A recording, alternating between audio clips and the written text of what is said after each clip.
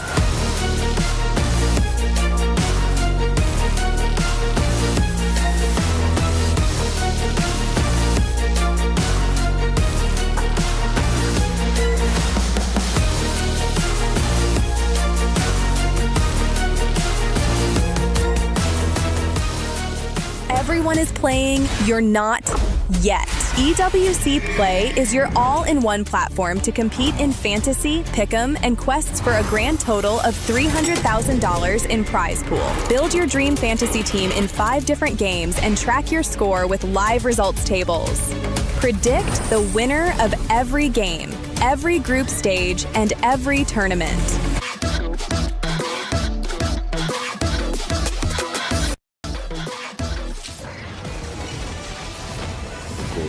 は我のものじゃ。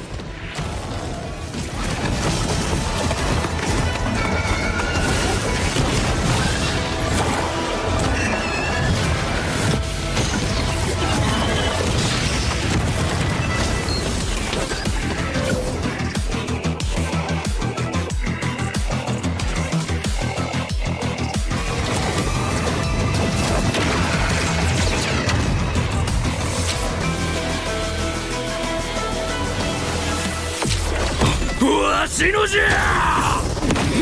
つよい。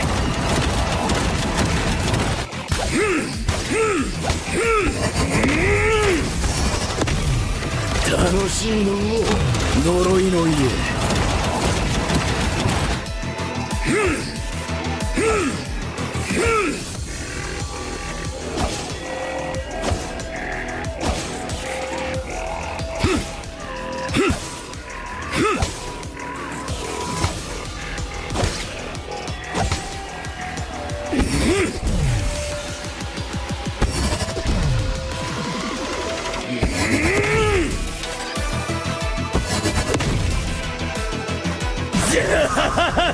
そうかいじゃの。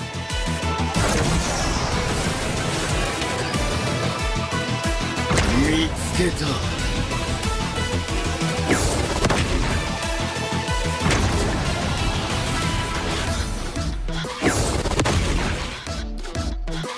わしのじゃ。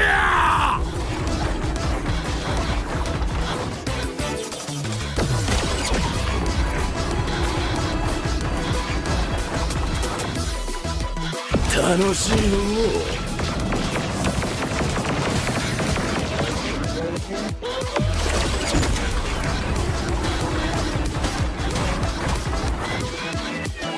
つよい。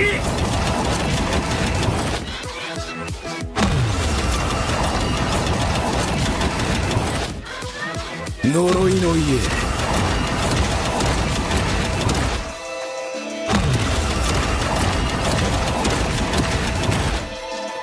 早く戦うぞ。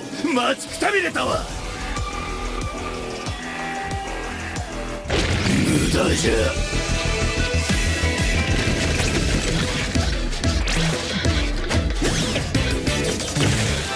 これから人間にとっての地獄を見せてやるからの。早くしろ。我は待たされるのが嫌いじゃ。なんじゃ貴様、ぶち殺されたいのか。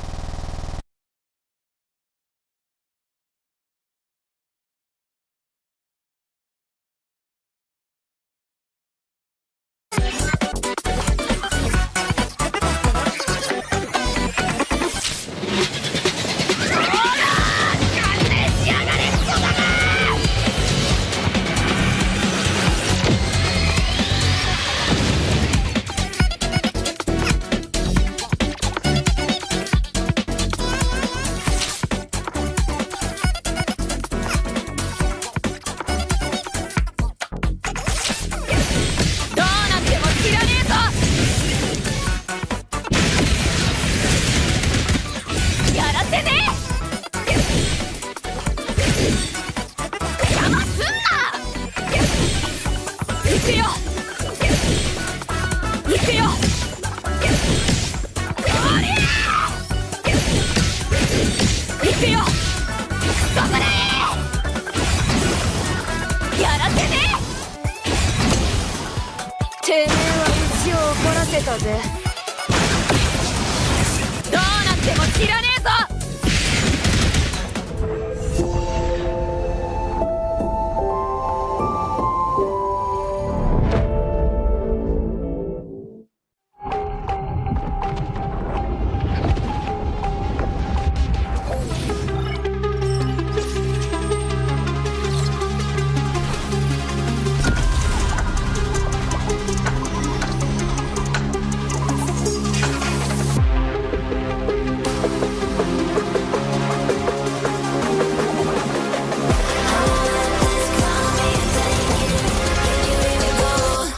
We're the champions, ready to go. Yeah, we're made out of gold, never letting it go. Got your back, yeah, they coming strong in the storm. Do you wanna go up in fortune, valor, crown and honor? Yeah, crown and honor. Yeah, with fortune, valor, crown and honor.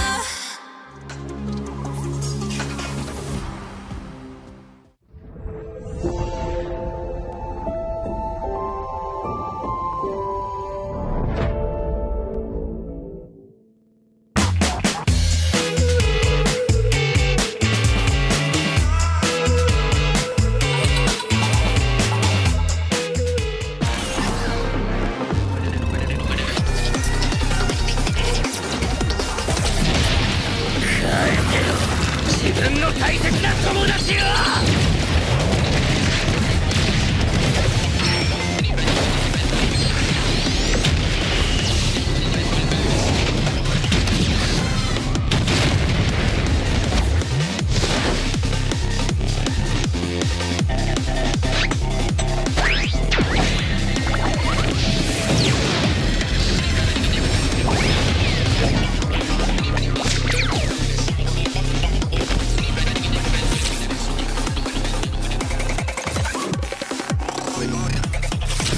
行くぜ。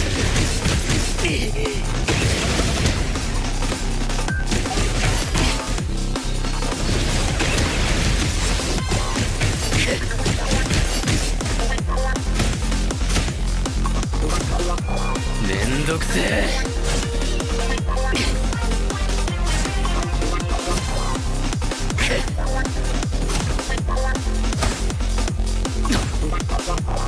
行くぜ。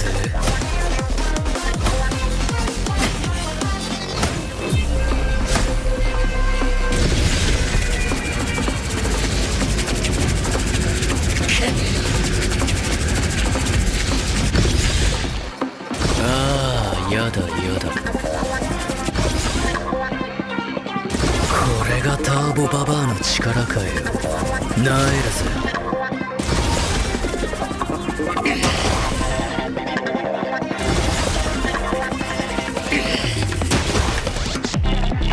許さねえぜ、てめえはよ。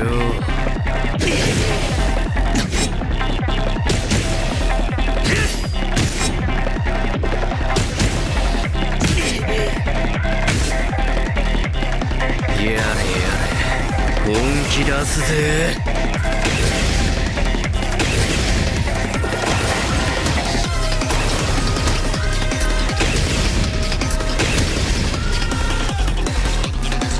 ももちゃん、会いたかったぜ。強くならなきゃ。もっと強く。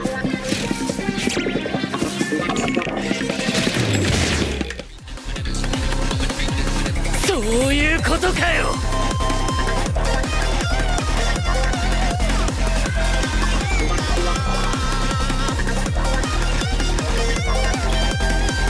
おっと悪い。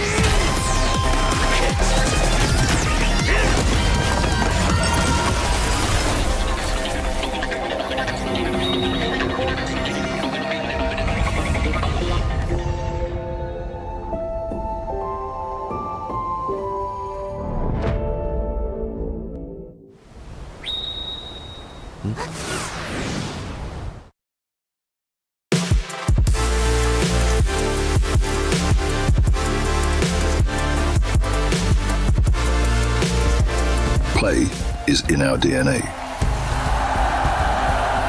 Whenever we let it out, it becomes our superpower. Now imagine an entire city being built to supercharge it. Kadir City, powered by play.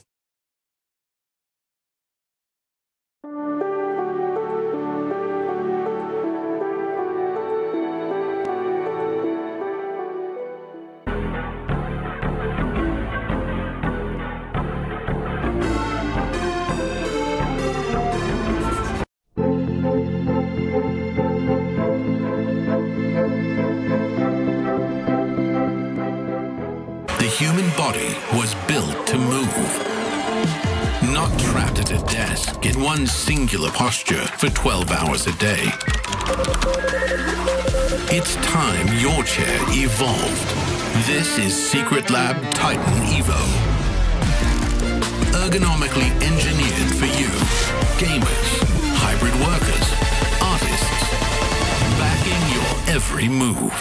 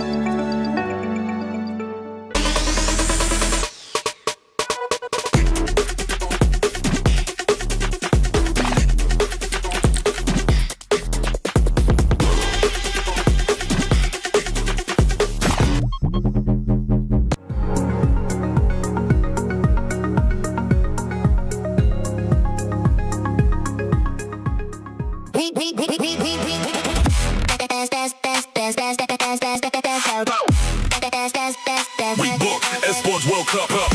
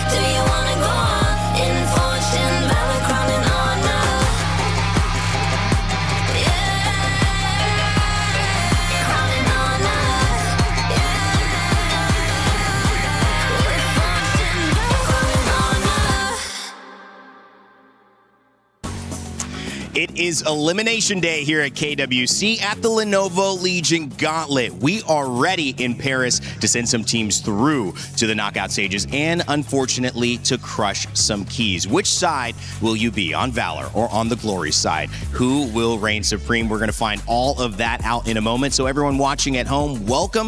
It's amazing to have you. My name is RNTXvs. I'll be your host on the stage for the next 4 or 5 days as we continue down into the amazing action that we've got on display. And by continue, I mean that this has already been occurring, so you know these familiar faces sitting next to me. Isaac, Holler. Isaac, how you feeling, man? It's great to be here. Great to have you guys and to start getting into these elimination games. I'm telling you, man, it's just different just to be right over here on this end. It's just a different thing. Like, I get to start over here, hear Rain Day just open the whole show. It's a different feeling, man. Yeah, it feels very weird as well. I mean, the vibes are very different, but we're, of course, very happy to have you on the English podcast here, Rain Day, as we continue on in these the groups. Yeah, it's amazing to be here, and everyone watching at home, I'm going to be learning, and for those who are tuning in, that's the point of these big tournaments, right? You get to see new faces, new people who are interested. Hey, what's going on? Let me check out what's happening at KWC. I'll be right along with you, kind of serving as your voice to help these guys tee up the stories. And speaking of that, I'm not the only one who is going to be teeing up some stories. We've got some other faces you'll be seeing throughout the week,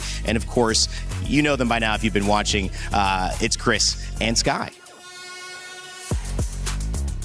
Bonjour, everyone. Good morning here in Paris, and I'm Sky, the game reporter for the KWC 2026. Hello, 大家好，我是田云. This is my first time in Paris. Look at the scenery over there. We can see the hotels and basically everything in Paris. So excited. I'm eager for ice americano right now. Let's enjoy our time here. It's so romantic. Oh, okay. Who are you? Sorry.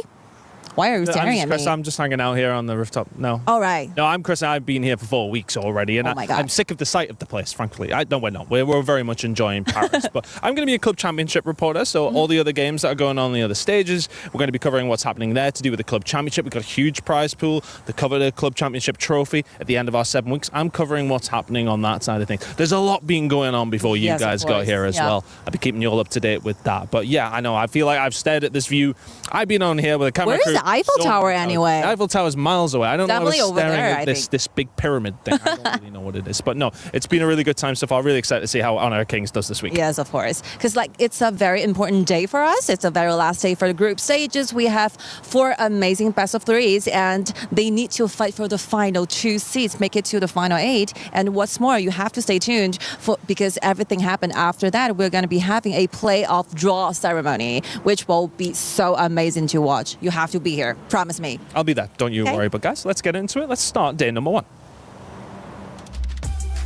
Is that the side stage for the Louvre? I mean, where is that? I don't know. I hope we can get Chris and Sky back. You'll be seeing them throughout this week talking about all the points. And Chris will be talking mostly about this, the club championship rankings powered by Aramco. We get this leaderboard every day. We'll keep you up to date with how these organizations are doing. Team Falcons currently in the lead, and their story, Holler, it's one that pretty much everybody knows. Back-to-back champions going for a 3rd. Yeah, they're still up on top. I think that until any other team is able to kind of overcome the lead that they might have, I mean, we still have yet to play many a games here. That's true. Team Vitality, AGAL, they're all competing, Isaac, so some chances to move up in the points. So Team Vitality today is going to have an amazing challenge, man, because if they are to win and they keep moving forward, they can just stack a lot more points over there in the ranking. That was a great segue, because of course, as you have to win to move on, those who win have to, unfortunately, create someone who loses as well. And that's where these keys get crushed. The special that we have at EWC going through these last days of competition, Isaac, it has been tough. It's always tough to see your dreams dashed.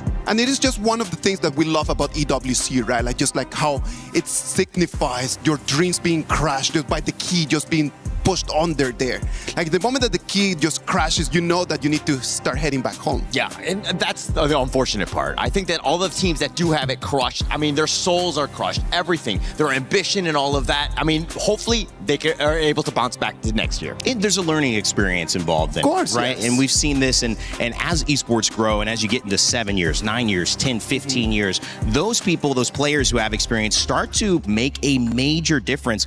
Then, of course, there's always the young guns, the dark horses. We've seen plenty a moment where that is the case. We'll see if that's today as we start heading into our tournament bracket. AGAL have already advanced into the playoffs. They are looking like a team to beat. Of course, Blacklist International awaiting the winner of Team Vitality and MIBR Los as we head into the next side of the bracket, Group C. We also have a qualified team already in the playoffs from the winner side. That's KSG. And then RNTXvs and BRU are going to be facing off to see who gets the opportunity to face off against Virtus Pro, Isaac. These two first matches are just going to be everything that we want to see from Honor of Kings, man. Like about these KWC 2026, it's going to be very leveled. It's going to be really hard for us to really say who is going to come up with the upper hand before the game starts. Yeah, and actually going into this one, if you check back into those like the brackets right there, some of these teams didn't really have that opportunity to really shine as of yet. So we have to see exactly how these games are going to go today. And in one of the points you were making in the green room, you guys are filling me in on some of these teams have played a bunch. Some of these teams have only played one game up before today. Yes, so that'll be an element too. It kind of always is in sports. You and me, we're talking football. Of course. You know, when you're warmed up, when you sometimes make it through that gauntlet, you do have a chance to come in prepared, having learned something different than the teams who have been kind of patiently waiting. As you guys can see, what we're going to be looking at today are 4 matches. Walk me through just the general awareness of how this tournament has gone up until now. RNTXvs only one game, man. Just but the problem is that they came in and they played against one of the strongest teams that we have. And then today is going to be their last opportunity, man. Like they need to play one game. But then BRU, on the other hand, since day one of the play-ins, they've already got stacked experience. They got games in there.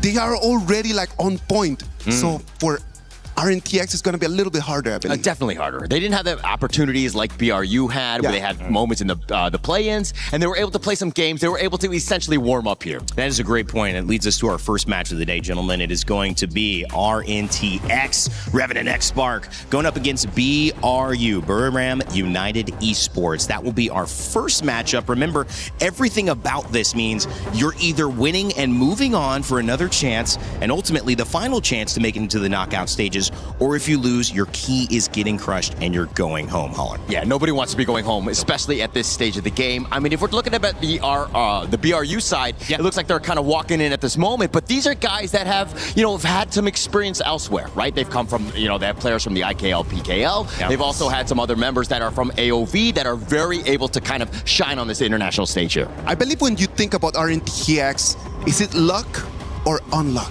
Are they a lucky team or an unlucky team? Everyone could debate for both sides, man. They're very unlucky because they came in, played against KSG. There was no way they were beating them. Let's be realistic. On the other side, they're very lucky. Not all the teams around the world get to play against the best of the best. It's a learning experience for them. They get experience. They get to see how KSG plays. They go back and they have experiences that they can actually build on. I like that point. I mean, when you play the best and somebody who's going to be competing for the KWC opportunity to lift that trophy, you do learn something. Yeah. Anytime you play on the international stage against the other regions that you might not normally play against, you're going to get a lot of experience, right? And I think that's going to help all of the teams. Of course, playing against those KPL teams, that's a whole nother story. But not everyone gets to play against KPL teams, and that's super important. This is the KWC 2026. This is the best opportunity for them to actually have that chance. It is not an everyday thing. It's invaluable. I had an analyst who said he would pay a team at a high level, like Falcons, a Liquid, or something like that, to sit and listen to the comms, to see how they approach the game, because it'd be that valuable to him. Of course. Obviously, from the player side, you're hoping that as well. As we take a look at the players coming in, we saw it was RNTX coming in as well, and to introduce their players here on this side scroller, from Deadshot to Candy to Senpai and even Crowley, we had a chance to talk about their hopes coming into this one. Will they be able to turn up the heat for this very important knockout game? Of course, Crowley had his thoughts on that one.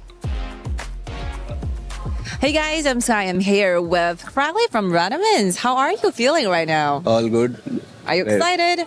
Very excited. This is my first main stage game. So looking forward to it. Yeah, how do you think about your opponents though for today? What's their game style? What tactics they want to play? I mean, they're an AOV team. So we've seen some of their games.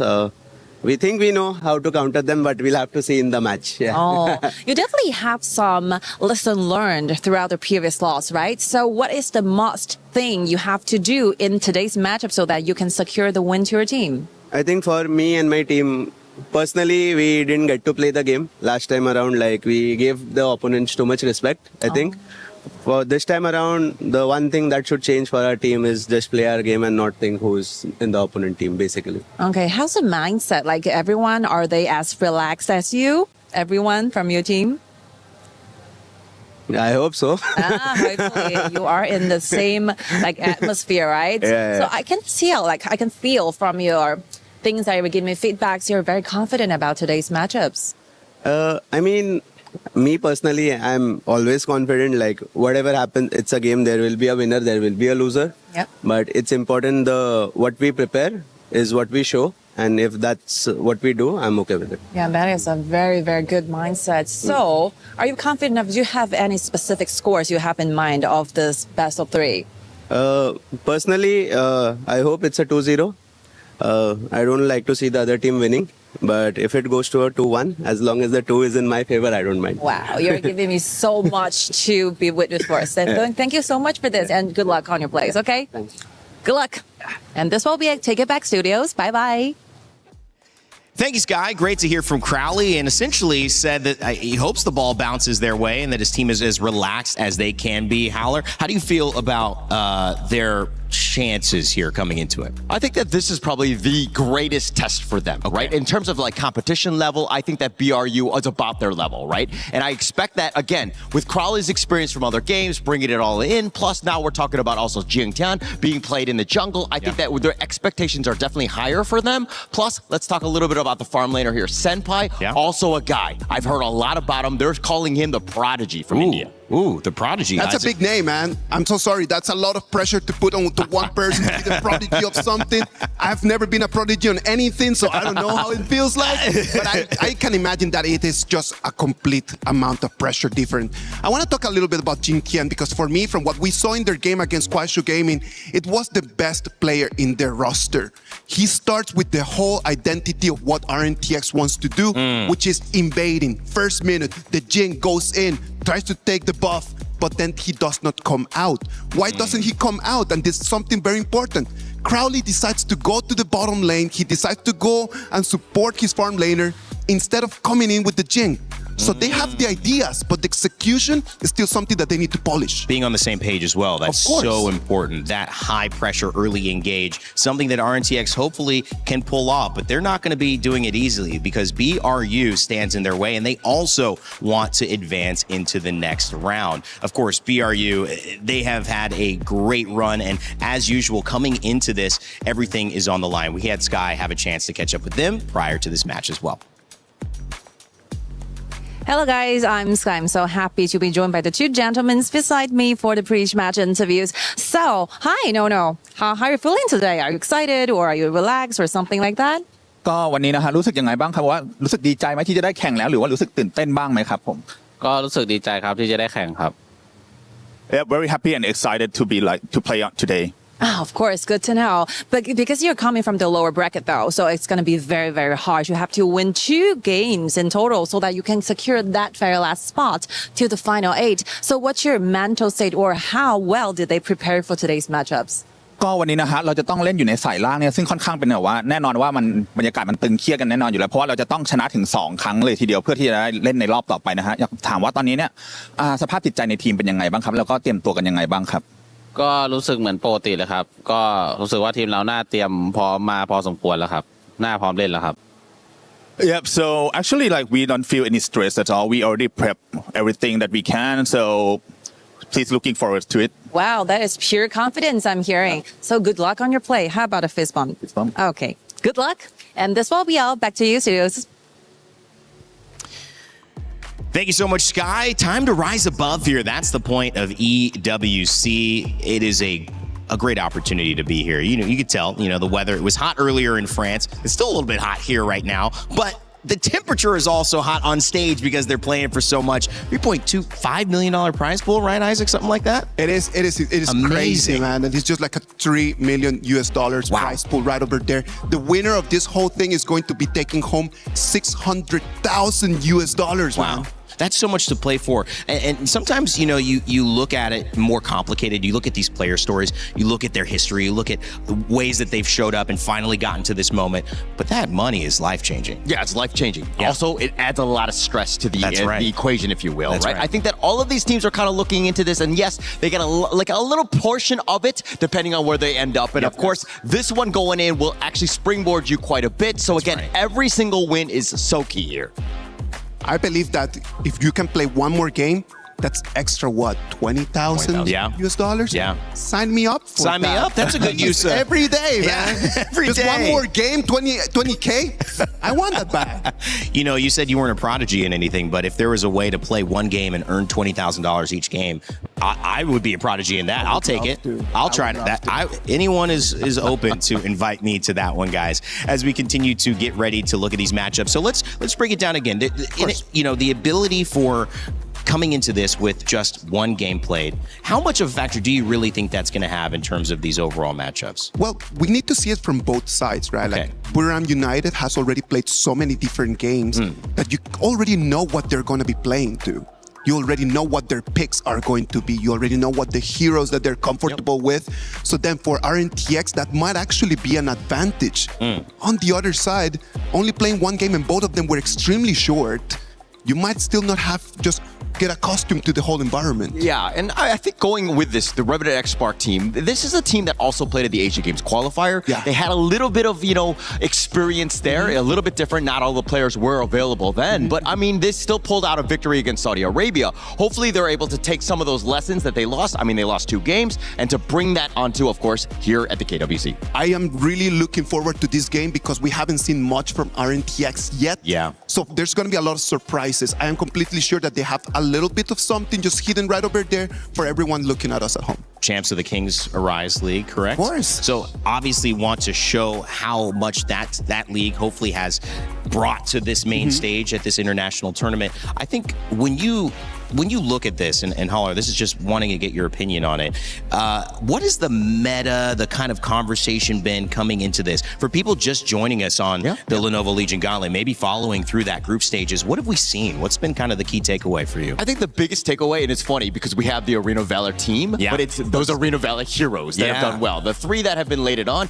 I think the Lorien has been just really meta, something that people are contesting to go with. The Florentino has also had some play as well. It's actually been accelerated in the group stage thus far. And that is the beauty about this, man, because the variety of heroes that we're going to have right over here, the whole variety of different game styles that we have is what elevates the whole value of the whole KWC 2026. It is going to be different heroes coming in, different understandings of the patches that allows us to see extremely good games. Yeah, the best part about international competition for me is you do get to see the clash of identities, especially as a team, but also the choices that in their regions, the metas that work for them don't necessarily work on a global stage. You get to kind of see, okay, what's the top dog? And obviously there are some leaders in that avenue, but also there's some room for surprises, Isaac. I'm telling you, I believe that the key for today is going to be, can BRU really capitalize out of those extra hero picks that they have right over there? Or can RNTX really understand what did Virtus Pro do in the previous match to really just be able to just lock down the whole BRU strat? Yeah, and also about that strategy. I mean, BRU, they could do a little bit of, copying of that homework, if you will, right? Being able to steal some of those ideas. I think that the meta is still kind of being formed at this stage, but some of the top teams have kind of proven of what sort of compositions are working. I believe that if we think about these hero picks, I know that Nora and Zaggy, they already have done so much homework on that. I was listening to them in the green room, and then I was like, oh, am I ready for this game? Because these kids are crazy good at this, man. Did Zaggy give you any of those hot snacks, that hot kanji snack? I mean, he gave me one and still in my hotel room. He thought he could get me. I enjoyed it. I liked it. Zaggy thought he could get me, but not this time around. Guys, big points before we throw it in there. I mean, obviously going to be 2 regions clashing. The start of this group stage, actually the end of this group stage, heading into knockouts. This is going to be a big day. Yeah, definitely a big day. I mean, expectations, right? Elimination day, if you will. Win, you move on, you have a chance into the playoffs. It is an opportunity to build an identity, man. People are going to remember you by this game, by this match, and we're really looking forward to see exactly how we're going to remember one of these two teams. Well, my panel set it up perfectly. Holler and Isaac mentioning that every team that loses goes home. Keys crushed. But on the other side of that is victory. It may be a promise of lifting the trophy. Let's send it over to Mara and Milos to kick off KWC.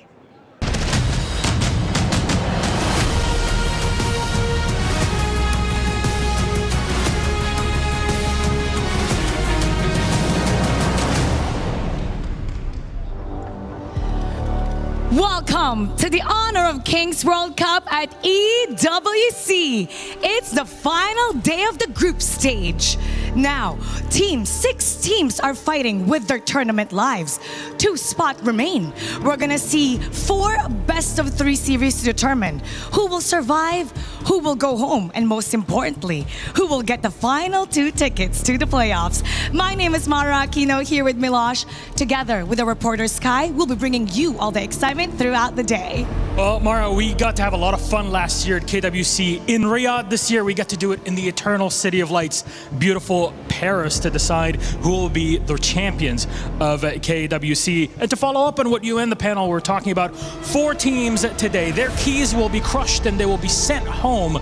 Unfortunately, that's the part of the competition, and it's just how it is. And at the very end of this day today, we'll have our live draw show to determine who plays whom in the playoffs bracket starting tomorrow. It's all done live, so we're going to have a lot of fun deciding and seeing and reacting to how those games will go. But I welcome you all from all around the world to our stage here, the Lenovo Legion Gauntlet, from which all of the action will be coming in either today or throughout the rest of KWC. But we got games today, as you mentioned. Our kickoff game is about to begin. That'll be Revenant X Spark versus Buriram United Esports. So let's get it started.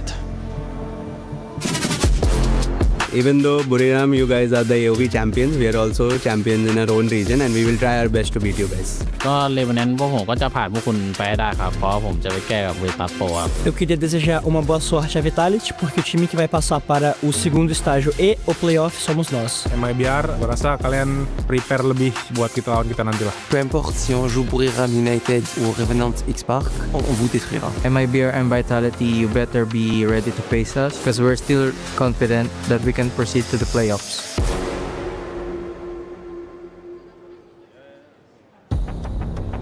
Well, both teams feeling confident, but both teams have been tested. They're here for a reason, facing elimination, but one win means they can move on, and they will face up against Virtus Pro. For BRU, that would be a rematch, and for Revenant X Spark, that would be huge for them getting a win here on the international stage, having a chance to go to top 8. Can you imagine just being in your first game in the international tournament, just such a big win over BRU to be able to play against Virtus Pro? Moving forward, that would be the best dream for RNTX. I use this phrase, Holler, sometimes playing with house money. It means you already don't have anything to lose. You've gotten here, you feel like you've accomplished something great already.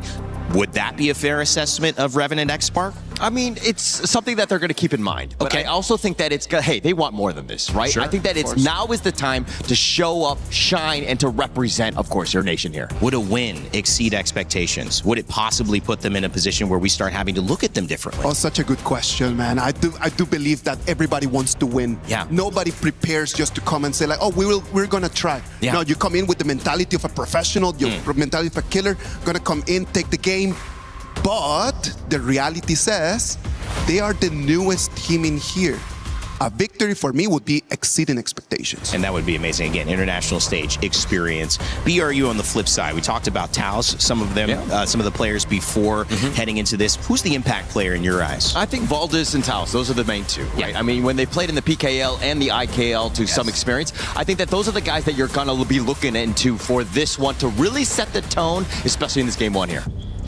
Well, game 1 almost underway.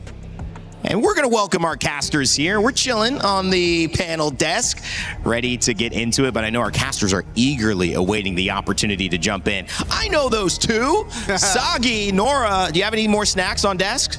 Not for now, right now, but if you want it, I'm going to bring it to you later in towards the green room here. But we're not here to talk about snacks here. Me, Sagi, here with Nora, we are here to talk about the champions coming in from Kings Arise India and also Buriram United Esports here, the final hope of AOV. There's only one slot to proceed to that decider match later on. I mean, I just can't wait to see it, right? Because actually we're moving to a greater stage, as you can see, right? Bigger, and you can just feel the tension there. And we know that it's going to be the lower bracket. And today, the draw tonight, just pushing everyone to pull out all the effort that they can to grab that seal. And I like what the panelist has mentioned just now, Aurora. Yeah. Throughout the first few days of play-ins, you have teams start to slowly move forward in towards this competition. But as you pace towards the final few days, keys are repeatedly being crushed, hopes gone, and now they're on planes heading home. And right now, in this last day of group stage, we need to find out who amongst the final few teams makes it to the playoffs. For these two teams, they're at their low bracket, and as you mentioned about the key, actually the key is out there on the stage. You can see the pattern there on the stage, and also the key, if they want to get through their lower bracket, it's going to be the draft. It's a really nice key, right? I don't want it to get crushed. I want to put it on my trophy that says like, yeah, I've been to EWC. That's my trophy right there. I don't want to get it crushed, but they have to crush the pick and bans here coming in, and it's really, really quick. Both teams already finishing up their first phase draft. I mean, like on the side of BRU, they just banned away this Haya, and Jin tried to locate it, that they try to highlight their junglers for today's matchup. I think it makes sense, right? We did see Revenant X Spark on the side of Jing Tian. Yes, it wasn't the first best game against KSG Kuaishou Gaming, but his first game plan was to invade the jungle, use that double smite. Yes, he did steal it away, but the execution on the escape combo wasn't really clean, but I like the idea coming in from Revenant X Spark's jungle. And I feel like they're trying to maintain in the strategy that they used when they play up against KSG, right? Because they pick out this Yukio, Wizard Xiao Xiao, and also Dahlia. They can be so powerful in the early game. And on the side of BRU, actually this Flowball Marksman with the Zhangfei, they played this several times in the previous games. They love it, right? And you know for a fact that if you are against an AOV team, those AOV characters, they're banned out. First ban coming in from Coach Diego is going to be the Florentino, then the Lorient. I think Nunu from the side of Buriram United Esports has been one of our tournament's best performance on the Lorient. Exactly. Not even mentioned to Nunu actually is very experienced because he started his journey back in 2019, right? So he's been playing like over 8 years right now. But on the other side, for Candy, he's quite new, not only to the international stage, but also to those tournaments. So if he's going to play against this Nunu's pick, it's going to be a big pressure on Candy. I want to jump back into your point, right? You talk about new. New is something that is really relevant to Revenant X Spark, where Honor of Kings has only been released in India since March 11th. So if you count the calendars, if I'm doing my math correctly, 1, 2, 3, 4, 4.5 months going into the competitive scene. And you take that 4.5 months going up against KSG. So I think for Revenant X Spark is already a very good sign. You challenge one of the tournament favorites, you learn from that. If you can convert that learning experience against Buriram, that's going to be key for RNT. I mean, definitely they improved a lot after that game they played up against KSG, and also mentioned about sign.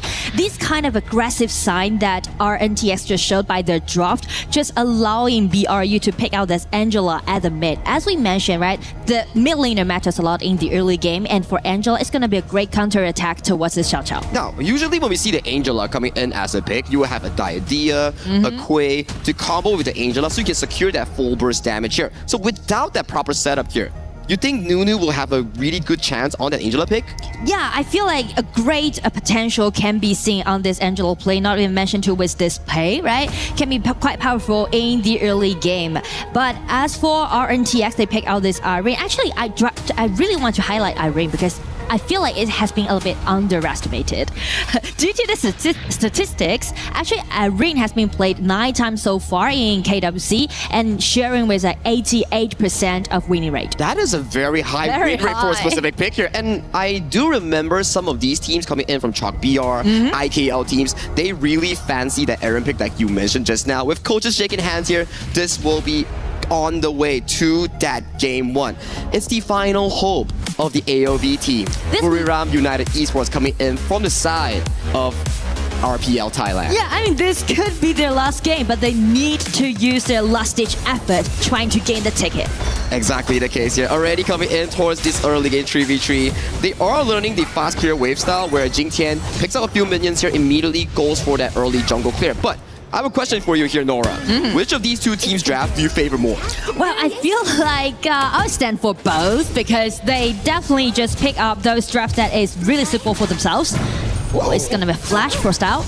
Yeah, that's going to be an early punish here coming in on the side of Crowley here. Do they get the steal? Yeah, BRU gets an easy pickup on that early game. And that's something to do with this Angela's power pack, right? Because of the vision control that Angela can has, allowing Nunu to do a lot of things and lead the pace for BRU. Yeah, I fully agree with you on that statement here. And you talk about this. Oh, that's a little bit hype of Rose here. So close. Keep fighting. I'll be cheering you on with all my heart, just like always here. Thank you, Tanapa, coming in from Thailand. And I gotta say, it's interesting that BRU likes to shuffle around their Clash laner. Usually we see Yu Xiong. He had that amazing Florentino play coming in against VP in the upper bracket. Yes, they lost, but it was a really 50-50 series coming in towards this lower bracket in a crucial match. They put in Little Boys instead for this elimination match. And I feel like BRU is a great team to do team fights, actually. Correct. Just like what you mentioned, Little Boy matters a lot during the team fight.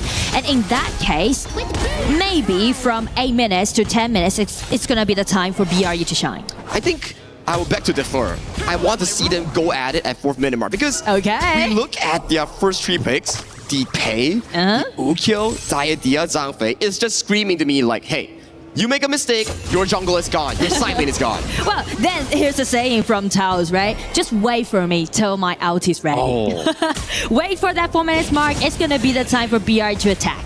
Yep, they are attacking right now. They have the timer here on that little jungle camp, the Spiketail Beast, so that's going to be an easy pickup coming for the side of BRU Esports. So in the early game, I still like what BRU is trying to do. They're just slowly but surely. Nunu, does he see Candy in that bush? Yeah, he saw it, but he's like predicting because once Xiaotou just goes into that bush, hide his vision, it's a bit hesitating for him to do so. Yeah, he didn't really know the exact position there, so it's more of like a play where he has to predict the position. If he hits, it's good. If he doesn't, it's still okay. It's just cooldowns at the end of the day. Just give it a try. But at least we can see like how the ribbon control has been given on the side of BRU, right? It's a strong 3v3, right? We keep talking about this. I sound like an old man now, like the cat, like a panelist on the other side. I'm sorry, Holler. But this is what we keep talking about. It's like, if you control that 3v3 in the mid lane, you win that 3v3, you can attack jungles faster, you can move to the side lane faster. Just so, Valdez, Nunu, Taos, Jingtian, Candy, Crowley. These 6 players are going to be crucial for these both teams. And that's the reason why we're seeing some potential play on the top side of the map because they're trying to gain in the clarity of the wave and also that teleportation. Yeah, that teleportation portal especially important, right? You want the 2 Clash lanes, pick it up, come in for a specific flank, especially when you are Deadshot. Crowley getting caught on that 2-2 onto the side of Licky here. Licky has to burn a very expensive flash prior to that team fight. Yeah, and I mean, that's something to do with RNTX rotation. It was really nice move down by Crowley, just force out that flash, allowing them to win the advantage during this team fight. Well, that's a lot of people here coming in for the side of RNTX. Hiding there. Yeah, they're camping in towards this jungle here. Crowley coming in. Does get hit by the Unbridled Outburst. Nice flash away coming in from Crowley. Jingtian finding onto his Taos. Taos has no spell, but he's a very tanky Zhang Fei. This pit goes over to the side of Revenant X Spark, but who gets the smite? We don't see Valdez around the pit. It will be going in easily for the side of Revenant X Spark. I mean, I do like the way how BRU was ambushing in that place in the blue buff side, but how swift that Crowley just reacts to that kind of gank, just allowing RNTX to do the pushback. It's 2 things, right? Crowley with the amazing reaction flash, but to me, it's also about Nunu and Taos. The synergy on that combo was a bit off. It was layered correctly. I think Crowley would just be like, poof, you're gone. And actually, you know, we mentioned about the power packet is kind of like different. And as RNTX grabbed that Tyrant, allowing them to push forward, we mentioned about the high winning rate, right? On the side of Senpai. So this time, they're going to give Senpai the red buff and just play around him. I think it's a very good point that need to highlight is that the game between Kuaishou Gaming against Revenant X Spark, that was more of a trial and test for Revenant X Spark to see as an emerging region how you fare against one of the best regions in the world. Now, this for me is Revenant X Spark's first debut against a global team. Exactly. And if you mention about those improvements that they made, it's the cautious that they did, right? They're not that reckless into getting the kill. No, being caught out by the Honey Sweet Breeze. We do see the Unbridled Outburst attaching all towards the back like your Candy being taken down. Crowley, second to fall, and Buriram United Esports picks up 2 quick kills for trade 1. It's gonna be 1-2 trade, and still Dharma waiting there. That shot finding a true mantra towards the wall, but there is no follow-up damage here. Just a bit of a surprise play coming in from Deadshot. I mean, it was RNTX trying to make something happen, right? Just look at this replay. But the thing is that after Nunu has been denied, it's gonna be Charlotte coming in, Pei coming in, Jumpy's ulti broken, everything just collapsed on the side of RNTX. Just a beautiful counter initiation coming in from the side of Buriram United Esports. They're putting them a bit of a comfortable goal lead in this 6-minute fourth game. Yeah, 1,000, not a lot, but we need to include one thing for sure.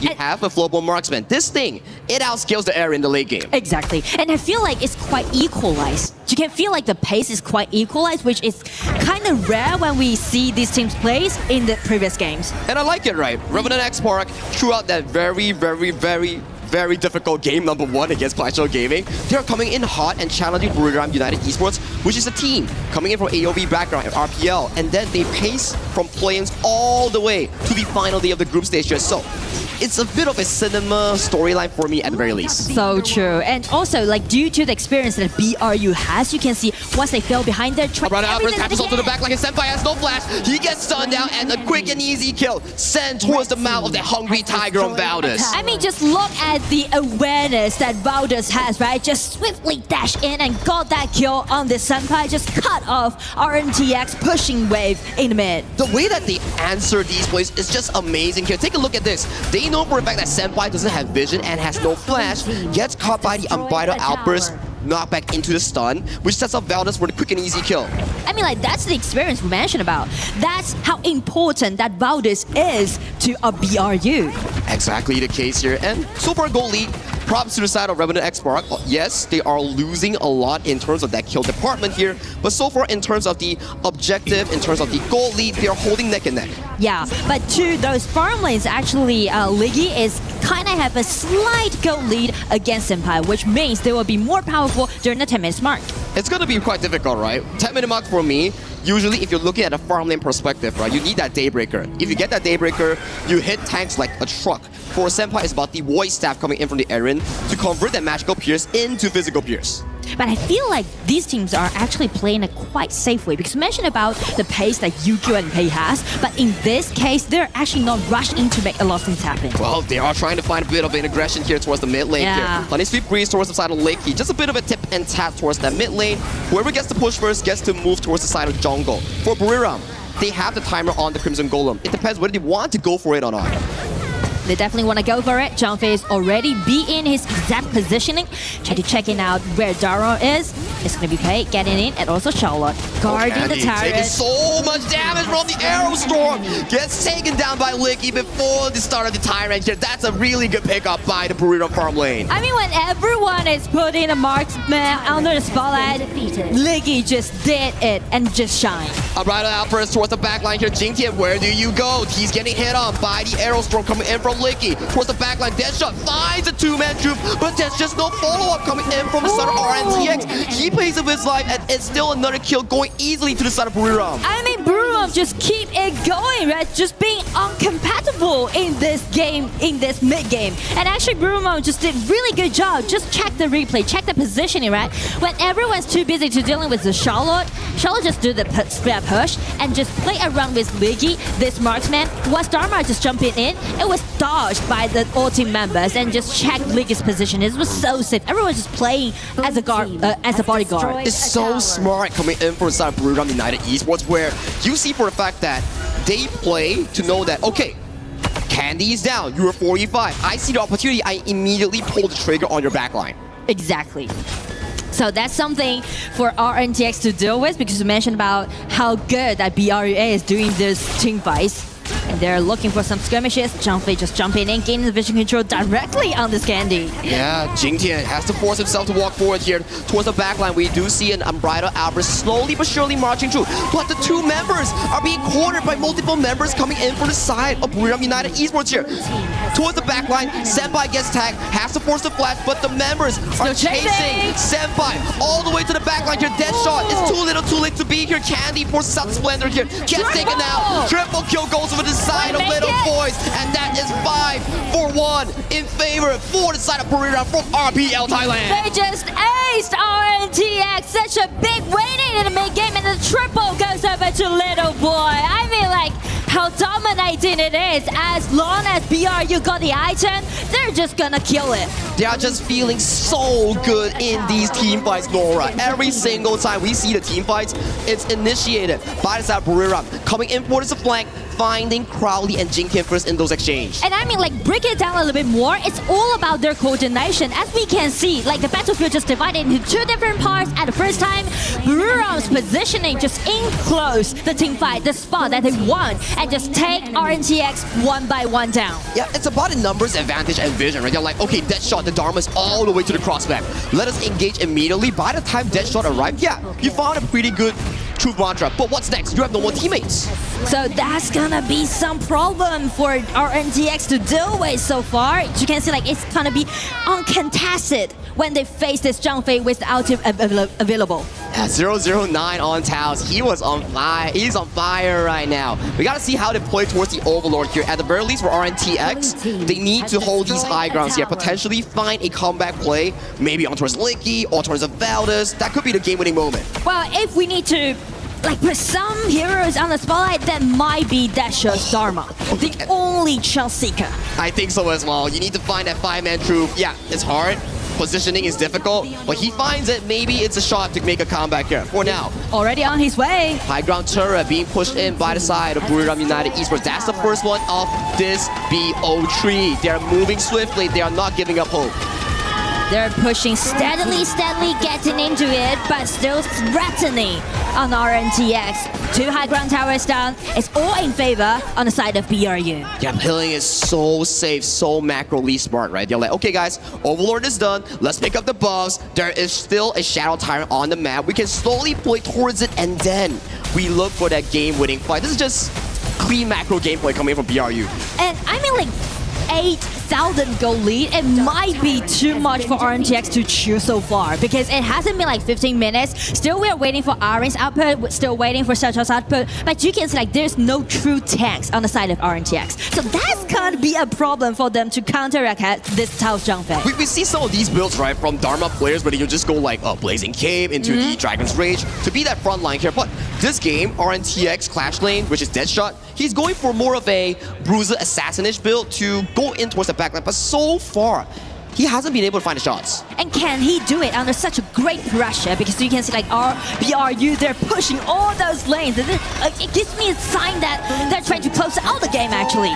Final tier 3 down for the side of Revenant X. Flash engage coming in for the side of Nunu, singling out Candy. And then right out attacks towards the back line. Here, Little Boy jumping in towards the side of the back line, isolating every single one. Deadshot down. And with the minions marching through, this might be game over. I mean, like, decisive thing that just Nunu did with the burst out damage, with the flash in, and with a numbers advantage. It's gonna be a 5 versus 3. And with the minions marching through, Licky's like, nah, I don't want any kills. I just want your crystal. And game 1 goes to the side of Buriram United Esports, and it is looking good for the RPL fans. I mean, like, beautiful play. You can see the experience that they got, right? Because they're so adapting to those international stage, and they know exactly what they're gonna do. They can read the composition, they just hold their composure, pushing steadily, and got such a beautiful, clean win against RNTX in game 1. They're learning so fast. Take a look at the highlights coming in from the early game. It was back and forth with RNTX finding certain plays towards the backline of BRU, but it's coming down to numbers advantage, vision control, setups like these that put Buriram United Esports on track. And I do want to highlight Nunu, the Angela player, right? Because you can see all those burst of damage that she did. She's not only saving herself, but also protecting Liggy's positioning. He's doing everything that a mage can possibly do. And this is the crucial team fight. Buriram utilizing the vision control, slicing the map to half, making sure that they take down Senpai and Jingtian first, and then the team fight later on. It's just easily going into the side of Buriram United Esports here. But Nora, that's it for us. Let's pass it over to the panel to check out what they have in store for this game number 1. Thank you so much, Sagi. I will say KWC is exciting for me because I've actually played Angela, and I love that burst damage and that stun that she brings. I'm a big mid laner. I love stun. I love CC, crowd control, and that laser at the end, man. But Nunu obviously performing. We talked with him earlier on. BRU take the lead in game number 1, gentlemen, and it was pretty convincing. Well, I'm going to open it in there, man. I'm going to say that from the BP, both teams came with a very clear idea. BRU, they didn't want to allow RNTX to be able to take the Jing, which would have been actually really difficult for them to defend. On the other side, RNTX just decided, you know what? I'm just going to ban everything of the heroes that I do not know, that I have not yet seen. So the coaches came with a very clear idea that they were just unable to execute. I'm going to go a different direction. I do think that while the draft is important, I think at the end of the day, the execution was completely off. They could have picked any hero, right? I think that what Revenant X-Mark were able to do, especially early, they started strong, but then they started to make execution error after execution error of just going out of position, going super aggressive, and they paid with their lives multiple times as they got enclosed. Revenant Spark, one of the talking points we had earlier was that there was this kind of miscommunication you brought up with Crowley going in and kind of not being on tempo with his, I think it was his jungler that you had mentioned. So, did you see that? What was the communication error that you might have noticed there? That I actually did not see communication errors in this execution error, excuse me. I do believe that in this one, it was just completely on the other side. The jungler and roamer composition was a lot more on point. You can see on the other side that in the mid game, the Pei comes in and starts going around with the Tramfei, taking the kills, opening the gap. After the 7th minute, you can already see that they're already stacking up an advantage that for Revenant X-Bar just wasn't able to come back from. Yeah, not able to come back from, but it's like when one member gets killed, you cannot be fighting 4 versus 5. It's a simple math equation, if you will. If you're even, okay, we can fight. But if we're down a member, there's really no reason to be kind of forcing the issue. And I mean, I don't mean to highlight some of the members, but Deadshot here, it seemed like he was going a little too ham at times. He needs to play within the team. Not calling any names, but you should not be doing that, my guy, please. I agree with Holler completely, man, because we were talking about that specific moment, right? Like the Ukio comes in, goes in too deep, and then after that, the whole team sees him die, and instead of just kind of just turning around, letting him be, they're like, no, I'm gonna go I'm gonna go and try to save him. They're gonna try to take revenge, and everyone falls. It seemed like they had the army mantra of never leave a man behind, but I think in this case, you gotta leave everybody behind, right? You just gotta survive. I'm really sorry. It's been really nice. See you in 30 seconds, man. That's it. You do have to do that sometimes. Of course. I'm a big believer in a bad plan executed well is better than a good plan executed poorly. But sometimes a bad plan in a MOBA is just very difficult to overcome. Like you genuinely can very rarely win with a bad plan, even if you execute it at the best level, because there's so many places, whether it's in the pick and bans, whether it's in the execution, that a good team can get you those little things, those little edges in this kind of economy game. And it just felt like, was it Deadshot that pushed that towards to where it was unrecoverable? Where do you think the big hanging point of this was? So the strategy in the plan going in was great. I mean, that was what they got the early kill. Things were looking kind of good, but then all of a sudden the tables had turned. Once they lost one member, they were like, oh crap, now we need to force it. And that is kind of due to a little bit of inexperience. Where, again, you need to play within the team, calm down a bit, and understand that, hey, this is a long game. We still have the advantage here. We should not be throwing. I believe that what happens is that little things, little plays have a little bit too much weight on them. So when things go well, like in one little play, then everybody's super happy, and when things go wrong, then everybody just goes extremely sad. So it goes up and down so much, and they just need to understand next play, man. That's it. Even it was bad, next one. Next play. You talk about just connecting your first pass when you get into a game, right? Of course. If you get upset that you lose that ball, that could throw 15 minutes down the drain if you just feeling unconfident. Now, obviously, having the opportunity to jump back into it. RNTX, they need to win this next game. Otherwise, they are going home, Holler. So how do you change the approach now when little things had already kind of gotten you up and down? How do you keep that mentality? Yeah, you just need to just calm them down. Right? Easier said than done, especially when the emotions are running very high on stage. But I do think that this is one where, again, you have a lead, play within the plan. Stick to the plan. Trust each other. RNTX, not everything was wrong, man. Yeah, I do what worked believe- for them? What did you like about what they brought? I love the idea that they just pushed Nunu to go on an uncomfortable pick. Okay. We've been seeing Nunu just being so dominant on DeLorean. We've seen Nunu being so dominant on Xiao Xiao as well. So they pushed him onto an Angela. And I do believe that from all the games we've seen Nunu, this was the first one where he looked like a normal player when actually he's been looking pretty godlike.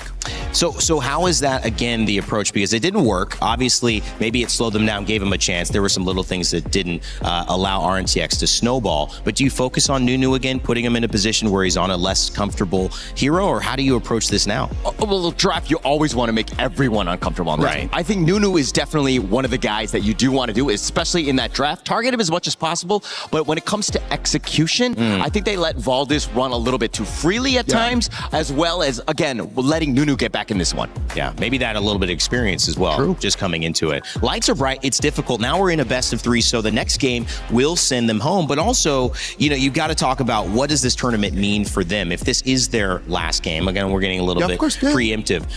What does this mean? You got to leave it all on the field. You got to obviously find the way to show your stuff. Of course. Even Crowley had said, if we lose, but we do it playing our game, we'll with be your okay. head up, man. Yeah. You can actually just go back home with your head up, knowing that you did your best. You tossed everything that you had. Show that you are a champion as well. Nobody came here for free. They had to battle it out to be the champions of their own region, to be here. So they need to demonstrate. For BRU, how do you close it out, Holler? Just more of the same? More of the same. I mean, stick to your tried and true. I think that you saw the resilience of that team and their ability to bounce back whenever they want. I expect to see more BRU in this one. All right, we'll see if BRU can take a 2-0 lead and move on into this elimination bracket to ultimately play Virtus Pro. One game away for them, and we'll see if RNTX can tie it up. For now, let's get it over to Sagi and Nora with the draft.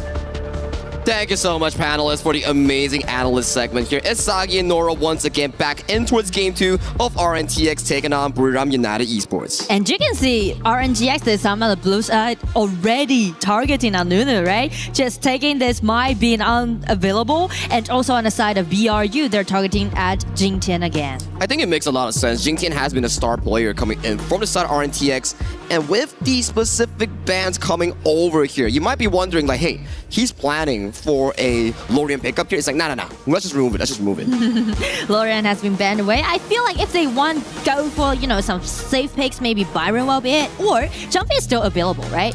And you can check, like, Zhangfei's winning rate is super high, up to like 60%. It has been the most picked hero so far. It's a very comfortable pick, right? But they have different plans right now. Crowley locking in that Lapu Lapu as the first and foremost pick. For me, I like Lapu Lapu. Very strong, engaged from afar. Zhangfei, you gotta wait for level 4, but Lapu Lapu, with that skill 2 flash, you can actually go all the way to the back line for those early setups. And also, here's a trick that RNTX just did, right? You mentioned about the initiation, but only little roamers allowing them to do so. But Lapu Lapu, as an open choice, they just take away, just sort like a ban away from BRU this time. Yeah, smart, right? Smart. I think these are the things that you need to be prepared of, because now, without the Zhangfei, without the Lapu Lapu, you kind of have to skill into picks like the Lian Po, which has not been the greatest in this tournament thus far. But with the pick of the Byron and the Ao Yin, we might see a Diadea come true for the side of Buriram. Oh, I totally agree with you. And also the prioritize that they gave to the side lanes, just showing they want to go for a safe play. And that's the strategy that I think BRU is actually executing for today. Now, if you look at the specific draft here, and you think of the first game between RNTX and Buriram,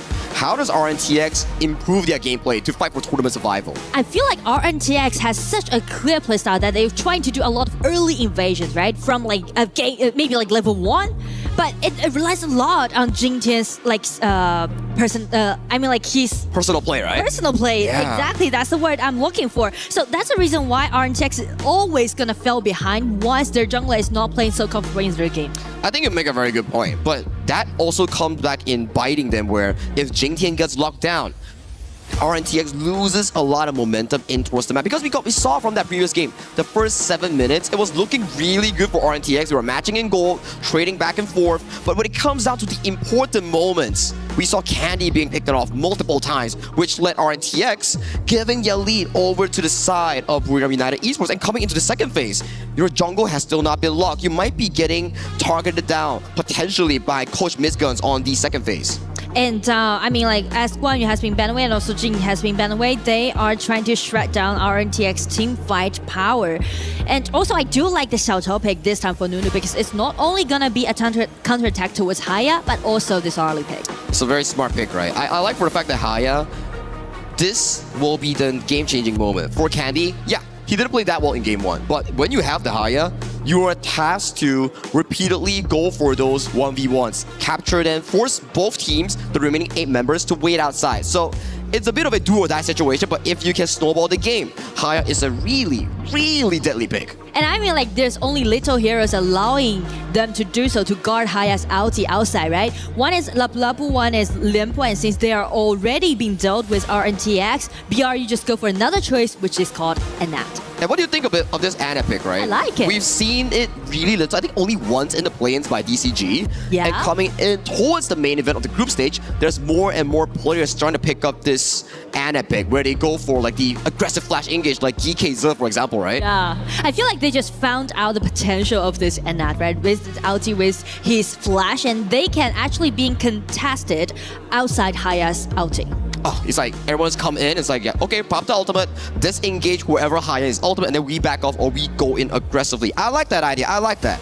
And I like the Luna pick. You know, I'm always going to be so thrilled once they're picking out this Luna. And this time, since there's less controllability that we can see on the side of BRU, just let Jingtian to have that confidence that, okay, I'm going to carry the team for game 2.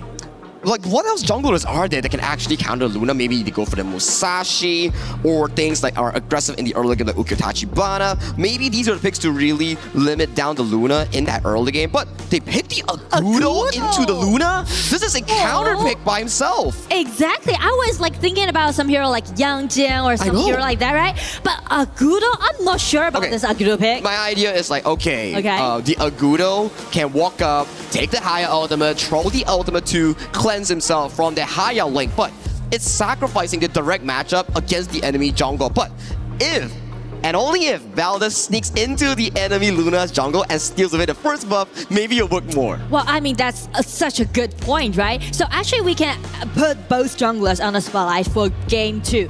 Whether it's gonna be BRU trying to do that early level 1 invasion or like steal away the blue buff against with this Luna, or they're gonna do some trades during the team fight. And this will be game number 2 between Revenant X Spark coming in from Kings Rise India, fighting for survival in Group C versus RPL Thailand's very own Buriram United Esports.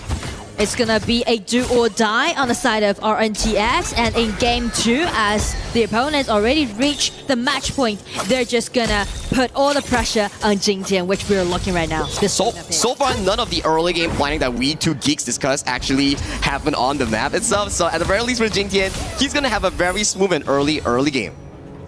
They start with the red buff first, and as we can see, like, Valor didn't play like aggressively, right? He didn't try to steal with blue buff, so everything just went so peacefully in the early game, which also means BRU with the promising winning lane at the bottom can gain those neutral objectives. And interestingly enough, right, we do see the Arlie on the side of Senpai rotating towards mid lane. At the very least, you don't want the Arlie to fight a difficult lane. Put him on the side lane, put it on the mid lane, clear out the waves, and walk around different lanes to pick up farm. I like that idea coming from RNTX. It's like, yes, they're a really new team from a really new region, India, but the way that they structure their gameplay, the way that they structure their game plan, it's really smart. Yeah, and I do like the way how they're microing the... That's kind of scary, to be honest. He's confident, man, Jingtian. He's just looking for refreshes here left and right, just dancing on that Luna Moonblade. I mean, no kills haven't yet, but still, with this Luna play, you can see like Jingtian has been really confident about dashing in, dashing out, and just try to kite BRU. I think we've been seeing a lot of Luna performances, especially, that shot, forcing out the flash coming in from Nunu. That's going to be a critical one before that 4th minute mark. And I mean, like, they are trying to gain a priority of the mid lane, and due to this Luna pick, actually, it's always going to be a winning lane on the side of RNTX. They can't really just walk up in that 3v3, right? Unless Nunu finds a predicting spell 2 to knock him out when he dashes in. That could be something that we need to watch out for if you are on the side of RNTX. And also, I'm looking for some potential play by Valor, using his ulti to trade out Haya's ulti, which allowing them to win the upper hand during the 4 minutes mark. It's a bit of a mind game, right? Coming in from the Agudo and also the Haya mind game. We've seen some games from KPL or any other region here. Jingtian goes in for the engage, but the flash whirlwind from Taos, locking down Jingtian for his over aggressiveness. I mean, Taos, this is his day. Check Jumpy's performance, check this, and that's flash. He's just being so into this game right now. Game 1 on Zhangfei, finding beautiful engages. Game 2 on such an important timer. Remove Jingtian from the pool, take away the Azure Gloom, the most important buff for Luna, and check out the replay here. I mean, like how decisive, right, he is, using his ulti flash in, got the control upon it, and not even mention to combine with Nunu's skill too, so double knockup, just deny Jingtian as soon as possible. We were talking about like, oh, RNTX, your mid 3v3 is so strong, but hang on a moment, Candy, using the Moonskin Mirage to abduct little boys into a 1v1. The cavalry is slowly moving, coming in from Valor in towards that top side. No damage coming from RNTX to realistically take him down. Candy, dangerously low. Deadshot has to back away. Tal is already here, finding the knockup on towards Crowley. Crowley has to expense the flash towards the backline here. Nunu misses dispels. They do find the escape route coming in from RNTX. That was really close. I mean, like BRU is attacking unstoppable. I mean, like everyone, like each skill are pushing layer by layer and try to trade those skills as much as possible. If RNTX got hit by one spell coming in from Nunu, that could have been a triple kill easily for the BRU United mid laner. And just check out the burst of damage. It's totally sufficient on the side of BRU, right? You can see those poking from this Agudo and also the burst of damage coming out from the Xiao Qiao. It's gonna be difficult, right? For the side of Jingtian, no Azure Golem. Check out that mana bar, just struggling to find those refreshes in the team fight. It's gonna be even tougher for Jingtian to contest with Valor from now on. Oh, 1v1 between Valor and Jingtian. Jingtian goes dangerously low, almost being taken up, but has to use the ultimate. But again, bye-bye Azure Golem. Valor will take it in his pocket. I mean, like mission complete on the side of BRU. Just shred down those HP bars, trying to harass Jingtian as much as possible, taking away all those monsters they want and accelerating their farming pace. Jingtian is not having a good game. I feel like Jingtian is not like today, like Jingtian for Jingtian. That Chinese one, I like that, I like that. Jingtian or Mingtian is definitely not his day-to-day, man. Bottom side here, an ultimate coming in from Candy, pulling Licky into that Moonscape Mirage. Most of the players coming in from BRU United Esports are coming in. Candy almost gets taken down in that 1v1. Pays for his over-aggression in towards that play. Little Boys finds a knockup, a beautiful splash radiation to dodge crowd control. Valor's landing that crucial mobilization here, but yet again, Taos using the whirlwind to disengage his team, linking towards the backline, taking down Senpai. That's 3 members going in for BRU United Esports. Crucial crowd control coming out from BRU, and it ended up with a 1-3 trade. And already haven't been like 6 minutes, but still targeting at the tier 1 tower. BRU's on their way. They are on their way. Take a look at this replay here. 1v1, isolating Candy. Candy is like, wait, where's my team? Why is no one here? And then he gets taken down, pays for his mistake, and pulls Senpai Crowley with him towards the grave. And I do like the way how Nunu is like flash in with the skill 2 and just initiate instantly. Exactly right. So for the side of BRU, if game 1 was about slow, patience, map play, game 2 is like, guys, we got him game 1, we are feeling confident, let's go for more. I feel like game 1 is kind of like a warm-up, and game 2 is the true BRU that we witnessed on their journey throughout the game. Fully agree with you, Nora. And right now, at the 6-minute mark, with a 5,000 gold lead, India, your representative, your champion might be bowing out of this tournament in the next few minutes. But I mean, like, just check the jungler's gold difference, right? It's kind of significant. When an Agudo got a 1.6 gold lead against this Luna, it's gonna be really painful. Topside, Little Boys getting tagged on by the Raging Sea. Good engage coming in from the side of BRU United Esports here. Gets abducted into that 1v1. But where's the members coming in from Revenant X-Park? There's just no one coming in. Infinite advances towards the backline here. Jingtian gets taken down. Crowd Crowley, there's no way to go. Towards the back line, Candy also falls. Too little, too late, dead shot, and you are in the grave dead. Killing spree it is. Killing spree is exactly what BRU is doing right now. And just check little boy, this man holding till the end. He even didn't die, just getting back, get recovered, and let his teammates to take control of the map. 0-7 at 7 minutes right now. Buriram United Esports with a 7,000 gold lead.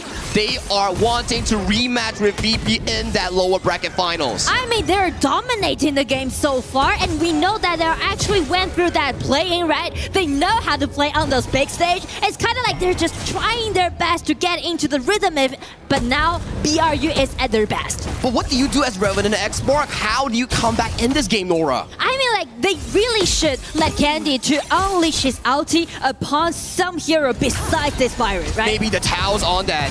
Yeah, maybe Anet, right? Just remove it from the game. Yeah, but they need to do some like risky way, but like with a higher reward. They need to do it right here, right now. With the 8-minute mark coming on the line right now, for Buriram United Esports, if they want to take it risky, they can go for fights. If they want to play it safe, 100% win rate, go for objectives at 10-minute mark. I mean, like, that's gonna be a double-edged sword because this is the lower bracket. And right now, BRU with such a significant goal lead. I mean, like 7,000. How you're gonna hold all those minion waves?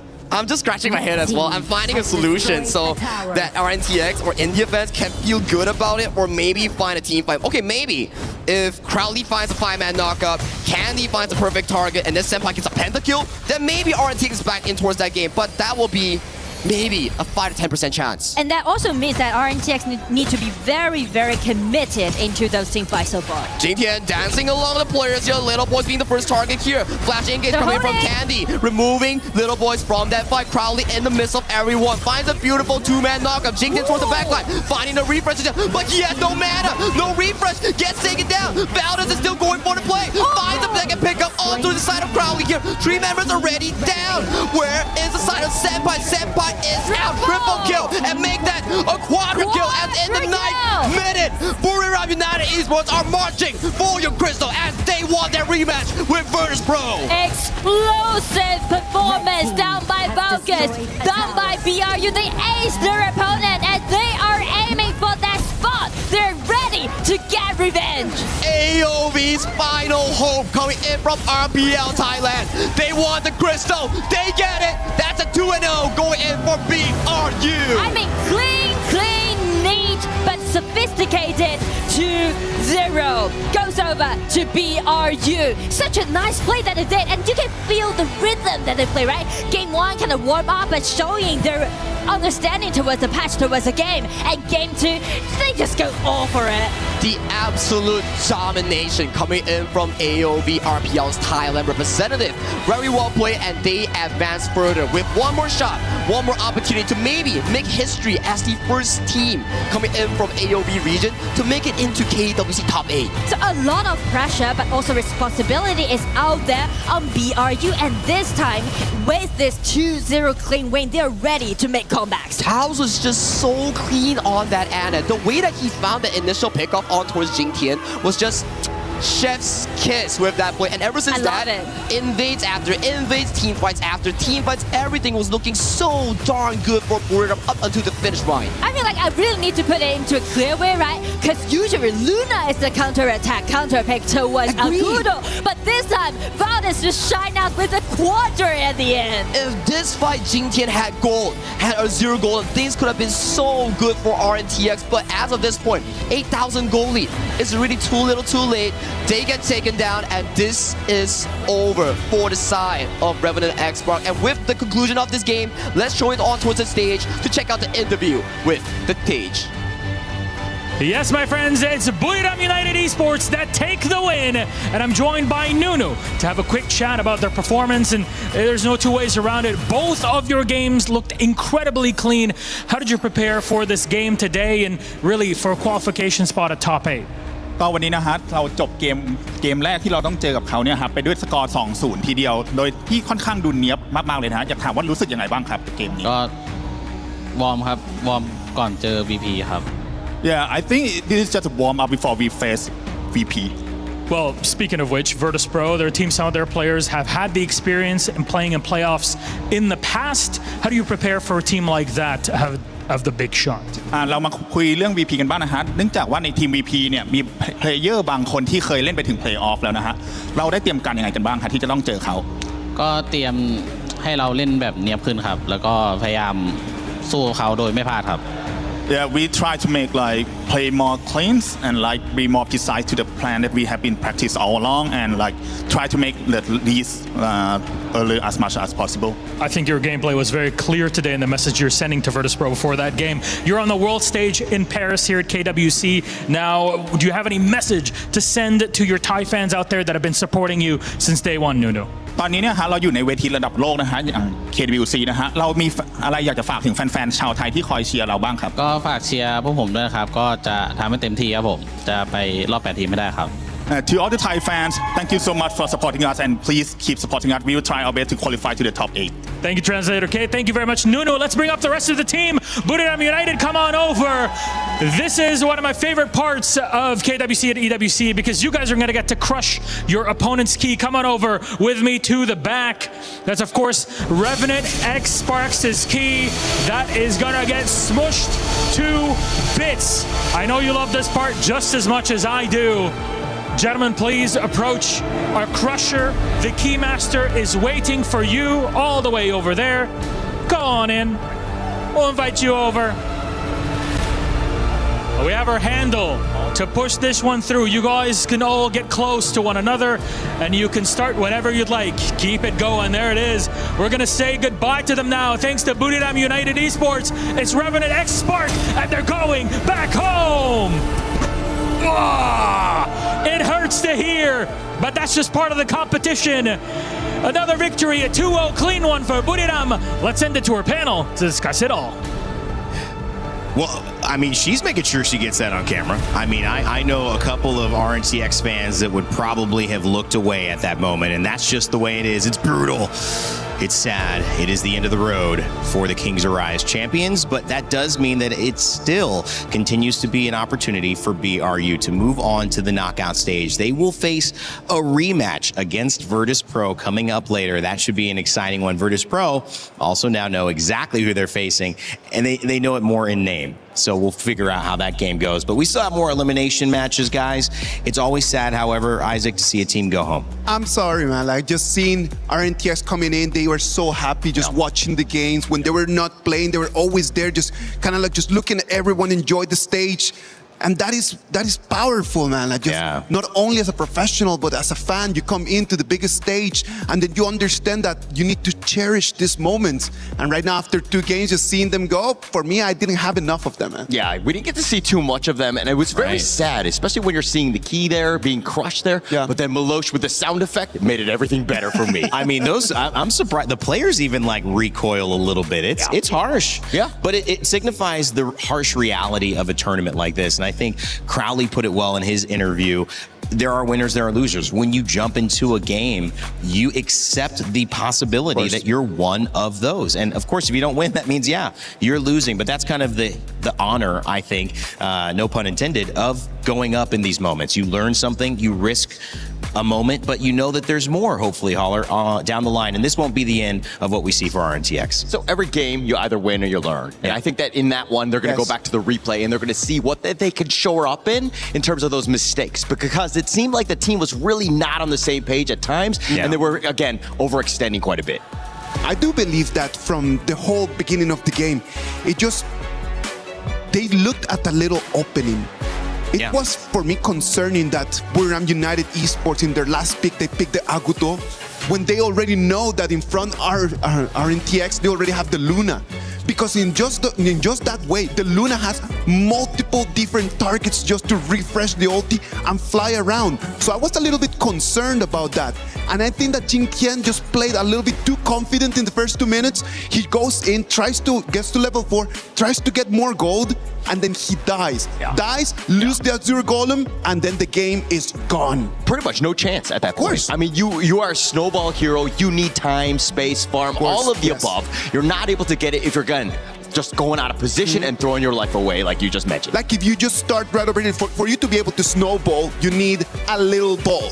Yeah, you start just rolling down a little bit. If you don't have any snow, what are you trying to do? Well, I mean, the ball was actually on the other side, right? With the Agudo, the Valdos, he was able to roll out, right? He was able to take advantage. He got the quadra kill. I mean, this is a guy that was like, when you need him to step up, he was there for you. And I understand why they would go with the Agudo, because based on what we have seen from them, they really like to go for structural damage. They like to push the games quickly. They like to go around, take the turrets. They do not like the fights a lot that much. But then not having the Luna just allowed Agudo over there for free eats in that last fight. Yeah, they were not really able to fight. RNTX, again, without the Luna, you had really no place to kind of take any sort of fight. And you saw BRU just being like, okay, we know we have this advantage. Let's go in as aggressive as possible, take down as many as possible. And again, they were just able to clean house. Wow. It's a great thing to break down. I'm sure we'll have some more time to look at this game as we preview our next as well, see what our other panelists are going to say as they jump on in just a moment. But before we end this set and start transitioning, we have a chance to have what is obviously a difficult moment, but hopefully one that they've learned from, an exit interview from Candy. Hello guys, it's Sky. So welcome to the post-match interview, and I'm here with Candy. So please say hi and introduce yourself to the audiences. Hi, I'm Candy and I play mid lane for RNTX. Thank you so much. It was a very good play though. So how do you feel after everything? I think we feel satisfied with our performance, and at the same time we know that we can learn a lot, so it was a good experience regardless. Yes, a good experience indeed. So looking back at the whole journey here in KWC 2026, what will be the biggest takeaway you think you learned throughout the entire journey? I think we learned that, you know, it's such a, like the level of competition is very high it's very different from our regional competition versus when it comes to the international teams. So like we just know we can do it, but at the same time we need to work harder and, you know, come back stronger next time. I hope this will be a very impressive, memorable moments for you guys, because I believe that you have plenty of memories here in Paris. Yeah. So what will be the biggest thing that you remember throughout the entire journey? I think when it comes to EWC, the biggest thing I remember is just, you know, chilling with the players in the player lounge and having fun with them, playing some other games and, you know, just talking and meeting new people. So yeah. Yeah, so believe me, you have just started your journey as esports athletes here in EWC. I believe the future is just as bright ahead of you. So what will be the things you want to say to your teammates, though, after the whole competition together? I would want them to not be disheartened. And, you know, it's just the beginning of our journey, like you said. So, you know, there's still a lot more to come and we have a lot of time to improve. So we'll see the other teams in the next EWC. Of course. And I also see a lot of like friends and your fans coming from different regions, right, to support you right here in Paris. So what would be the things you want to say to them? I would say just keep supporting us and, you know, give us your blessings and we'll do better next time and we'll come back stronger. I strongly believe that we'll meet each other in the future. Yeah. Thank you, Candy. Thank you. Thank you so much for your wonderful plays. And that will be the end for the post-match interviews. And back to the desk. Bye-bye. Bye-bye. Thank you, Sky, for spending some time with Candy there. Lovely gentleman and also lovely approach to taking that loss and learning from it. Come on, man. Like, there is a path that you need to take. In Chinese, there is a saying that says, 千里之行始于足下, which means the road of 1,000 miles begins at the first step. You're actually, this is crazy. I was about to say that. There you go. Not in Chinese. I don't know Chinese. But I was about to say that, which is so funny that you said that. I feel like that's such an appropriate way to describe this. It's the beginning, but in many ways, the beginning always starts with that beginning, and you have to accept it and own it as a part of your journey. Of course. And it's never easy, right? You're going to fall a couple times. It's all about those baby steps. It's about, again, getting a little bit of momentum. You're going to get better. You just need to stick with it. And as Candy said, I mean, it was all very positive, and I love that, and they will come back much stronger. Well, let's take a look at the schedule today, because coming back stronger, that's one narrative. The other is staying strong, which BRU Esports, United Esports, is going to need to do when they face off against Virtus Pro. That decider match has already been cleared out. So now we're going to see who goes up against Blacklist International, Team Vitality, MIBR.LOS. They are coming up. You've got teams representing these regions and ready to go after it. We're going to switch out some panels, switch out some casters, and in a moment, we will be right back with that. But before we come back, I want to make sure you check out the new Princess Frost EWC skin.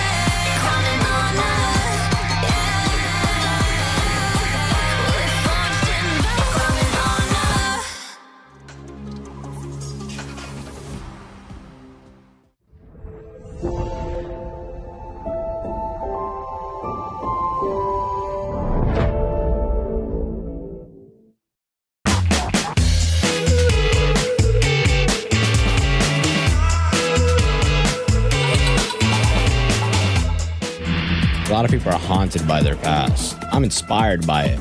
They're not just playing for themselves, they're really playing for their entire family. They have defeated their demons. They have crushed the curse. He thinks he can come in here and play my game. Let's go. He knows nothing. Let's go! Tyler, why? You're done. Raw energy. Half from blow the house down.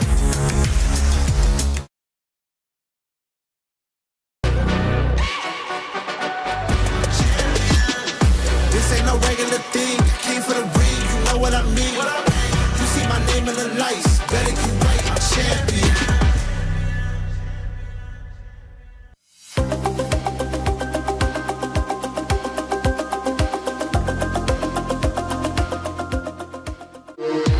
We were there for every click, every clutch, every respawn.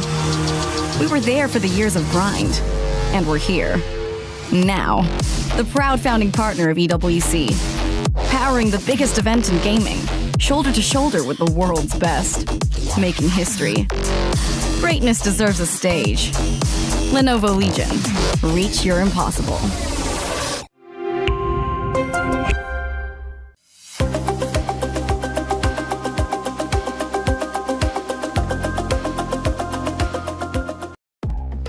Welcome back to KWC at the Lenovo Legion Gauntlet. We call it Stage 3 here at EWC 2026. It's where all the action is. If you care about Honor of Kings, Arena of Valor, this is one of the best places to be in Paris, I would say, because if you saw that first matchup, it was scintillating, exciting action. We hope the next one coming up is going to be the same, but I do know scintillating, exciting action will be happening on the panel next to me. We still got Isaac as well, ready to talk about our South American representatives who are coming up in this next match. But we also have my king. Is it okay if I call you my short king because I'm also a short king? We are fellow short kings. We are fellow short kings. For that. Sagi as well. Great cast, man. How you feeling? I'm feeling energetic. The crowd has been amazing thus far, and I gotta say, this has been an amazing event, and I'm happy to be here on a panelist as well. I love the casting from Sagi, man. I loved everything that he said except the part when he called us old. What is up with that? I don't know what's going on with this child, man. Like right now, like he moves away from my side and then he's just acting up like this. I'm gonna have to have words with him. You later, really do, man. You really do. You and me old, you and me short. I don't know. I think I'm getting the worst end of this stick somehow. Let's focus in on our matchup. Is there something I got? Please. Team Vitality, MIBR.Los or Los Grandes are going to be taking on each other in this next elimination match. One going home, one moving on.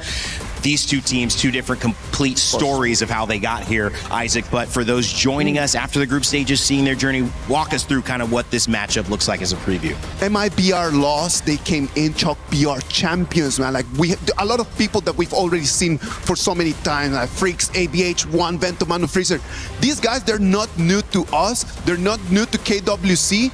I really hope that today they can show something a little bit better than what they did last game. I mean, it's tough, right? Considering the fact that every time that we talk about MIBR-Los or Los Grandes that you talk about, they always dominate the local region, the pro league, Chalk BR. They are like what, back to back from 2025 spring, 2025 fall to 2026 fall. They've been dominating every single one of them. Every time when it comes down to the international tournament, they cannot find their groove. And that's an important thing to get through. We looked at RNTX in our previous matchup, and this was a big international moment for them. Kings Arise League champions, but coming here, different level, of course, at this international stage. Vitality kind of had some, I guess, unluck. You would put it that way in the way they match up. I'm really sorry for Vitality, man. It just happens every single international tournament. They come to KWC, first game, KPL. They go to Challengers Cup, first game, KPL. Like, it just happens every single year. I don't know if they're lucky or unlucky. That's another thing that we need to discuss, because when you think about IKL, you think about Team Vitality. All of these matchups against KPL teams, every single time, it makes them evolve. They get better and better, and that's an opportunity that, as we said before, not everyone has. I think these are the growing moments that has been consistently improving some of our global teams, especially from IKL. We saw one of the IKL representatives coming in from all the way in Group D, Nemesis. They are marching towards that playoffs in top 8. Now, the question is, can IKL break through the lower bracket gauntlet run? Because currently, if they lose to MIBR-Los, there's no more second chance. They are going home on a plane. Oh, no. Oh, no. I think that it's partly some of the setup of a tournament like this to be surprised, to have a little bit of things go in your favor. And then also when you don't have it necessarily, maybe a great opponent that puts you into the elimination bracket right away. Well, hopefully you learn from that so that 2 tournaments, 3 tournaments down the line, maybe even next year's EWC, KWC at EWC, you learn and can take advantage of those things. But speaking of Vitality, who, as we mentioned, went up against the KPL team to start yet again to kick off their international journey, they are looking to build back momentum. One of the players that I was told to look out for was on cue. We have Sky standing by with an interview. Hey guys, I'm joined by Q from Team Vitality for the pre-match interviews. How are you doing, Q? It's been a long time since the last time I saw you. Oh, do you like the weather here in Paris? Yeah. Do you like the food? Yes. Do you like the matchup in Paris? Yes. Do you feel confident about today's matchups? Yes. Can you tell me about other things, like other than yes? How do you feel? How would you describe yourself now? Excited. Excited, of course. So how would you describe the overall game style for your opponent today?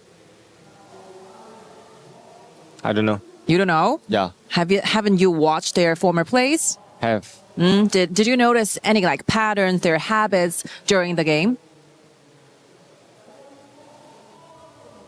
你有发现他们有一些习惯吗？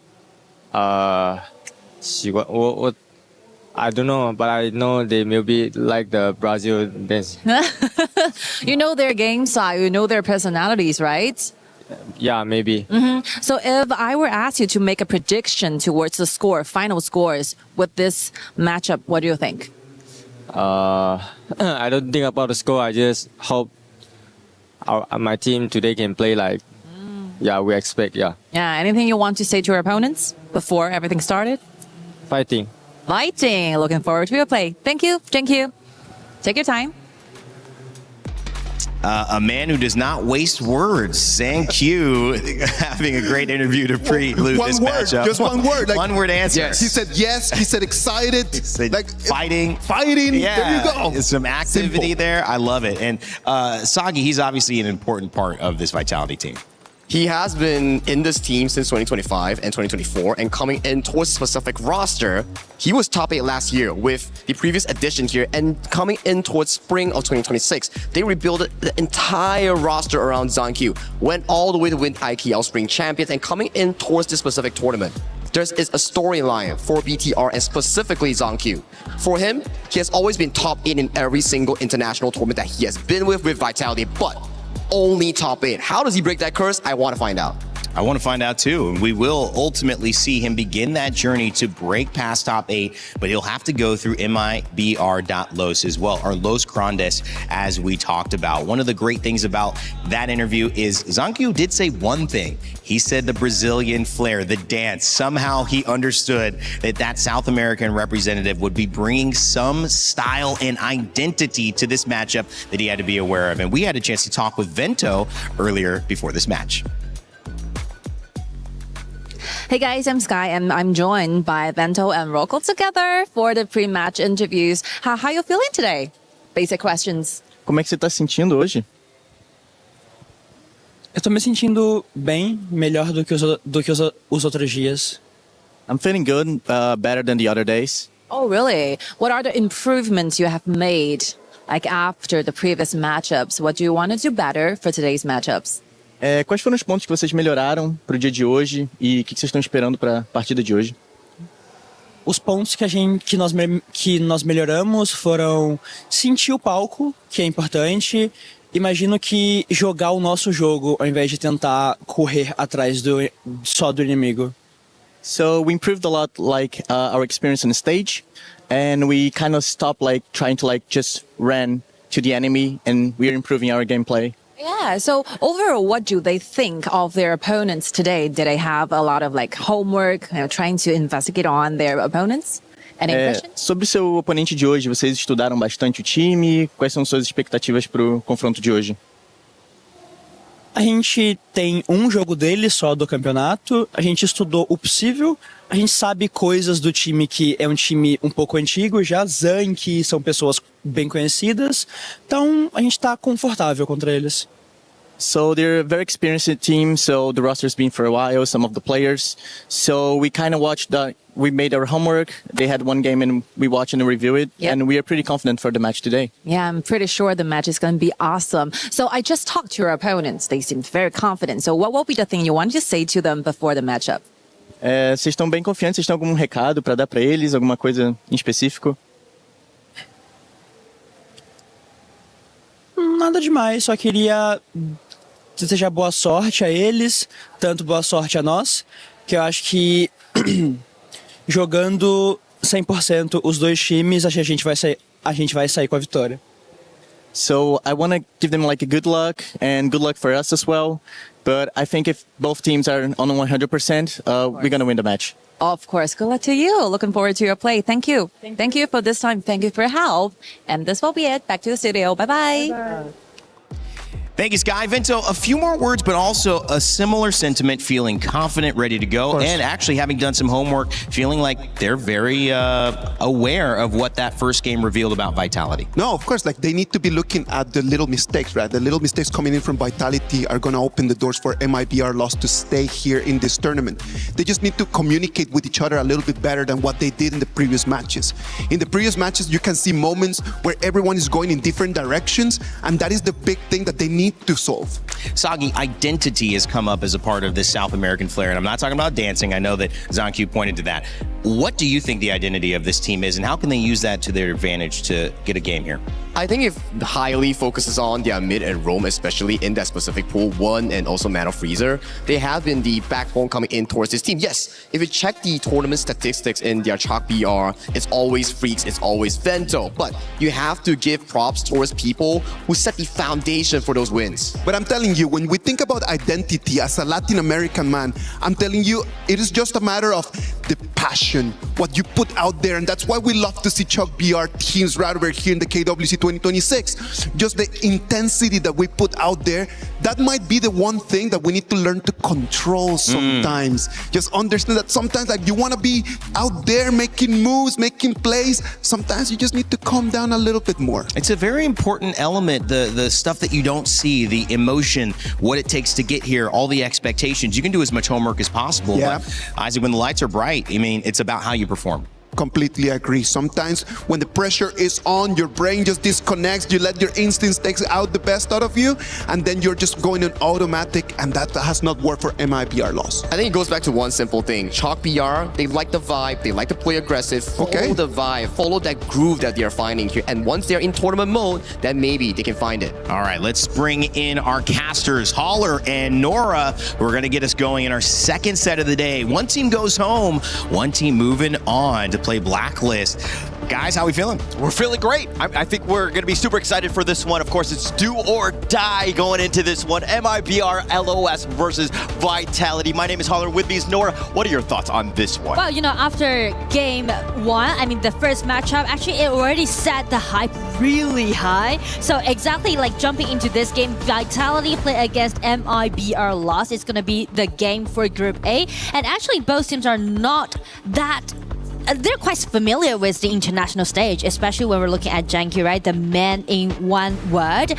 He also stayed the same. He maintaining the same as the definitely core to Team Vitality. Yeah, and I think that when we're talking about what we just saw, even from the interview, Zankyu is usually a man of many words. And I think that the severity of this game and this match is basically like, hey, this is so important. I don't want to give any sort of fuel to the enemy team. I don't want to trash talk. I'm going to give one-word answers. I'm going to stay mysteriously, right? So it's going to be a good point to Team Vitality. And also, like, due to this draft, I'm really looking forward to seeing those unique heroes being picked out because in my perspective, both Team Vitality and also ML are really creative about those hero pickings. Yeah. Vitality, they actually played Charlotte before at the farm lane, and also ML played again and more as a mid lane. Yes, and now we're going to talk about Loom, going to be picked up by MRBOLOS from Vento. This is one of his tried and true. He loves this hero. It actually kind of synergizes with almost any sort of pick. And then if you're looking at the other one, Lapu and Pei, they want to go fast, furious, and you know that Team Vitality right now looking to make some waves with these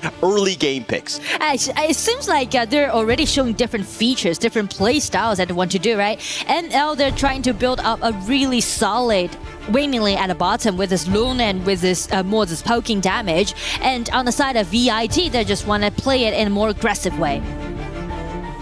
Okay, and now if we're looking at the other end, Yukio and Moats, again, this is the nice little combination in terms of the counter. They know that the Pei will be there, so any sort of way that they're able to kind of burst him down, this is the perfect pick to, again, counter at least the Lapu and Pei to start things off. Yeah, and after the Charlotte picks, you know, usually we'll say like Charlotte, alright, it's going to be ball playing this hero as a top laner, but as we mentioned, last game when they play against AGAO, they actually rotated Charlotte as a farm lane, which was played by Lanfeng back then. So I'm still thinking whether it's going to be a flex pick or not in this game. Yeah, I mean, when you have the Charlotte, I think that it's going to like lock down that top lane. I think that you will be able to carry. I think that this is more to kind of let Ball do Ball things. He tends to play like a very, very similar style to Chami 1 in the sense that he can carry and he has that potential. And also, they are actually protecting the winning lane at the top. They're just ban away this Byron pick, and Shi is not usual to see Shi being taken away on the draft. So definitely, ML, they relies a lot on one's initiation. In that case, maybe this time they are going for another Xiao Chao pick, possible. Actually, very interesting. The show has been largely not picked too many times, I think. And to ban it out here, it looks like they had a little bit of intel in terms of what one likes to play. But again, on the other side, the Haya and the Xia Qiao, both of those heroes taking it away from, Gen Myth in that mid lane who likes these heroes. I mean, like, Angela can do great thing in the early game, so definitely it's going to be quite promising in the early game on the side of VIT. They're trying to pushing forward more aggressively, and as for ML, if they want to do the poking damage as much as possible, maybe Garuda will be the answer to one this time. Actually, not a bad pick, yeah. I mean, but also you're taking away the Angela from from the MIBR side, where they like the moats as well. That's a nice little 1-2 combination where they're able to stun lock. I do think that this is also something where, again, shore up the mid lane, right? Let Gen Myth do his damage. I mean, Gem is definitely the damage is out there, and for ML, again, that is the hero we just mentioned, right? Put one on the spotlight, get them all again. Last time when they played against Blacklist, it isn't worked very well as a result, because actually that was a double warrior composition with Chicha and also Florentino on both side laners. But this time, with this Aoi promising bottom winning lane. So is going to be any difference towards ML this time? Yeah, it might be on this. If we're looking at ML from the perspective of their lineup, they're kind of on the squishier end. Yes, they have control, they have damage galore from the back, but if they ever get jumped on, they're kind of glass cannons. They will definitely struggle. I feel like it's kind of risky, you know, speak of ML's composition in game one, because it just relies a lot on Guan's positioning and also about your poking damage, right? How accurate you can to shred down the HP bar on the side. And as for Team Vitality, they can just use this pay and also with Angela to play more aggressively in the early game. Yes, and I think that will be all about aggression here. If Team Vitality are able to get the snowball going, especially when you know Zanku, he's going to be so determined. I think that it's funny because when he got into the group draws and he was going up against AGAL, he was just like, oh my gosh, again, right? And then now that he's only playing with one life, with everything on the line against MIBR LOS, you know that he's going to be super determined to win this one. I mean, huge pressures on Zanku, but this time it's going to be his third time to doing so. And not even mentioned to actually yesterday, the second place of IKL, which is Nemesis, already made it into the group stage. So as the champion back in IKL Spring this year, VIT, they weren't just gonna lose it. Yes, definitely. A lot more pressure here. And plus, you know who's waiting in the wings. It's, of course, going to be the third place from PKL, the last team in from the PKL. And to take on the winner of that series, you know that those guys, as well as the fans, will be tuning into this one. And I mean, speaking of the last one, ML is also gonna stand for Chalk BR, right? And as you can see, ABH is playing really aggressively. He just stole away the red buff away from VIT. Yes, and I mean, all hopes are on Chalk BR, right? And then we'll have the other side, the IKL. I mean, this is their top dog, the champion, if you will, to continue on to make themselves get a slot into that playoff. It will not be easy, but again, it's all about making it, surviving. This one team ahead of you is going to be key to set the tone again for the rest of the day or the rest of the season, if you will. And I mean, I really want to share some background story with you guys, right, who's watching this game right now, because as we put our shoes into ML side, we would say last year, actually, they was known as loops, right? The rotation just stayed the same. And last time in KIC 2025, they just lost the game against DMT, which is also representing IKL region. So this time again in the group stage in the low bracket, they're playing another IKL team again. So will they make it or not? And as for VIT, you mentioned about their top 8 curse. Well, they just broke it this time. Yes, looking to break that curse as well as hopefully just getting into the top 8, breaking many other curses. Although this team, at least pieces of it, had previously done so in the EWC in 2024 as they were top 8. Being able to do that again would be huge for this team as well as the region. But again, it's about the experience. Those players, are they able to make some sort of play? And look at how they're going to be a little bit aggressive and putting the pressure on here. They're not going to find too much as F1 is just like scurrying them away. And I feel like when we're moving into group stage, especially lower bracket, as both teams are actually slowing down their pace, right? They're trying to play in a more safely way. Yeah, and I think that Team Vitality, we haven't seen too much, right? They've only been able to play that one series against AGAL. I think for them, it's about finding their groove, right? You don't have too many opportunities to warm up. This is pretty much it. So again, you want to hit the ground running, if you will. And I mean, speaking of those farming pace, actually Pei is rotating down, trying to make something happen at the bottom. Yeah, and Vento here, he's going to get jumped on. Mono Frizers are like, hey, get off my body here. And the rest of Team Vitality, these are things where you're always trying tracking Zankyu. Where is he across the map? He's in the bottom lane. Again, a lot of intel for the rest of the team to move around that. He's definitely the leading character on the side of VIT, and also we said like the team is just rebuilt around Zankyu, which also he showed with a great responsibility and also result because he grabbed that FMVP title twice in a row. Yeah, it's funny that you say that because I always feel like Zankyu, he was the last man that survived and he was the only one. So he's kind of like Nick Fury, where he's just like, okay, I want this guy to be Avenger, I want this guy to be an Avenger, and he just like created this super team. And again, when you've got the first place in IKL, I think he chose correctly. And also I do like the way how both junglers are playing right now because they're trying to accelerate their farming pace, and as ABH also rotating down, trying to make some potential play at the bottom. Yeah, ML though, this is the way that they've been playing. They've been aggressive. They've been hiding into that brush, finding if somebody just happens to be walking on the wrong side of town. This Tyrant fight though, Vento probably doesn't want to give it up, but Zankyu already taking the Tyrant. Oh, how speed he is, right? You can see like he's being so decisive to do what he's like just reading the composition. Oh, but Ball, he has to actually flash away the power grenade. He gets under the tower. Freak's not able to find him, but the blades will slice him down, and One gets first blood. The flying swords. That's a signature hero of One, and he really did it in a nice job. Yeah, really well played there. But I mean, it seemed like Freaks was able to try to find him, but the way that he was able to kind of move it around, but of course, Nora, please break it down. I mean, like Charlotte, the position is not that nice to him because he was pushed back by this Guan Yu at the first time, and also the burst out damage is definitely out there. It's sufficient for them to take Charlotte down in the game. Yeah, and I love the fact that both of these two teams very close, very competitive, and Very you knew even. that they were going to bring it, right?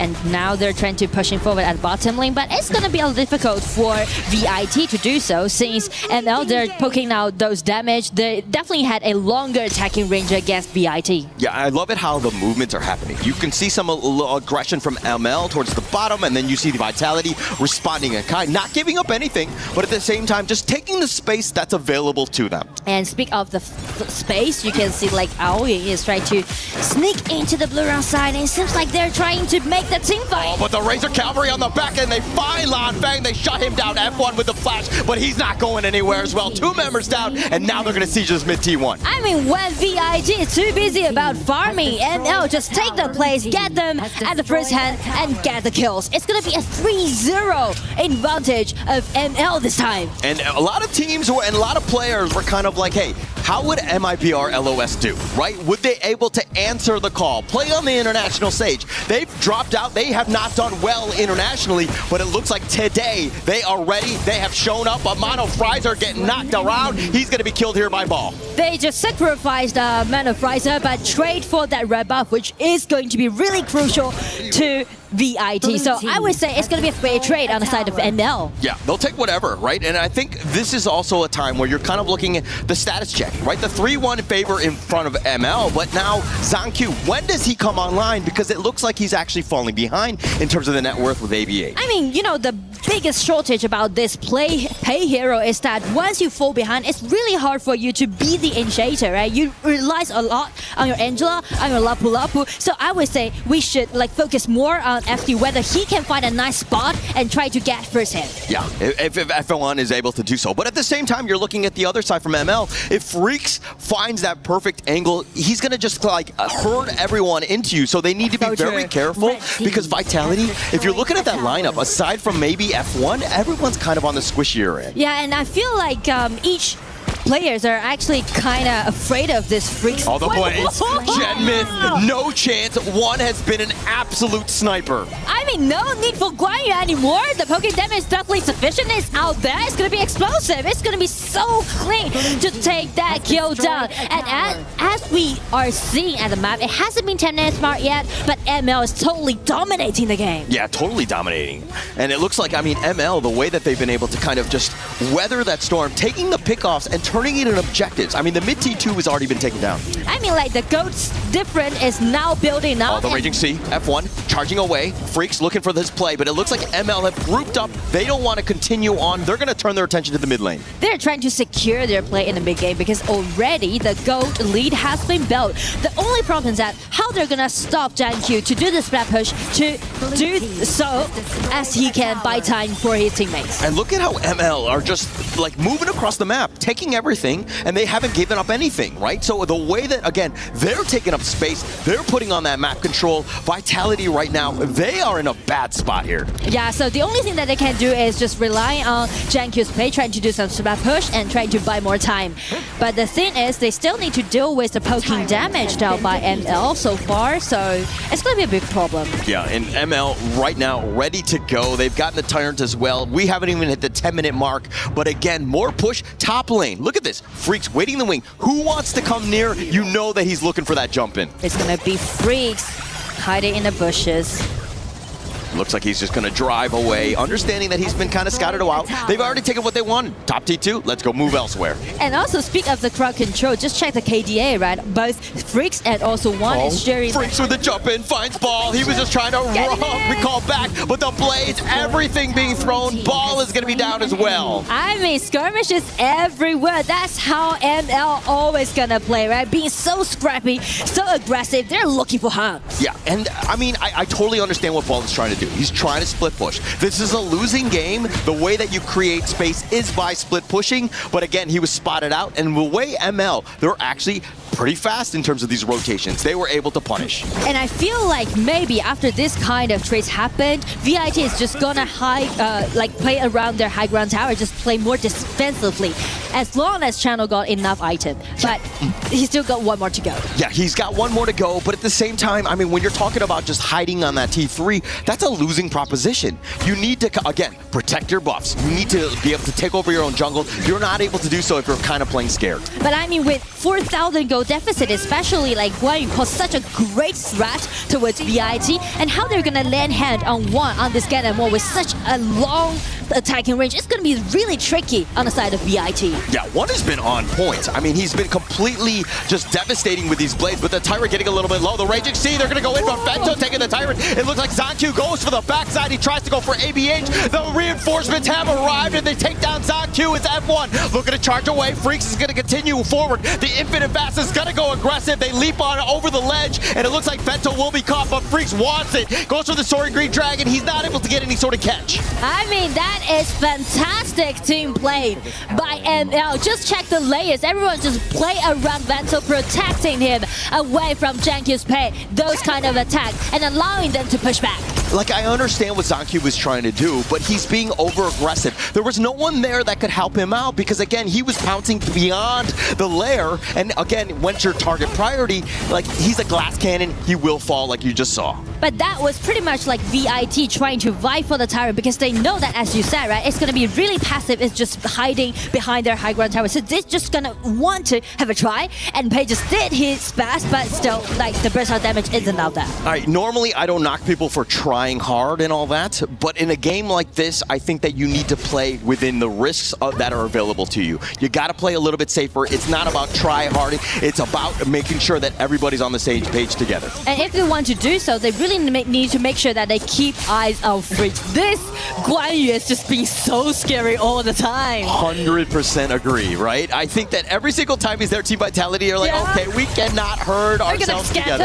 Yeah, we got to be spacing ourselves out. And Freaks, he's looking to lock this one up. I mean, in terms of this Soaring Green Dragon to just potentially jump in, but he's waiting for somebody to get a little out of position. They've slow siege, but it looks like they're going to disengage now. I feel like ML, the most thing that they need to contest right now is about how they're going to take those high ground towers down, because LA is not these kind of farm lanes allowing them to push it fast. Yeah, and it's just a matter of time. Now they've got actually backed up. The timing was perfect. The Primal Bond had just disappeared. They picked up the Overlord here. Again, more push. This game has been incredible by ML as they've controlled the pace of it. And what's more incredible is that we know that ML is very good about playing those team fights, but they used to make some mistakes, you know. They used to be a little bit over-committed, but this time, check game one. They're just playing in such a smooth way. Yeah, very smooth, right? And I think that the Cannon Blast, a little off the mark here, but this is not a normal game, I would say, for Vitality. They're playing on the defensive. You thinking with this pay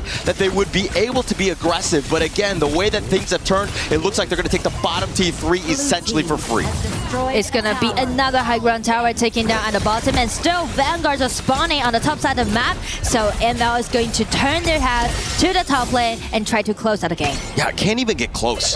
One with these blades, then you see Mono Frizer covering him. Anybody that goes nearby, he's got that cannon blast stun locking you. So this 1-2 combination has just been way too much for Vitality. And also, like, this one is just waiting for his right moment to jump in, to dash in, and cause all a the great Raging Sea control. on the backside. It looks like Freaks tried to go in for this one, is not able to do it. The leader stance is going to be used, but they use the box and they push him back, and it looks like one will eventually fall. They found him, but they trade away for Ball. Ball went all in to take down one. I mean, I do like the way how Bao is piloting this Charlotte, right? He knows that it's gonna be his last-ditch effort, so just directly aiming at this one, and also even this move to just break his out, try to lock the Charlotte down, but check Charlotte's mechanics, right?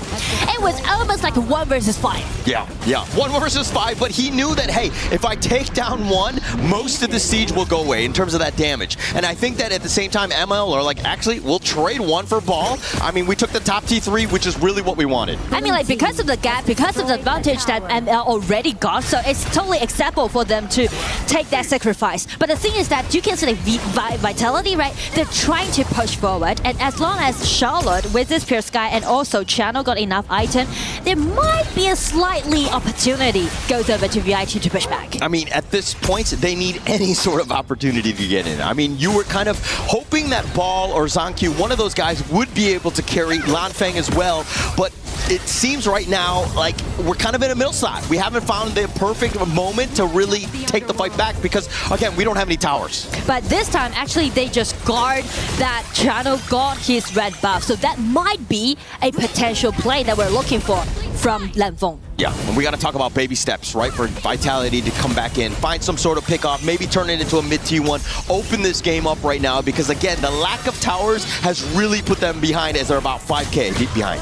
And as you can see, Freaks is playing the game in another way. All right, everyone is just being so into that team fight. I'm just going to split a push, right? I'm a blind riding horse. Like, speed is all I got. Yeah. He's able to just ride away wherever he wants. I mean, a little bit of a disadvantage. I mean, if you're looking at Lanfeng, he's got his own wolf, if you will, with Lanfeng on that Chano here. But look at ML, looking for the play. The Raging Sea, it's going to be onto two. The Infinite Vast is going to be used instantaneously. F1 will try to find at least Mono Frizer, who dashes away, but Zonkyu's on the backside. He's going to be picked off just way too deep, but Freaks is going to be traded away. Ball doesn't want to give this up. He goes for the power grenation. ABH out healing this one. Ball is not letting Vento go. He knows that he doesn't have a dragon, but Ball is going to be picked. ABH with the damage, and the blades will cover the retreat. It's a 2-for-1 in favor of ML. It's going to be a 2-for-1, but as we can see, like, VIT try their best to get one done. Check Jankyu's pushing in, right? He's directly aiming at one, but one with the Splendor and also all team members is protecting him,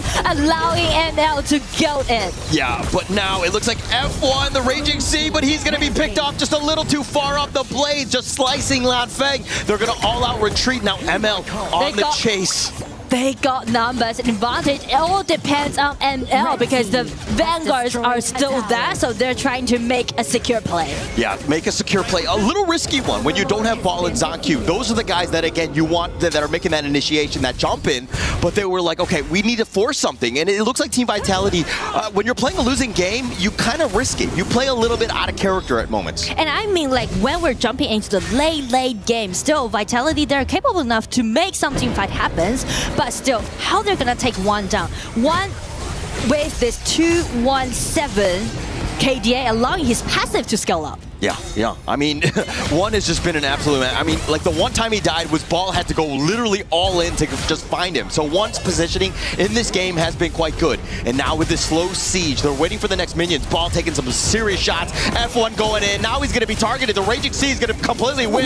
The Razor Cavalry actually pushing him under the crystal. Freaks is getting a little bit low himself. The Blades are doing a little bit of work. ABH with those heals, trying to outlast this one. The Blazing Brilliance is not really hitting much. Team Vitality dealing with the Vanguards. And it looked like that was a Marvel fight. If I saw anyone, all of them fighting, nobody dying. I mean, they're baiting, they're doing trades, but still no kills happening right now, and ML didn't really utilize the Vanguard spawning on the top side. So I would say VIT is actually holding it really well. Yeah, holding it well. I mean, they have to, right? They don't hold, they lose. So I think that, it was all or nothing in terms of this base defense. But again, they haven't gotten too much. They haven't been able to chip their way back into this game. And I would say, as for ML, then man will be brought back to the table, which will be Freak, right? Yes. Guan Yu is already being his positioning. I mean, he finds that perfect angle. They will have a problem, right? Yeah. I mean, he's on the prowl. He's going to be in the top lane, so he will be scouted out there. But Team Vitality on the other side,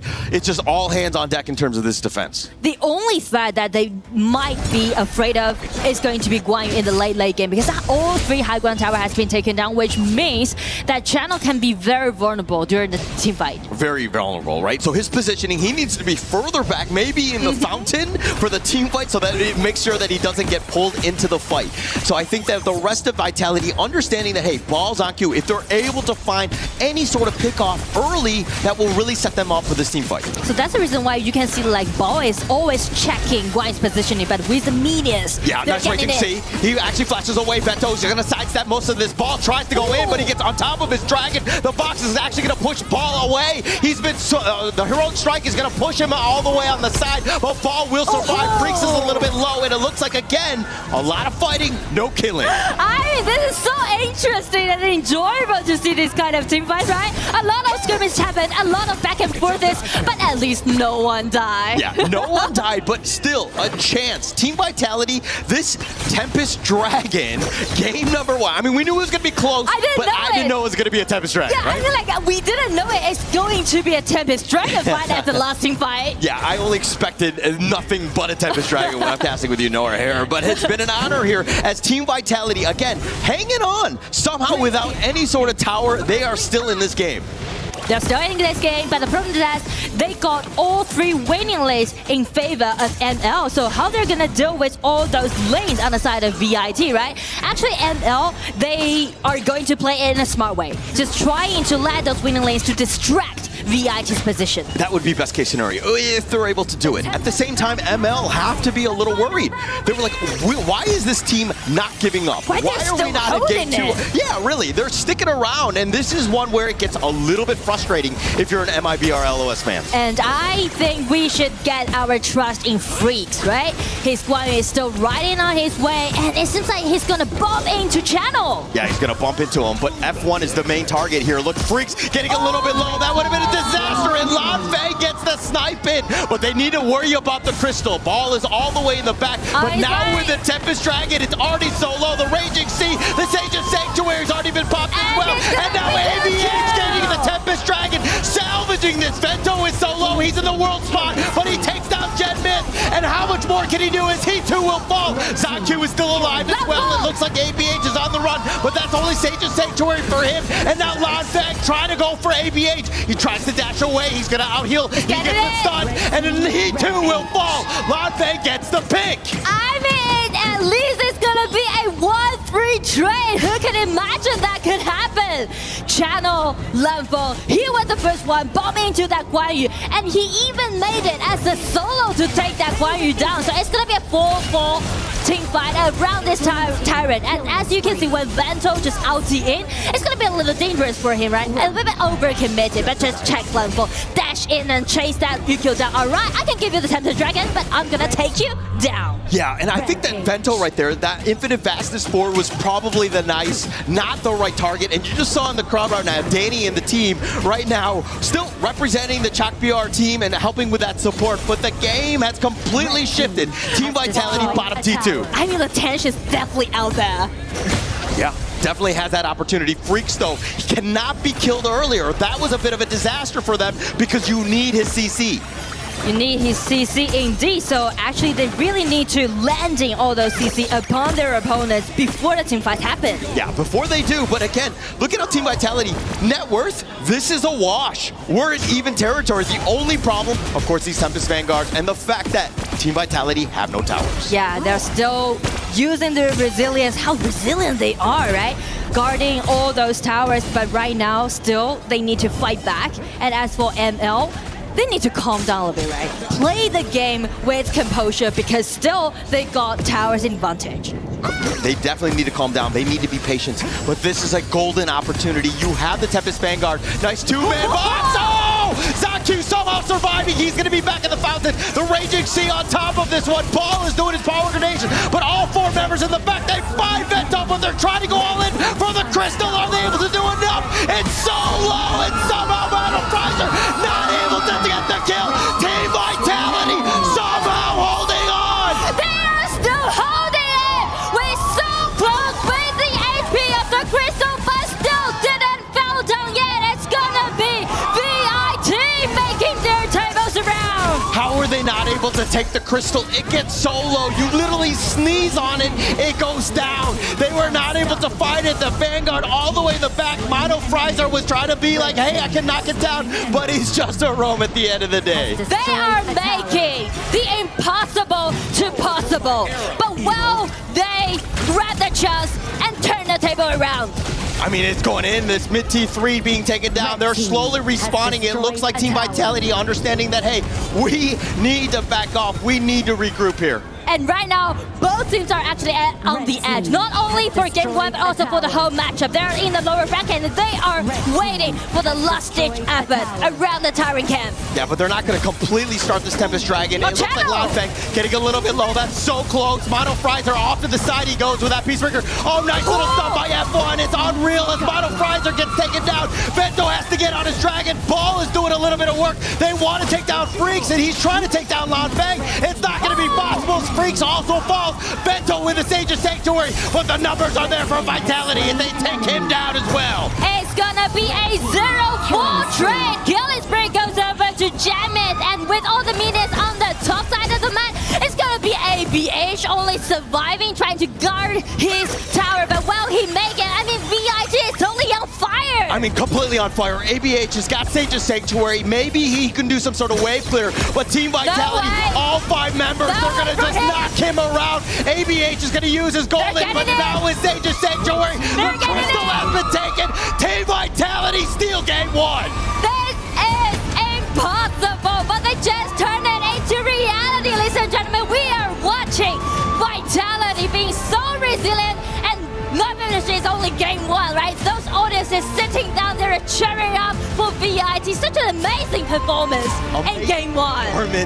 It took them a time to get a little bit of a warm up, right? And I think that they're going to be so happy with how they performed.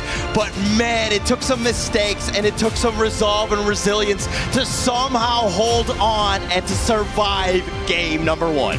Wow, that's such a game. I mean, the tower has been taken down so close, but they're still holding it, right? And we can see throughout the game, actually ML went up against VIT for such a long time, for over 10 minutes. Yeah. But still they're holding it into the Tempest Dragon and turn the table around. That game was as Nolan intended. I mean, that was absolute cinema. The way that they were able to come back, and if you're not a fan of Honor of King Esports, well, watch this game. This will turn your tide. I mean, even you don't really know about those techniques or whatever. Just feel the pace, feel the vibe, right? You can see the resilience they're holding it, and several attacks can be seen on the side of ML. But just check JanQ's face, right? Man with composure, man with one word that we're gonna take the victory. Yeah, and he's gonna be a man of more words after that game 1. I think that he's gonna be very happy with not only his performance as well as the team of just saying, hey, we're not out of this. Let's not give up. We will find ways. But if you're checking out the highlights, miracle hold after miracle hold. I mean, this is definitely a miracle, but it's holding by their coordination out there. Everyone just, we're just representing all the members that is watching the live show, actually. All right, okay. I didn't know that camera was going to be running on that one, so a little embarrassed on that. But again, what an amazing game. And I mean, we can be nothing but happy and want to see more in this series here. Oh, but well, what an amazing time. Holler, thank you so much. I'll pick it up. You need some rest after all that dancing during that set. I was dancing too. The crowd is dancing. You see the action. It was one of the best possible scenarios as a fan of HOK Esports. If you're watching KWC, you want to see the elation and you want to see the other side. Look at this man right here. Oh my gosh. He can barely believe it. I'm telling you, This is why people fly all the way here to Paris, France for this kind of entertainment. It was so good. It was filmed in IMAX, 8K, if there's 10K, 16K on that. It was just cinema. It was lovely. It was the best game that I have watched in this whole tournament. And I'm gonna tell you why. Because it's not the classic, let's just play the gold, let's just play the resources. It's just pure identity. It's the flair of going out there with the passion of trying to take the kills, the wins. You can see the whole HOK family right over here enjoying different game styles clashing against each other. I know you got some stuff to break down, Saki, but before we get to that, general reactions. I mean, that was maybe the closest game it could be to not end when they first made that push on IMBR.los. I think they had just a fantastic gold lead. The way that they structure around their team composition since the draft that we would talk on later on, they did it perfectly. And in the late game, Lamfeng was that guy to bring Vitality in towards the late game. I told you, man, like when we were watching the game right over here from the stage, I kept pointing, that Chano is a problem, that Chano is a problem, that Chano is a problem. And did you see he picked up in the last 5 minutes, ended up with what, eight kills in those last 3 minutes? Insane. It was such a great lead, Isaac. It was almost worse to lose that way, right? Yeah. Because you get so close, but yet you're still so far. And I'm telling you, man, that's going to be really difficult for them to calm down. Yeah. Because the roller coaster of emotions of just having such an amazing opening, being so close to be able to seal the deal. The crystal, just a little bit of the health bar, and then after that, Look at not Rookie being able there. to take it. No way! The choice of the all-in, that was a choice. Obviously, patience, maybe not a part of, you said the identity, the flair. Maybe wanted to just finish that off. They saw the opportunity, they took it. If it goes well, great play. If it doesn't, well, now we're here. And Sagi, break down what you saw. I know you got a couple of segments, including the draft that you felt contributed to this game. All right, let's hop in right towards this replay right now. I gotta tell you, this specific play coming in for this entire MIBR-LOS front victory is because of these two picks here. Take a look at this Guan Yu. Take a look at this Gan and Mo. Without these two picks, it wouldn't be so difficult for the side of Team Vitality because they just didn't have any sort of crowd control to stop these two picks. And then this converts into the early game wins. Take a look at this one. All right, let me whip that clip up real quick here.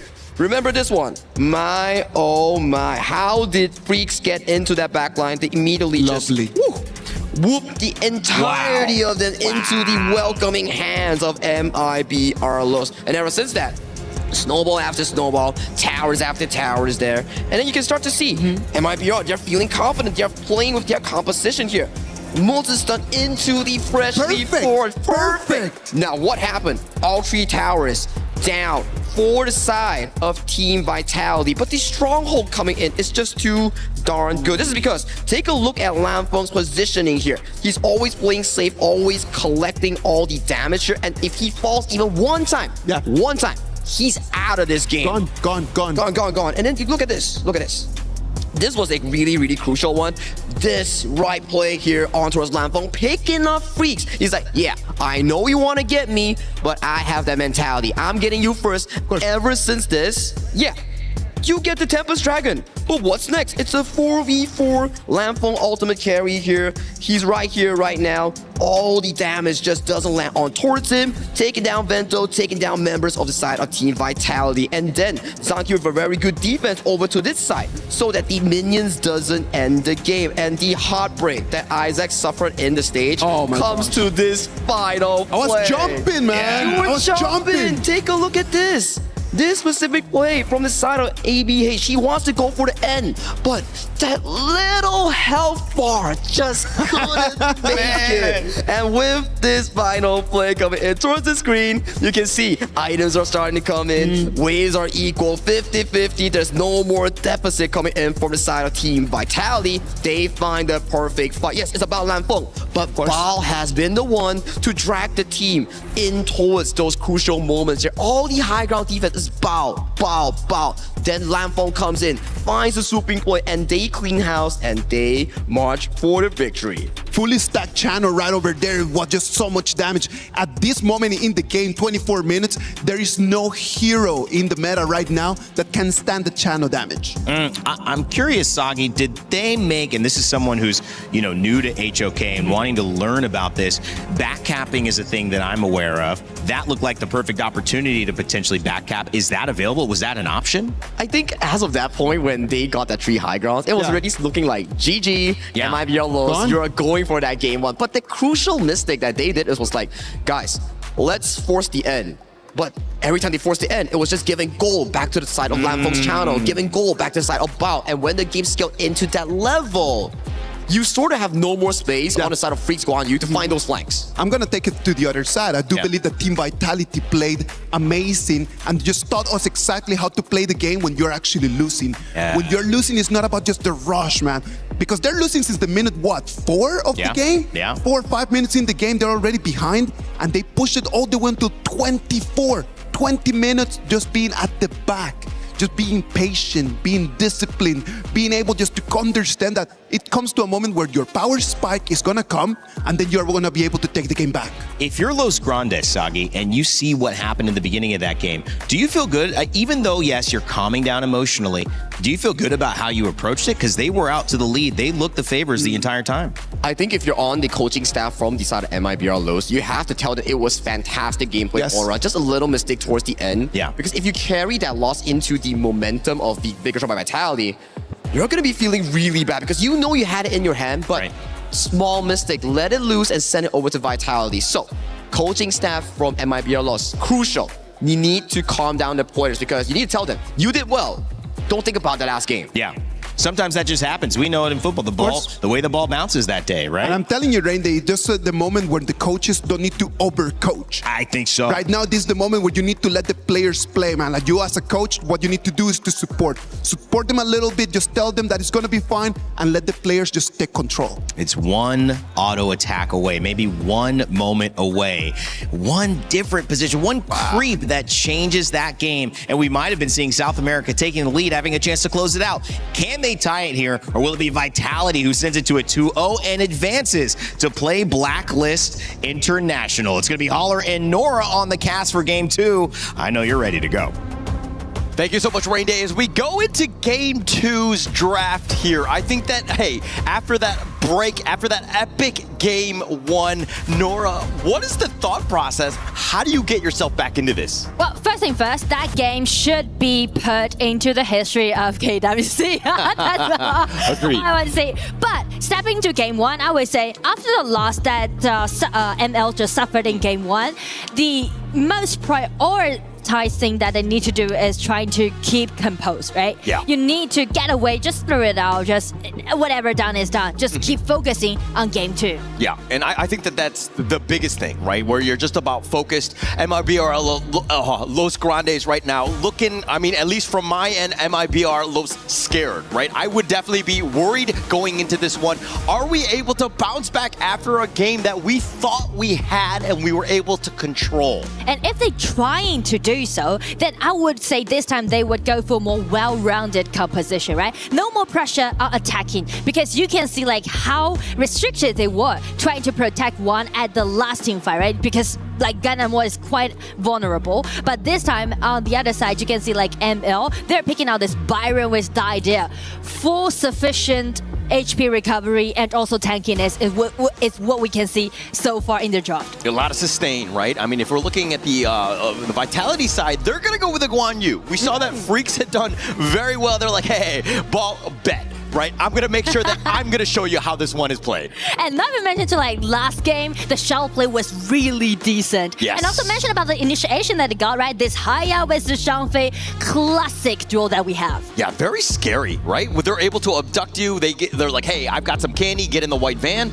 I mean, I think that we're talking about the mid lane to really set things up, but they have a lot of control, a lot of that stuns and that abduction, if you will, but they need the damage for the second phase of this draft. And I mean, like, speak of the the damage, Garuda, which is on the side of ML, is totally enough to do those poking damage, right? And also, it seems like ML tried to play those pushing strategy for game 2. Yes, and going into it's funny that they're picking up the Garuda. This is the national hero of Indonesia, and to use it against them, I don't know if it's for evil here, but as we get it again into this second phase, the Flowball Marksman going to be banned out as well as the Loom.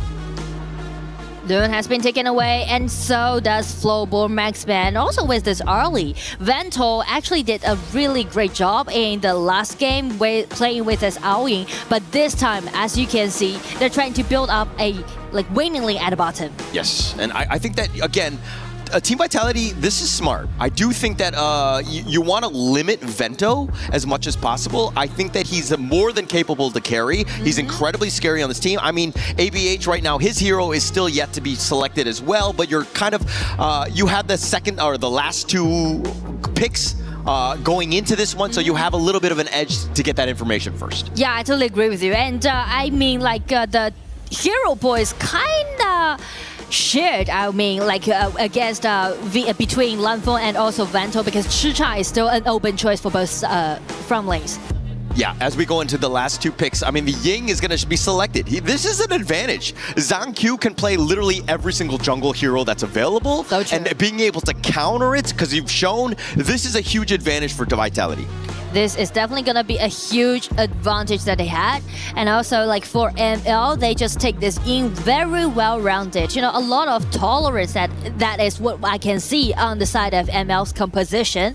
Poking damage out there, tankiness out there, and as we're speaking of that Shichang open choice, actually Lanfeng just secure it as his play. It's going to be very, very aggressive on the side of VIT in game 2. Yeah, very aggressive, right? And I think that also it's maybe to their detriment. I mean, this Jing, assuming he's able to get going, you're going to always rely on old Zaku to get his own farm, but then you've got the Chicha to really accelerate into snowball. But come late game, they might have some potential issues with this lineup. Yes, because the shortage in the late game will be how they're going to take down all those high ground tower, because we are selecting those double warriors, which pushing Vitality to be more aggressive during the mid game, right? You need to initiate all the time to make sure that you win the upper hand during the team fight. And also speak up those pushing strategy, I would say ML would be really dominating in the front. They can actually concentrate in pushing in the mid lane, play around with this Garuda, but on the side of VIT, they should highlight their side lanes. Yeah, and it looks like they show you for the last pick for them. This is, again, about that late game. You're talking about, having that range advantage. And this is something that they kind of struggled with in the last one, where they weren't able to close out that game. Maybe the Shoyu is going to be just enough here. So I feel like this is going to be the pivot for ML this time, right? First thing first, they actually did a totally opposite style draft in game 2, right? They tried to slow down with those double poking heroes, which would be Shoyu and also Garuda at the same time. In one composition, they're trying to secure the late game. They don't want to rush into it. Not even mention to they're actually feeling fall behind right now. Yeah, they can't. I mean, also at the same time, MIBR LOS's lineup is more just survive early. Don't let them take over this game. Yeah. And we will just win in the late game if we're able to get there. But we will just dive right into game 2, since VIT definitely on fire, making those bouncing back. And Bao already showing his aggression, gaining the vision control to the red side. Yeah, we always love Ball's play. I think that even in game 1 with that Charlotte, the way that he's able to kind of just have so much of an impact. It started when he found Vento that and that initial pickoff, and you're kind of thinking, was that a great trade? But in the end, he was just like, basically saying, hey, I'm not scared here. It's really proactive, actually. Right. And on the side of ML, this time they're just trying to play defensively on both side lanes and wait for this Shoyu to farm out a little bit more.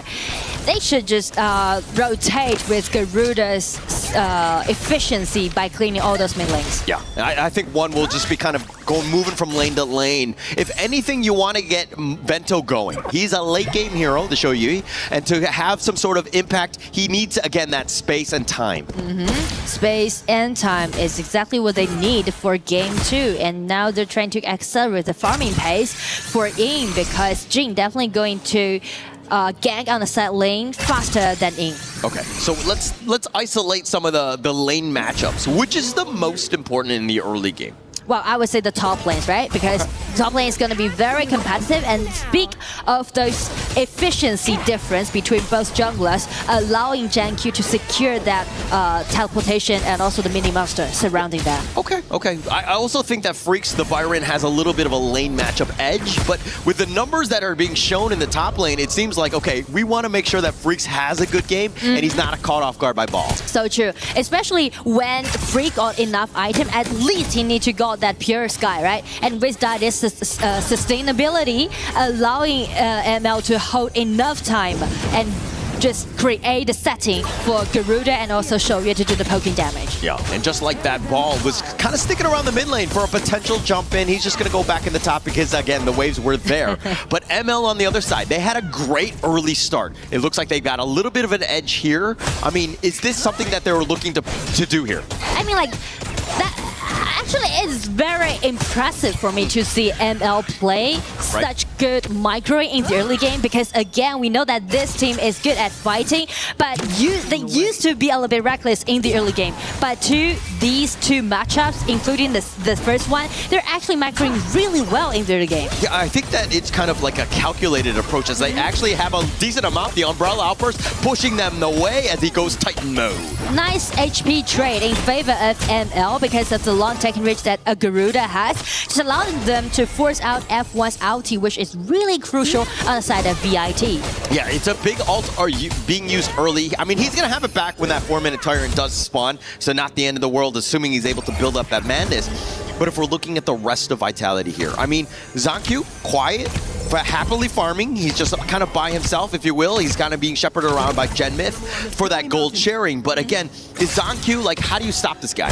I mean, like, it's going to be a little difficult to stop Jin dashing into the backlander. So I think maybe this time one will go for a early Splendor in game 2. Yeah, I think that will definitely help. And also, there's so many different targets from ML. Like, they're very squishy. ABH to a degree, one, Vento, Mono Frizer, definitely. So this ZanQ, if he's able to get that farm, find the back line, MIBR LOS might have a tough time. So that's the thing that they need to deal with, right? They need to make sure that Byron is actually in front of all those backliners. They're trying to create a more secured place for Garuda and also Shoya. Yeah, and I think that Freaks, a lot of pressure on him to be the security guy, the bodyguard, if you will, making sure that nobody gets touched, because again, everybody else is like, you look at them and you might just take them down just by looking at them. Yeah, and also, as we are looking at JanQ's farming pace, he already got almost like one level ahead of ABH, right? Because he got like more experience and also go lead. Yeah, actually, that could have been scary here. Genmyth, level 6, might have gone for the abduction, but it was under the tower, a little too risky. But the rest of ML are like, actually, we're happy with this because we only had 2 members. And as we are double-checking the Go Different, actually, ABH is doing good. It's quite equalized, quite even. But JanQ, with this kind of invasion, just being so daft. Oh, ZanQ, right under your nose is taking the smite, taking that one away. I mean, anytime it's up, it's a 50-50 going up against ABH like that, and I think, ZanQ is like, swipe. I mean, that's the mobility that Jin has, and also that's gonna be the mechanics JanQ is going to showcase of. Yeah, and Genmyth making the rotation, pushing him back. Nobody wants any of this action. Wildwind is not gonna connect onto anybody, but this Spike Tail, it looks like it's gonna be taken away by ML. Just some slight vying for those neutral objectives, but the point that it hasn't been any kill happen yet, but we are reaching to 6 minutes. You can see like both teams are actually slowing down compared to like game 1's pace. Yeah, because nobody wants to make that first mistake. You know what I mean? It's like, you're gonna blink first. No, you're gonna blink first. And they're kind of a bit of a staring contest, if you will. But ML right now, it's about protecting your own jungle. I mean, like, they are trying to make this still happen. Tries to go in with that Mirror Domain, the Umbrella Outburst on the pushback. They're going to have the Moonscape Mirage locking him down, but it's under the tower. Freaks is off to the side. He wants to go for Lanfang. He knows that that's the right target, but one is going to be giving up first blood. They find Freaks as well. Lanfang looking to dive the tower. They are not playing scared as they go very aggressive early. It's going to be a 0-2 trade. Start with VIT in favor of VIT. You can see, like, they are just being so proactive and so accurate to landing all those skills on those targets that which they want. Yeah, and this goes back to game 1. because it's so frustrating and it's so demoralizing to be winning and to lose in that fashion. It was such a long game. It really hits the confidence, and you're kind of seeing it right now. Team Vitality have built up that confidence, and they have a massive lead early. I feel like Vitality is just keeping their momentum, right? Which they gained from that huge bouncing back in game 1. And right now, because Jiangqiu, like Jin is definitely his signature hero, right? Yeah. He played around this hero several times and just gained a lot of victories to Vitality in the previous tournament. Yeah, it's actually pretty scary. If you're any other team playing a Team Vitality, when Zhangqiu gets his heroes like the Jing, as you rightly mentioned, he's incredibly strong and very scary on this hero. And you can see how proactive he is, right? Just hiding his vision. He knows that identity is definitely enough. He's dashing in. On the back, finding 3. Vento, he's gonna get sliced and diced, and with balls damage, they have just enough. They're gonna dive the tower because they know they have a massive lead. The Umbrella offers. He's gonna try to stampede away. F1 gets a little low himself, but Gen Myth with that Moonscape Mirage, the mid T1 being taken down, and they're gonna cover the retreat on this one as Lanfang is off to the side, finding Freaks. He's gonna be controlled, but Ball is doing some serious work, and it looks like Mono Frizer, APH all down at this point. 0-3 trade it is, and gaining them a 4,000 goal lead advantage is gonna be Jiangqiu dashing in again, almost make it as a solo kill. Everyone just put Jiangqiu under the spotlight, please. Yeah, I mean, you saw the interview in the pregame, right? They were like, Zhangqiu, can we get some thoughts? All of these things. And at this point, I think he's going to give the same one-word answer, yes. I feel like, you know, game 1 just kind of gave Jiangqiu that feeling like, all right, it's going to be interesting to bounce him back, and it's going to be his time to shine out. Such a neat kill that he did, right, upon Vento, upon this Shoryue. Just easily made VIT got numbers advantage, and after tier 1 tower in the mid lane has been taken down, they're just guarding around this highest ulti and waiting for the right person. Dashing out is going to be E, and just wait this group hound, gaining them the advantage in the mid game. Yeah, it's a huge advantage already, right? This is one where, again, if you're looking at ML side, they need to just, calm down, get to the late game. They are so far behind by about 6K. They need to, again, just play within their means, take whatever sort of farm they can find. Maybe you get some sort of pickup to get yourself back in.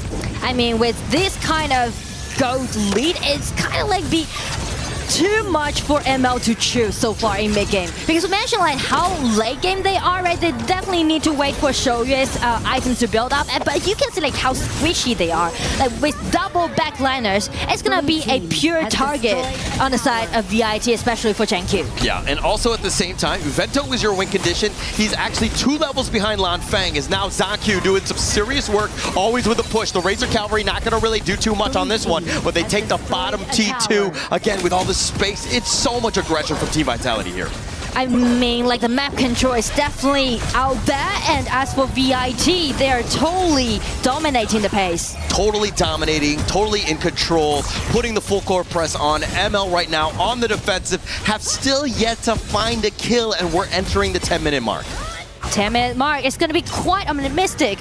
Goes over to VIT because it is going to be a little bit hard for you to contest such a mid-game power pike composition, especially with almost 1,000 gold deficit on the side of ML. It's so much. It's so much, right? It might be too much, right? MIBR, LOS, they need to kind of channel the Team Vitality resilience of game 1 to get themselves back in this game, but the Overlord even going to be taken away by Zhangqiu. It's hard for them to gain the vision, you know. Actually, on the side of ML, if we just put into their perspective, I would say the vision is totally in dark. You don't even know where Guan Yu is hiding, right? Actually, Ball is waiting for the top laner, but they don't know it, right? Yeah. And you don't know where the Chicha is. You don't know where the Haya is. The only man that you can spot is this Zhang Fei. Yeah. And actually, if ML are hopefully not like me, I'm afraid of the dark. So for them to just have that darkness, it's going to be incredibly scary.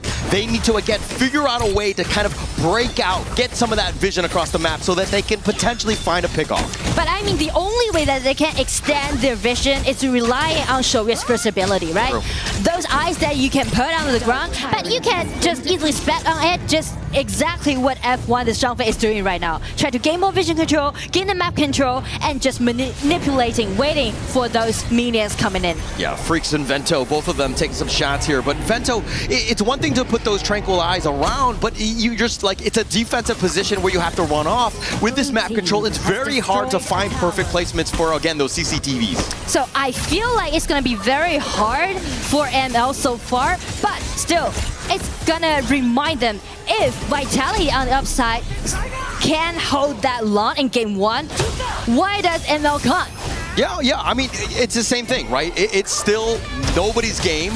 Obviously, it helps when you have a bit of a lead here as the bottom T3 is going to be under siege, but ML can find ways. If they're able to find a nice little team fight, they're going to go in for this one. Ball with the Soaring Green Dragon, but he's going to be Moonscape Mirage. That might have been a little bit of a miscommunication in terms of the timing, but now Ball is going to have to be backing off. They've already found Mono. Fries are off to the side. ABH is going to do a little bit of work as he too will fall, and now back to the fountain. One goes. The Crystal's already at half. They find Vento as well, and Team Vitality, just like that, take game 2 in the series. Easy game in game 2 to Vitality, make it as a 2-0.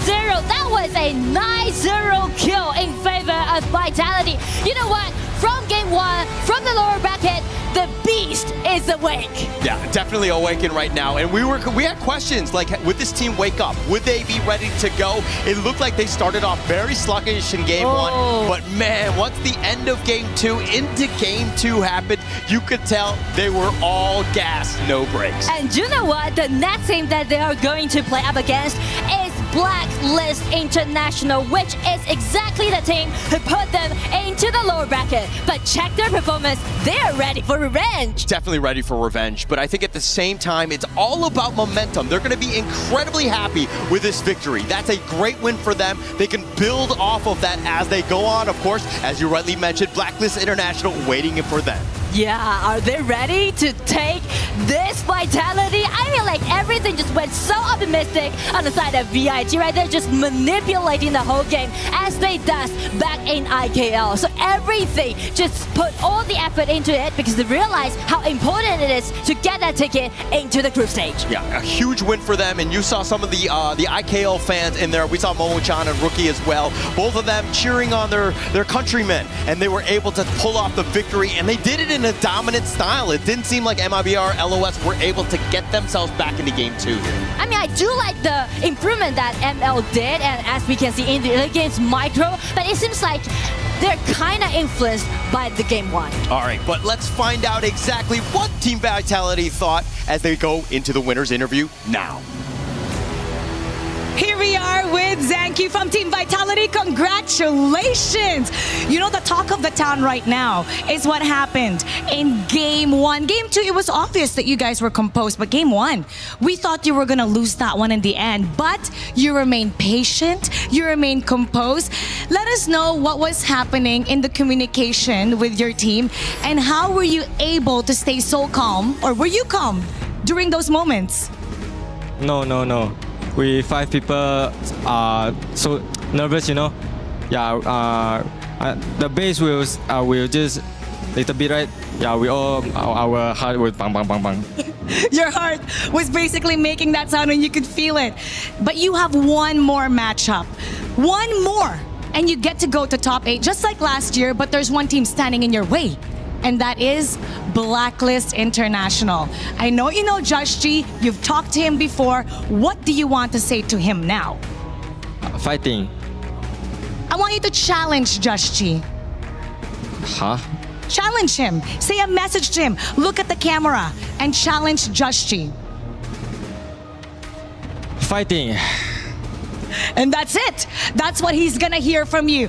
How about you give a message to the IKL fans and the fans of Team Vitality? Terima kasih. Thank you. And thank you for giving us such a great fight. How about I get all your team, come on over. You're gonna love this part, come on down. This is what we do in EWC. Let's head right this way. In EWC, elimination comes with a consequence. Every team comes here with their key. And now, Team Vitality, come on over. You have earned the honor to officially eliminate their opponent. There we have the key master instructing Vitality with one press.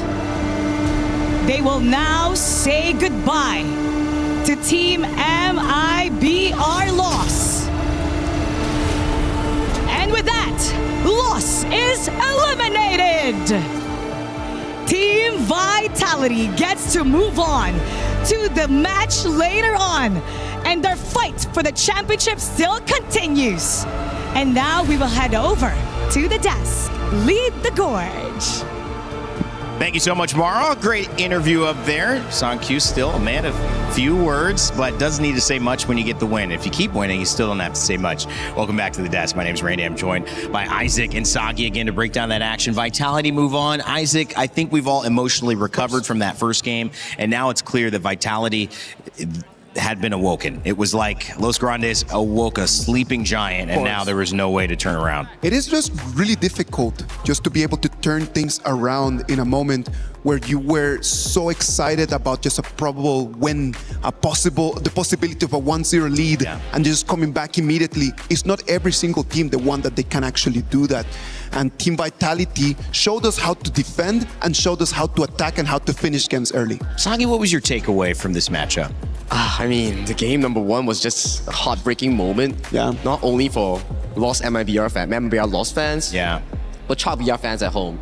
If they won that game one, the entire storyline could be so different. You could see after game one, like what you guys mentioned, they awoken the giant, which is Vitality. And in game two, Sang-Kyu was just owning everyone. And not only that, right? Like I think that it just comes down to not only MIBR Loss, but it comes down to the INF fans and the players over there on the stage. They were just supporting for the whole Chalk BR just to move forward, right? Like you can see everyone just biting their nails, trying their very best to support them.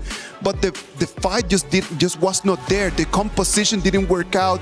Team Vitality was just too much. And you can actually relate that to a lot of, whether it's football and you look at South America, passion, emotion. Important. When things are going well, they're going very well. Unstoppable. When things aren't going well, it can feel just as strong the other way.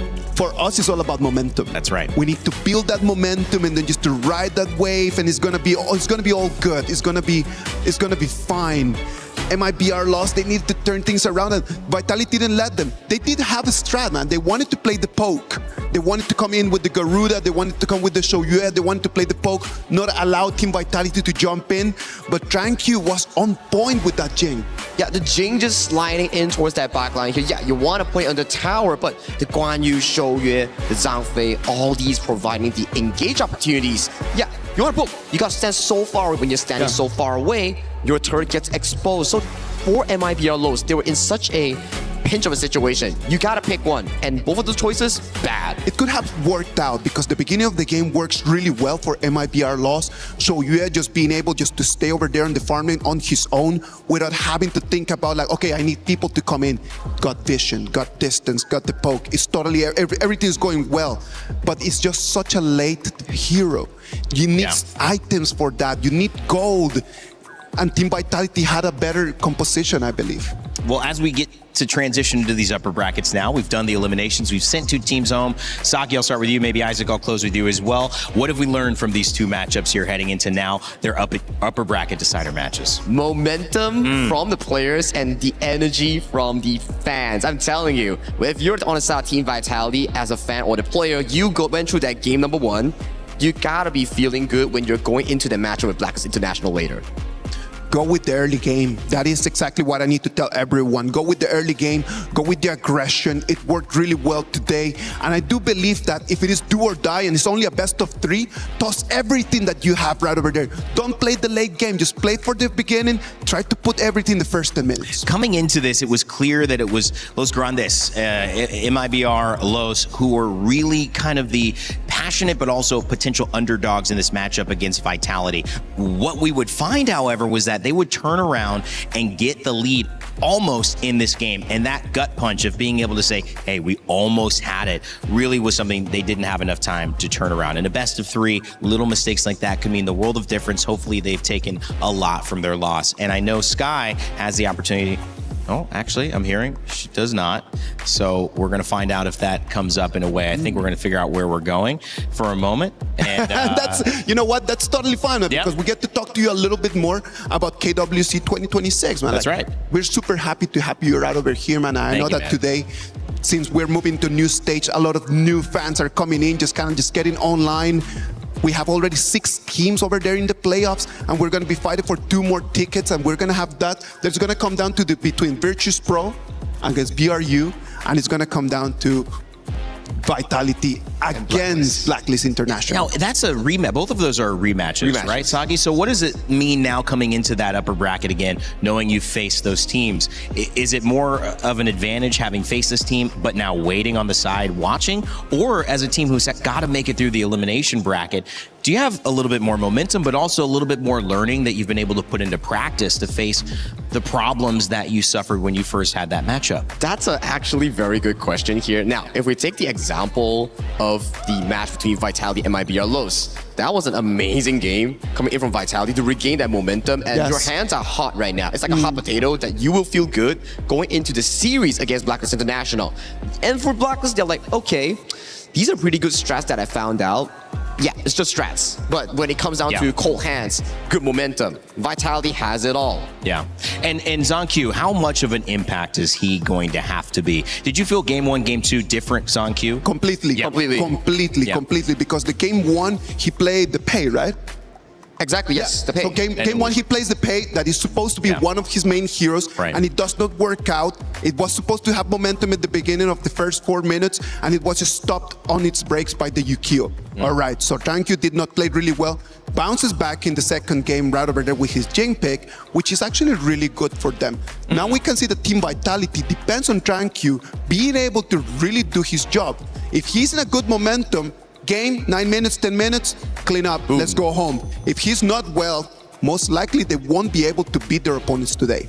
So with the global ban and pick, which I love, I think is so innovative, so exciting to see in an esport. And I'm getting my first look at it here on the Lenovo Legion Gauntlet. Guan Yu seemed to be an important pick. Now, mentioning the impact it had even in game 1, it's tough not to take advantage of that when he's playing so well. But how important is that hero, do you think, going to be playing in the meta? How important has Guan Yu been in kind of those clash laners, which he is, right? He's a clash laner? He's a clash laner, perfect, right. One of those insane set of clash laners here. You can come from the back, come from the side, find those important targets here. And if you do not have crowd control in game 1, like what we've seen so far from the side of Vitality, you're going to get punished in these team fights because there's no one stopping this horse. And this pick, like you mentioned, in the global ban pick, 99%, we'll see it in every single game going into that BO7 lineup. Now that does mean, though, the team that picks it once isn't going to be able to pick it again. Correct. But the other team who had to face it now has their opportunity to use it.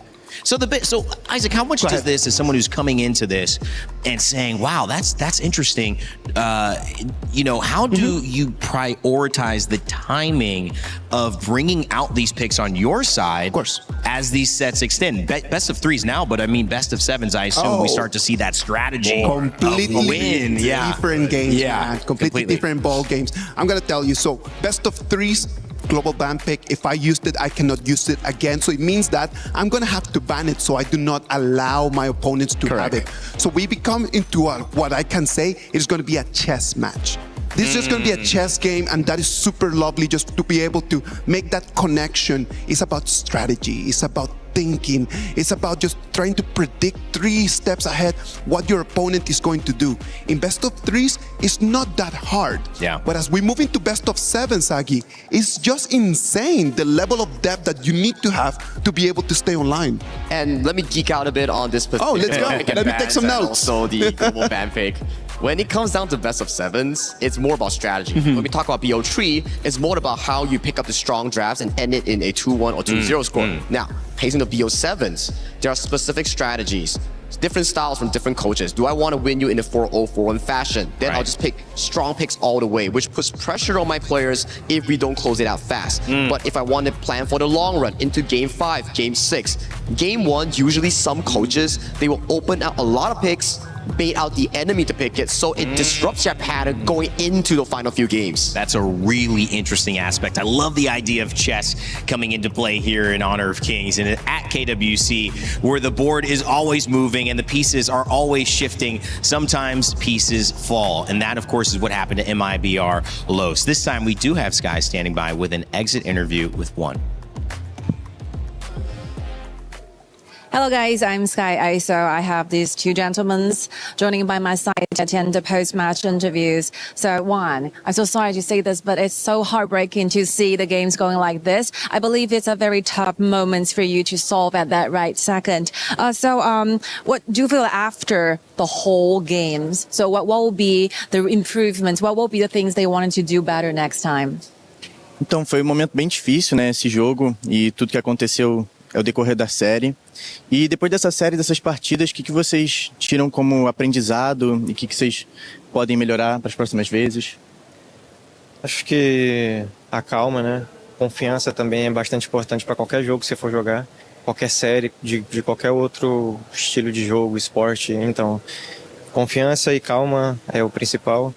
E acho que a gente poderia ter jogado melhor sim em alguns jogos ali, demonstrar mais do que a gente tem treinado no bootcamp que aconteceu antes do campeonato, mas não conseguimos transferir o nosso desempenho, que realmente foi bom, mas no campeonato não deu muito certo. A primeira partida a gente conseguiu encaixar um jogo muito bom, um early game bem agressivo. Os caras tentaram jogar um invade ali que não era para ter feito, acontecido. A gente aproveitou, punimos a jungle deles, não conseguimos fechar o jogo. E o segundo, acho que a gente não construiu muito bem a linha de pensamento, então eles estavam melhor, um draft um pouco que facilitava as plays deles também.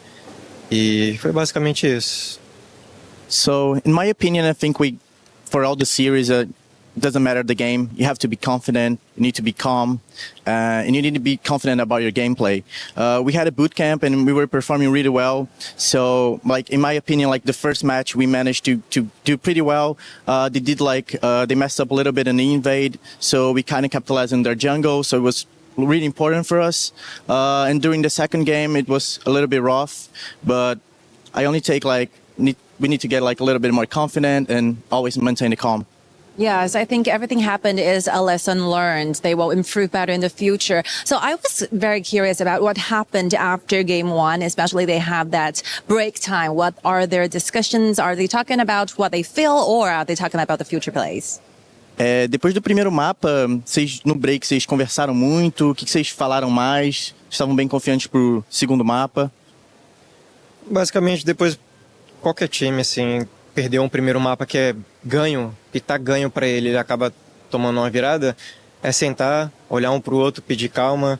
Foi um jogo atípico ali, não conseguimos fechar, então mantenha a calma, vamos voltar confiante, foi só um jogo, próximo. So during the break, we just talked about the match. It was a pretty tough match for us because we were very far ahead. So we just maintained our calm and our confidence for the next match, so we could win. Yeah, so among all the memories, all the things happened in Paris here in 2026 KWC, what will be the things they remember the most after the whole journey? Depois de toda a jornada de vocês no campeonato aqui em Paris, qual o momento para você mais importante? O que você vai levar para o resto da sua vida aqui, da sua carreira? Cara, foi uma experiência incrível, né? Jogar contra os melhores do mundo, assim. Querendo ou não, a Vitality é seed 1, né, da região deles, então máximo respeito por eles, jogar contra eles é sempre muito bom. Queria enfrentar também a EG, mas felizmente isso não vai acontecer. Então, cabeça erguida, vamos tentar jogar melhor da próxima vez, voltar pro Brasil, tentar vencer de novo o Choque BR e voltar e performar melhor no próximo campeonato. So it was really an amazing experience for us to play against all the very good teams, the best teams in the world right now. So Vitality, they're seed 1 in the region, so pretty tough match for us. We wanted to play against AG, but it does not happen this time.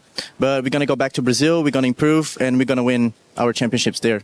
That match with AG will happen in the future. I strongly believe that. Thank you so much for your sincere and honest answers, and I enjoyed our time together. Thank you so much, and we will leave the time to the banner.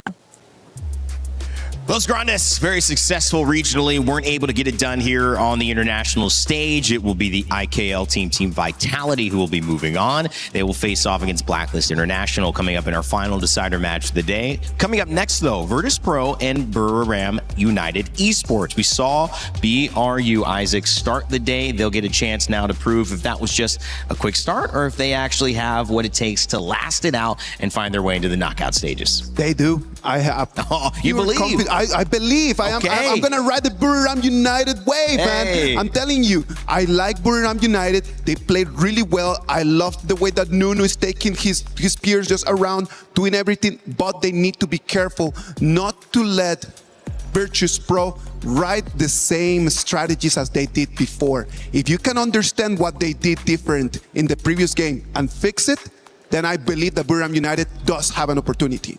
I mean, first things first, right? They gotta get Jabba out of the way. Jabba got a pentakill in the game too against them on a Jing. Got that Kings moment in, so that's that coming in from Buriram, one of the last few AOV teams that we have in the KWC 2026, surviving for a shot to make history, top 8 in the world in honor of Kings World Cup. This is their first shot going in. Little thought about Blacklist International now in this new matchup with Vitality. What do you think it's like?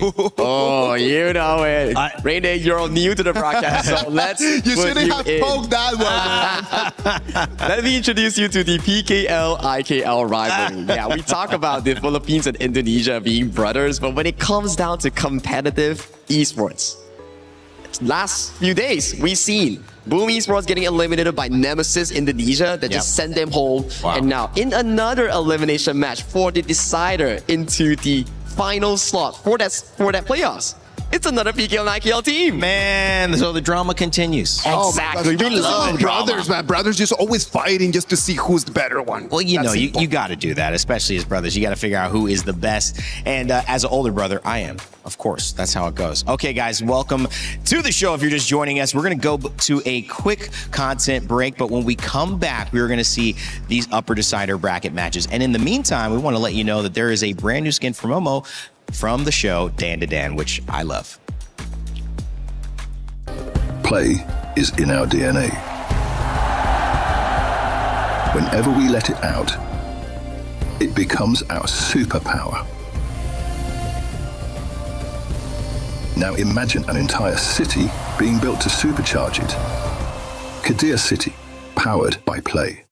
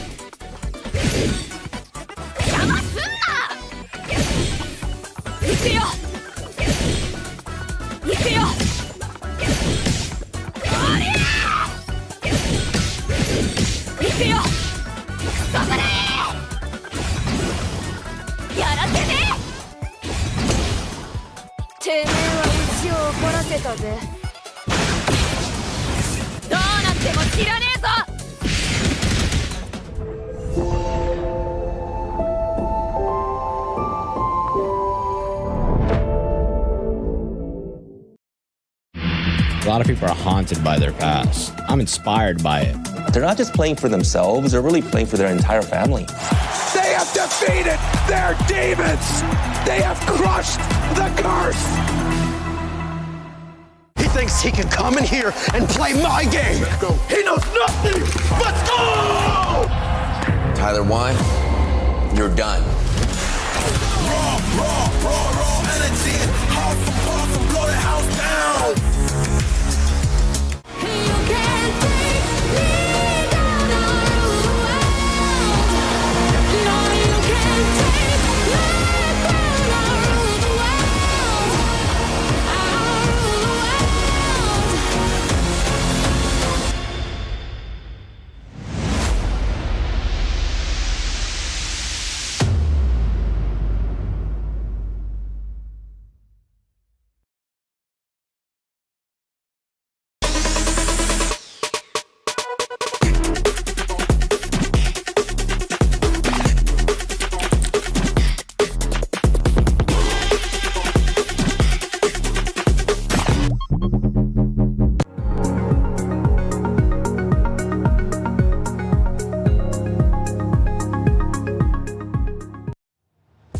6 teams away to the knockout stages for KWC, and 2 teams are trying to join them to round out our final 8, which will begin our quarterfinals tomorrow here on the Lenovo Legion Gauntlet. But before we do that, there are still 4 teams vying for those 2 spots. So if you do the math, there's not enough. 2 people have to go home. 2 people have to move on. We've already sent 2 home. We're going to see if they can continue the run. The winners, BRU, and of course, moving on. They will face Virtus.pro to begin our first decider match, and I cannot wait to get it started. My name is Randy. Welcome back to the Lenovo Legion Gauntlet. I am here with Chantel Cass, and of course, Ken Dofu, but I'll call you Ken, my man. How you doing, Chantel? I'm just thrilled today. I mean, imagine we started KWC with 20 teams. Now we're saying goodbye to some of them, and we will know at the end of the day who will make it to the playoffs. If you haven't been following Chantel's Instagram, you are in for a treat because I'm surprised she's not on a run right now. If you're following, you will see. I ran going here.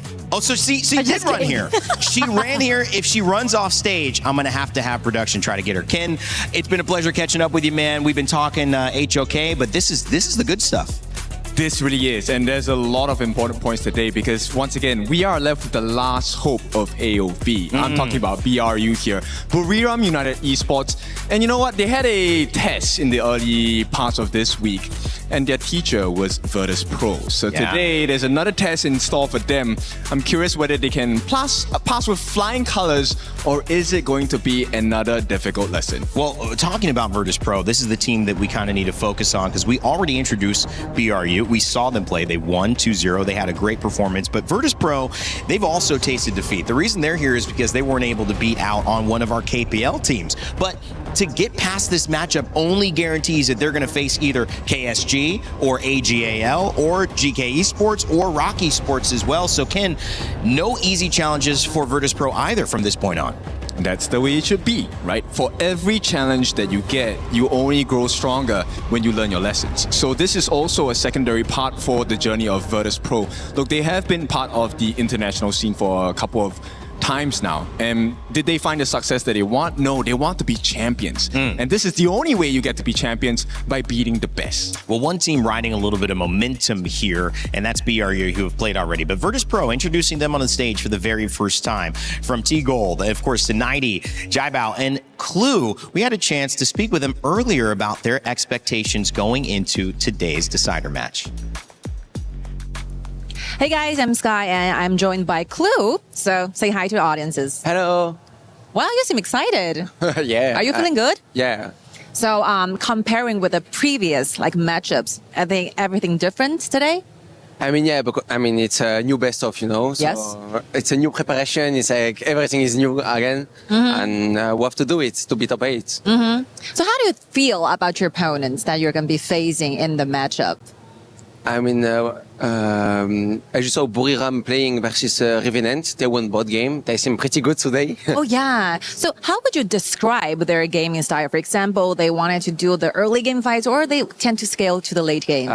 I think from what we played last time versus them, they were playing it really, really slow. They were waiting for us to play. Yeah. But maybe this time it will be completely different, They can be really aggressive, and we have to adapt our gameplay to it. Okay. It seems to me that you were very confident and well prepared, right? Yeah. So anything you want to say to your opponents before everything started? I mean, I'm sorry for you, but you will lose. Wow, that's super cool. Do you have any scores you wanted to achieve, 2-0 or 2-1? I mean, of course, 2-0. Wow, definite confidence. Yeah. Thank you so much. Thank you. And there will be time. Thank you so much. Bye-bye. Bye-bye. Pastor, back to you. Thanks, Guy. I mean, speak in English and in French. I think he might have the Paris buff as we are here in Paris, France. But Chantel, sorry for you, 2-0. That's how he's feeling going into this. I love the confidence coming in from a Clue. I mean, he is aware of the potential progress of Buriram, and it says a lot about a team. I mean, if you're prepared with the possibilities or the changes in a team when they're facing off a different team, it means that they had the research. Probably we will see a lot of heroes coming from them, or maybe changes for the rotation of Virtus.pro. And looking at that, it is important to prepare, but also you kind of have to expect that if there's a moment that a team's going to pull out something new, it's going to be in these elimination matches.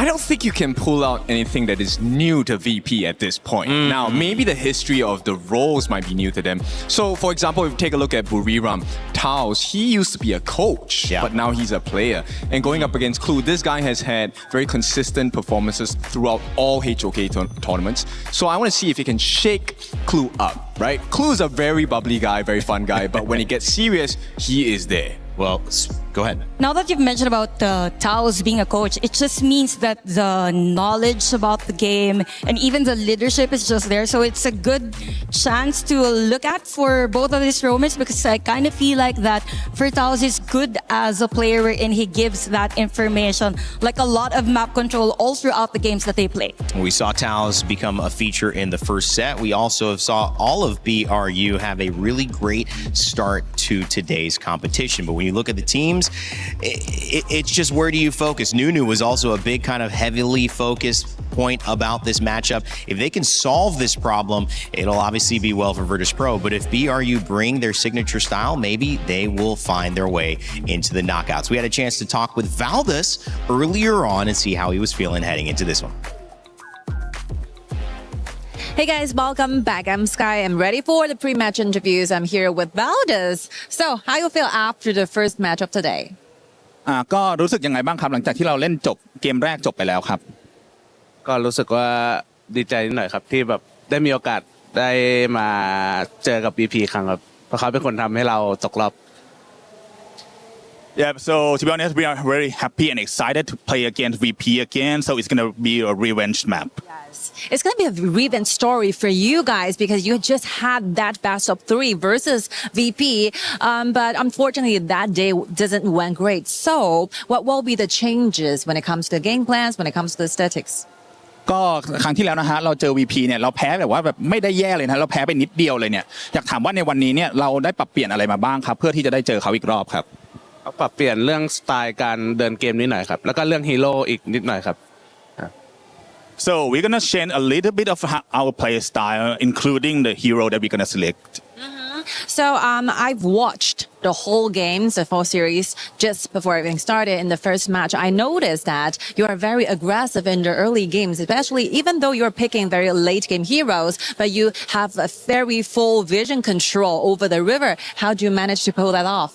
ก็ในครั้งที่แล้วนะครับพวกเราก็ได้นั่งดูเกมของน้องกันนะฮะแต่ว่าถึงแม้ว่าเราจะได้เลือกตัวที่เป็นตัวเลดเกมนะฮะแต่ว่าในช่วงต้นเกมเนี่ยพวกเราเล่นได้ค่อนข้าง aggressive เลยทีเดียวฮะอยากถามว่าแบบมันเป็นยังไงบ้างฮะในตอนนั้นพวกผมนำแบบความได้เปรียบในเกมในเลนมาใช้เป็นความได้เปรียบในการเล่นต้นเกมครับ Yeah, so we're using like the advantage that we're gaining from the laning phases to play in the river lane instead. Okay. So is it fair to say that you're looking for those early game aggressive invasions into the jungle, especially when you're a jungler of this team? ก็เพราะว่าด้วยความที่เราเล่นเป็นจังเกิลด้วยใช่ไหมฮะเราเลยเล่นค่อนข้าง aggressive ในการควบคุมพื้นที่เป็นสัดส่วนใหญ่ใช่ไหมฮะใช่ครับ Yep. Okay. Thank you so much. Good luck on your play. Okay. That will be the time. Back to you, casters. I do sometimes find it funny if there's like a one-word answer and then the response and the translation is extremely long. You can tell maybe they're stretching out what they might think is a little bit too short of an answer. That one, he said no. He just said yep. Talking to Valdez, impact on you? It feels confident, feels good. How do you feel about that approach to the game, Shanto? I think for Valdez, he's this type of player that has great control over the jungle pathing, if I might say, and he's a great leader inside the map. There are instances wherein he actually leads the way for the rest of Buriram, and I like that they mentioned that there might be changes on the heroes that they might actually use on this game, because earlier Kin said that it's not advisable, but that's true. Buriram surprises. This is true. I want more surprises, but Valdez, I mean, he needs to hit a different quality at this point, because BRU was also the team that the opponent jungler, Jabal, got his first ever pentakill at this event. And it was off of BRU. So, you know what? Today, Valdez did show up. He got a quarter kill today. Yeah. Let's see if this exchange is going to be even spicier between two junglers. All right, it's going to be exciting to see this one. We've set up the stage. BRU trying to make it through with a chance to go into the knockouts, but they'd have to do it against a team that they had already fallen down to in Virtus.pro, who is sitting ready with fans up front here at the Lenovo Legion Gauntlet, ready to root them on. KWC continues with our first decider match, and a ticket to the quarterfinals is on the line. Let's send it over to our casters to begin the show. Welcome everybody to the first decider match of the day, and it's Virtus.pro got up against BRU United. And I have to just point out there, we've got some obviously ex-pro players there as well. We saw Benji, Jash there, all supporting VP. I'm very happy to see those guys. Yeah, looking at the new faces coming into HOK, especially with not only VP, but also BRU United bringing in so many fans to the gameplay. And this is going to be their rematch again. With the beforehand, it was 2-0 VP. It was 2-0 to VP there, but I feel like we do have a different change-up within the roster, right? Obviously, Little Boys this time around is going to be played up into the Clash lane, not Usong. So is this going to be enough of a change here for the side of BRU United, you feel, Rookie? I think like coming into HOK with like the changes in Clash Lane dictates the tempo of the game. You can see like a lot of great Clash laners such as Guyu and Swanran. They have performed really well in the international stages, breaking the tempo of their enemy. And with the changes coming in the Clash Lane for Little Boys and BRU United, this is going to bring some interesting gameplay because I think BRU operates in a system different to VP, where they play very, very well, controlling the tempo in the river, as Sky said, and also they really dictates the tempo in the early game, with Nunu rotating most of the time into the Clash lane. And again, with that said, coming in for the first pick, the Lorian. I mean, it had to be, right? I mean, you saw the respect ban for Jai Bao there on the Jing, the pick of Valorian here. BRU United once again, obviously, like we said the last time they met up in the upper bracket, right? Virtus.pro was like, okay, we'll allow you to have that Lorian. Obviously, we blocked out the Florentino here, which was obviously in game one the last time these two teams played, and obviously the Diadira here as well. But red side for Virtus.pro means that automatically Clue is going to get that Zhongfei. Yeah, it's going to be very interesting coming in without the combo for the Lorian, because we've seen a lot of teams playing Lorian with the Zhongfei pick, or there's still another combo coming in with the Lapu or the Lianpo. So basically just saying that Lorian needs another CC dealer to hit that combo with his ult. So it's going to be very interesting looking at the double CC combo coming in from VP. The Mai Shirnu and Zhongfei pick, they're going to get the control in the mid game. On the 4th minute, they're going to be dangerous in the river. Yes, absolutely dangerous in the river here. We are seeing a little bit of a return back to the former style we've seen already. Kind of like a blend between the two games we've seen with the draft here. Obviously, Ying was from game 2 last time they played, and then Chano from game 1. Chano's been one of like the highly kind of like participated heroes so far within the KWC, right? We've seen at least about a 50% win rate on this hero.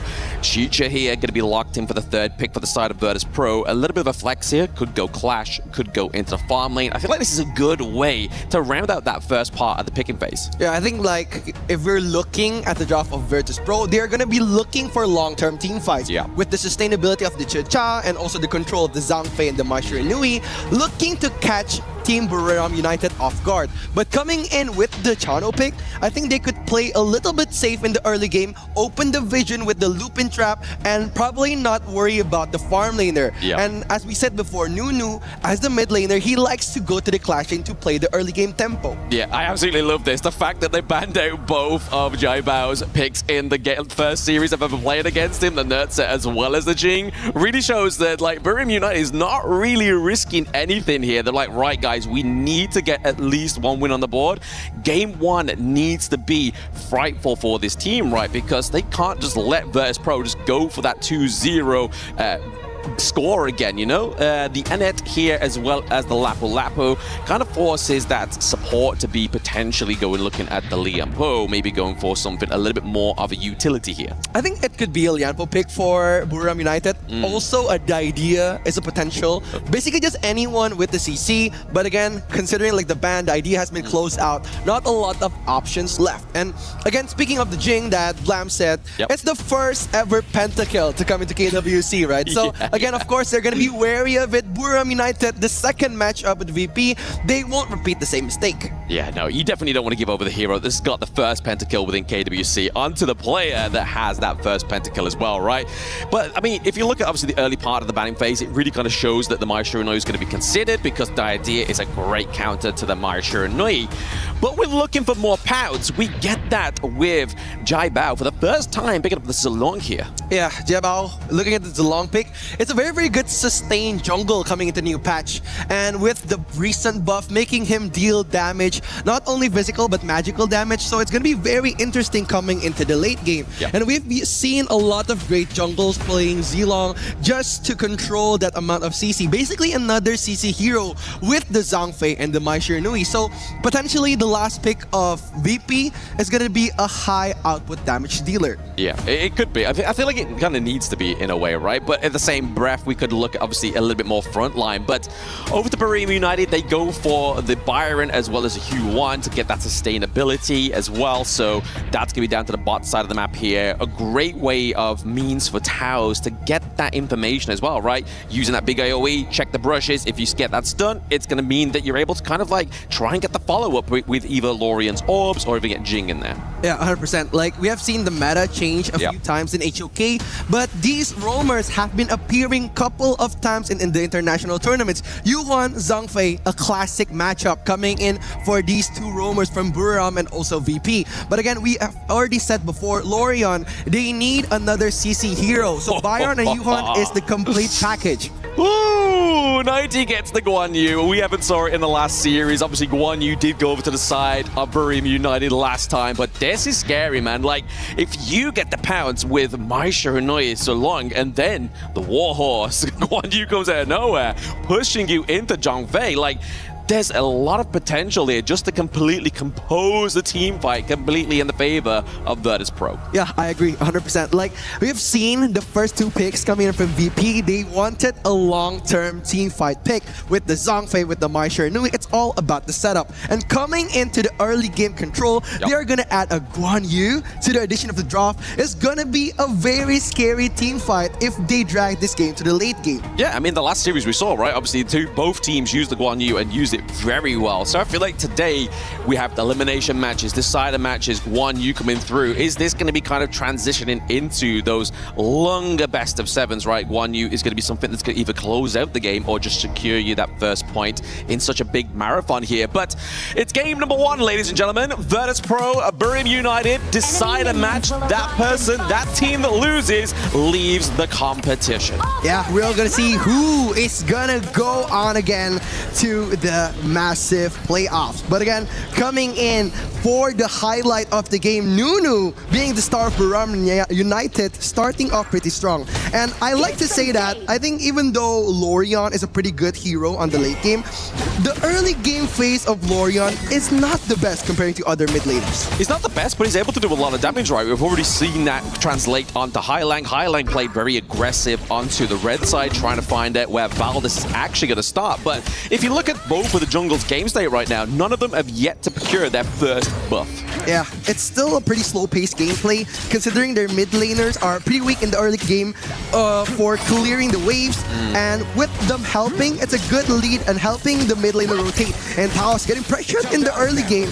Looking at T-Gold and Licky, two of the most disciplined farm laners coming into KWC, we're going to see a couple of fights in the early game. Yeah, it's very hard to find either one of these two farm laners, right, getting caught out into these team fights. So I feel like it's a really good point there to make out and a good comparison between these two players. But I feel like there's a lot of respect being given between the two teams within the early phase of the game. And to my surprise, Buriram United's actually got that goal lead so far. Yeah, it's a fast-paced early game coming in from Buriram United, and we've seen a couple of AOV teams playing pretty fast under the 4th minute. They love their team fights. They love their clashes. So again, Buriram United still being the last representative coming in from AOV. It's gonna be very interesting. They put puts a massive burden on their shoulders, definitely indeed there. Obviously level 4 is going to be Valdez, he's going to be able to get the proc of the ultimate. No, it's going to be Jabao into the back line, but the first blood goes over to Clue. That's going to be a trade for jungle. Yeah, this is what we said. They love their early game team fights. We've seen a lot of pattern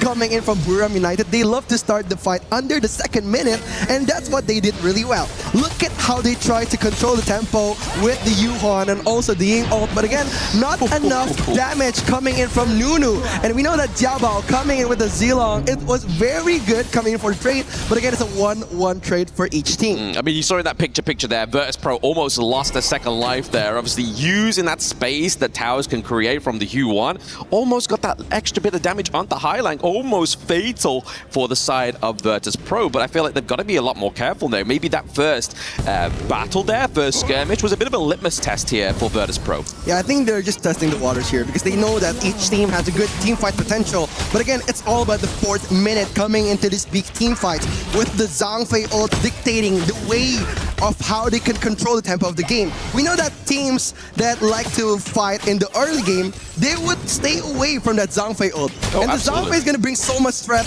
at the level 4. Yes. So again, they need to be careful because right now Clue has the ult. And I feel like they don't really have the means here onto the side of Buriram United to actually force that ultimate out from Clue, right? Obviously, it's going to take quite a while to actually run him down, because in terms of damage right now, early game, it's not quite there to take down the beast himself. But priority has gone into the mid lane here. Yeah, it has been that way, I think, if we're seeing at Buriram United for a couple of times. We love to see they help Nunu out a lot of team fights. But again, coming from VP, their mid laner is also insane. Mid laner is insane. The unending sorrow has to be forced out here, as well as the flash onto towers, but it's going to be the levitation from Lorian. Can they serve up a bit of an ulti? Clue has to drive away the side of Buriram United, but it's going to be 90 trying to force them into the T1.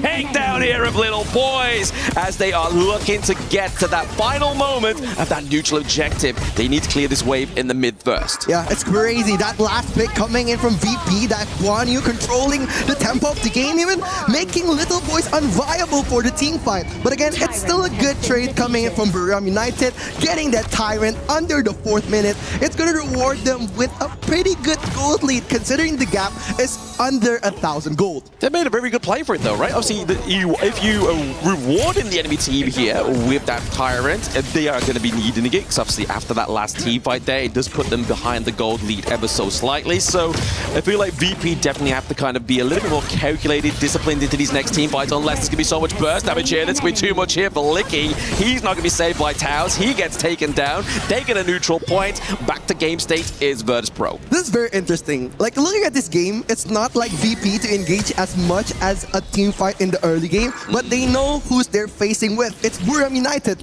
a team that loves their team fight, a team that has a really fast tempo. That's why they've been engaging again. Oh, okay. Zone there, thanks to Clue. Keeps Nunu about far away into the opposite side of that T1. Not going to quite get that takedown there as well. But this Lorian, yes, he deals the damage. Yes, he can kind of be the center of a team fight, but he can also get himself out of there. He's quite a slippery hero for a mage. Yeah, especially the one who's controlling it is Nunu. Yeah. With 10 years of experience with Lorian itself. It's going to be an interesting match coming in for Buriram United, getting that hero power. Yeah, speaking of hero power, the 2v1 here is not going to be the favor of Little Boys, as he is Byron. Normally, sustainability is the aim of the game here, but now we have 3 members top side of the map. Virtus Pro get the takedown here. They're looking to create some pressure. Valdez knows he needs to clear this minion wave with the help of Nunu. It's going to be too much damage onto Clue. The takedown is here, and they save the T1 top side. Yeah, it's always about the trade coming in for Buriram United. It's speaking more. It's literally brawl for brawl, isn't it? Top side of the map, bot side of the map. We don't know where this action's going to stop, but it's going to be Valdez here, diving onto T-Gold. He's too far away from Highlang. He gets taken down. This is the team that was praised around by KSG being one of their threats in this tournament. But look at how they're engaging in early game team fights. They are hungry and they want to fight back. Looking at Buriram United with the very aggressive gameplay, they still get their trade. Like, it's amazing how we are seeing Nunu almost everywhere across the map. That ultimate, that Starry Night gets one almost each time and making so much space for the team. And Valdez coming in with the Starburn is a very effective CC jungler for the long-term team fights. Exactly. I feel like that's where Lorian's real mobility shines, right? Obviously, his real presence within these team fights is that active roaming from that mid of the map, but Little Boy is trying to get the catch off here onto Jai Bao. Jai Bao is actually level 12, or one level head of top of them there. So after going to be forcing Clue out with the Unbridled Airburst just to kind of push them away from this team fight, because Virtus Pro don't want to be fighting on Buriram United's terms. They want to be the one to ignite the engage. Yeah, it's a very good decision coming in for Buriram United to just kite out the outburst, making the skills of Team VP extorted before the team fight. And right now, without the Zhangfei ult, it's going to be very difficult for them to fight back. They don't need to fight back, right? Obviously, VP, Clue, if he gets caught out here, is looking like it could be a potential setup for the top T2 down bot side there, but it's going to be 90 pushing 2 into the T1 territory. Baldus is able to just escape there thanks to the healing of Taos. The clutch plays from the support. T-Gold into the backline, destroying away Buriram United, so there is no follow-up for themselves. Yeah, I think I like how now VP is just going with the tempo that Buriram stated in the early game. And we know that when Buriram controls the tempo in the early game, VP couldn't do much. Because right now, with so much control, bringing in the Lorian and also the Ying, it makes them very difficult to fight the long term. Even without the Zhangfei ult, VP wouldn't want to trigger any more team fights now. The late game is the key of VP. Exactly. I mean, you pointed out there, obviously, Baldus, Nunu, a very good tempo slowers of the side of Virtus Pro, right? Like, when they go for the engage, they've got a lot of slow, they've got a lot of knockups from the Ying and the Lorian themselves. So it's almost like a counter-engage measurement here, but it's going to be the Buriram United going for the Tyrant into the bot side of the map. They do lose their Azure Golem here as well, so training objective for objective. Is that going to be enough here for the side of Buriram United to keep putting these team fights into their favor? Yeah, it's all about the team fights here. It's all about the micro trades. Coming in from VP, they know they wouldn't be able to contest the Tyrant.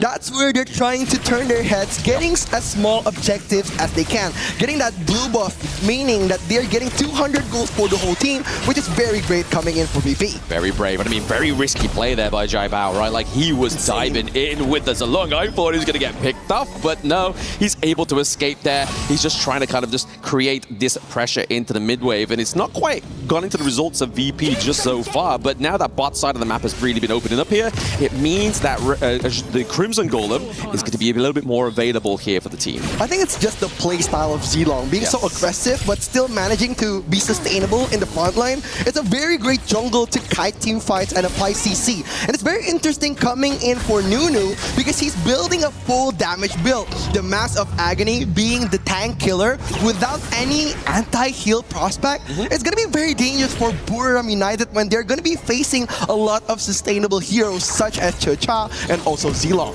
Exactly. 9 seconds left on this Tyrant buff as well, so really Virtus Pro just taking their time to make sure they're not taking these unnecessary team fights, but we have to look over to the KDA of Nunu, right? Everybody else, bar Nunu, bar Taos, have been actually caught off, so they're really struggling here on the side of Virtus Pro to actually close the distance to get the takedown onto the Lorian, but 10-minute mark is an important part of this game. Ooh, but 90 gets a choke point behind the Tyrant. It's going to be a very dangerous play coming from VP. Yes, but Lecky here, he's going to be the prime target. He gets set up for the first takedown of this brawl. Can they get a trade here onto the side of Buriram United? They're looking for more here. Little Boy's trying to keep them away, but Taos is going to get taken down. It's going to be the sustainability of Buriram United, but they might be able to get the claim here onto Jiao Bao. Ooh, Nunu is engaging another team fight, getting a Starry Night connecting to the jungle of Little Boys here. Jiao Bao entering at the choke point of Team Buriram United. Valdez still wants more. Coming in for the team fight. Clue trying to sustain Jiao Bao, just disengaging for the long-term team fight. But look at Hailong initiating a good combo in the mid lane. VP is standing up again. That was an amazing brawl, right? That seemed like a whole minute almost, right? The brawl started just as that Tyrant was spawning there, the Shadow Overlord. Obviously, they had to use Clue's ultimate very early there just to kind of create that disengage, or at least move the tempo into their favor. But unfortunately, it means that Clue obviously got run down, burst down towards the end of that one, and that's going to be a real solid hit to the front line of VP. Yeah, we said that VP is going to be a threat on the late game because they have so many sustainable heroes. They have the Cha-Cha, they have the Zilong. They could last for long-term team fights and survive. Yeah. Because they have so many CC skills coming in with Hailang's knockup, with the Zhangfei ult. So BRU United late game is not gonna be a good game for them. So they need to be a little bit more wary, kiting those resourceful skills such as the Zhangfei ult or the Hailang flash to get the advantage on the long-term team fights. Yeah, I mean, the late game state of obviously Little Boys and Towers is going to be really kind of the front line, the sustainability of their team, right? And then Lecky is really where the damage has to kind of transition from Nunu into Lecky, but Lecky's been getting caught out too many times, man. He's 0-3. That's not what you want to be in if you are a late game marksman like the Chano. Yeah, it's going to be very dangerous coming in from BRU United's side. Looking at the map control, VP is taking over the whole gorge. And they wanted a team fight here. The Zhangfei, the ult is ready, Clue is ready for some action. But 90 just waiting for the perfect moment. Because if we're talking about Guan Yu needs the flank. Because when he gets his choke point on Team BRU United, it's going to be a good game for them. Yeah, exactly. We see, you kind of saw there, like, the shift of both of those sides of the maps, right? You saw, obviously, 90 trying to stalk the top side, whereas Hailang was looking to try to kind of, like, keep saying, like, keep an eye on me. I'm going to be the one that's kind of trying to draw you into a team fight right now. And maybe this is going to be it. Maybe the takedown of the Shadow Overlord is going to be enough to be a bait here for the side of BRU United. But they can't find a way out of the base. It looks like it's going to be not contested. Yeah, it's very interesting looking at the items of BRU United, considering the anti-heal items is only brought up by Valdez. Yep. It's going to be a very hard game, considering that Valdez is going to be the main entry point of Team BRU United. And if Valdez gets picked off, there will be no more anti-heals. And you're facing a lot of strong heroes coming in from VP. There's Zilong and there's Chacha. We have said that before, that they need to counter that heal effect with some anti-heal items. Maybe BRU United is trying to get a more of aggressive approach, but I don't think it's working right now. This is a very interesting, obviously, damage graph as well, right? Nunu's all the way down to the bottom there. It's very interesting to see that that's where the damage is really going to be shown there. Top side is obviously for Jaibao as well as Valdez in that one. That was actually the gold one. Damage dealt, definitely where we thought Nunu was going to be, right? In top of there, he needs to be. If you are a Lorien, that is your whole game. It's just throwing out those orbs, trying to get like triple man knockups with the levitation there, but also just dealing a lot of damage over time. But for BRU United, I feel like they are living on borrowed time for now. With the launch up into the air onto Clue, maybe a way in onto Virtus Pro, but they're playing very disciplined.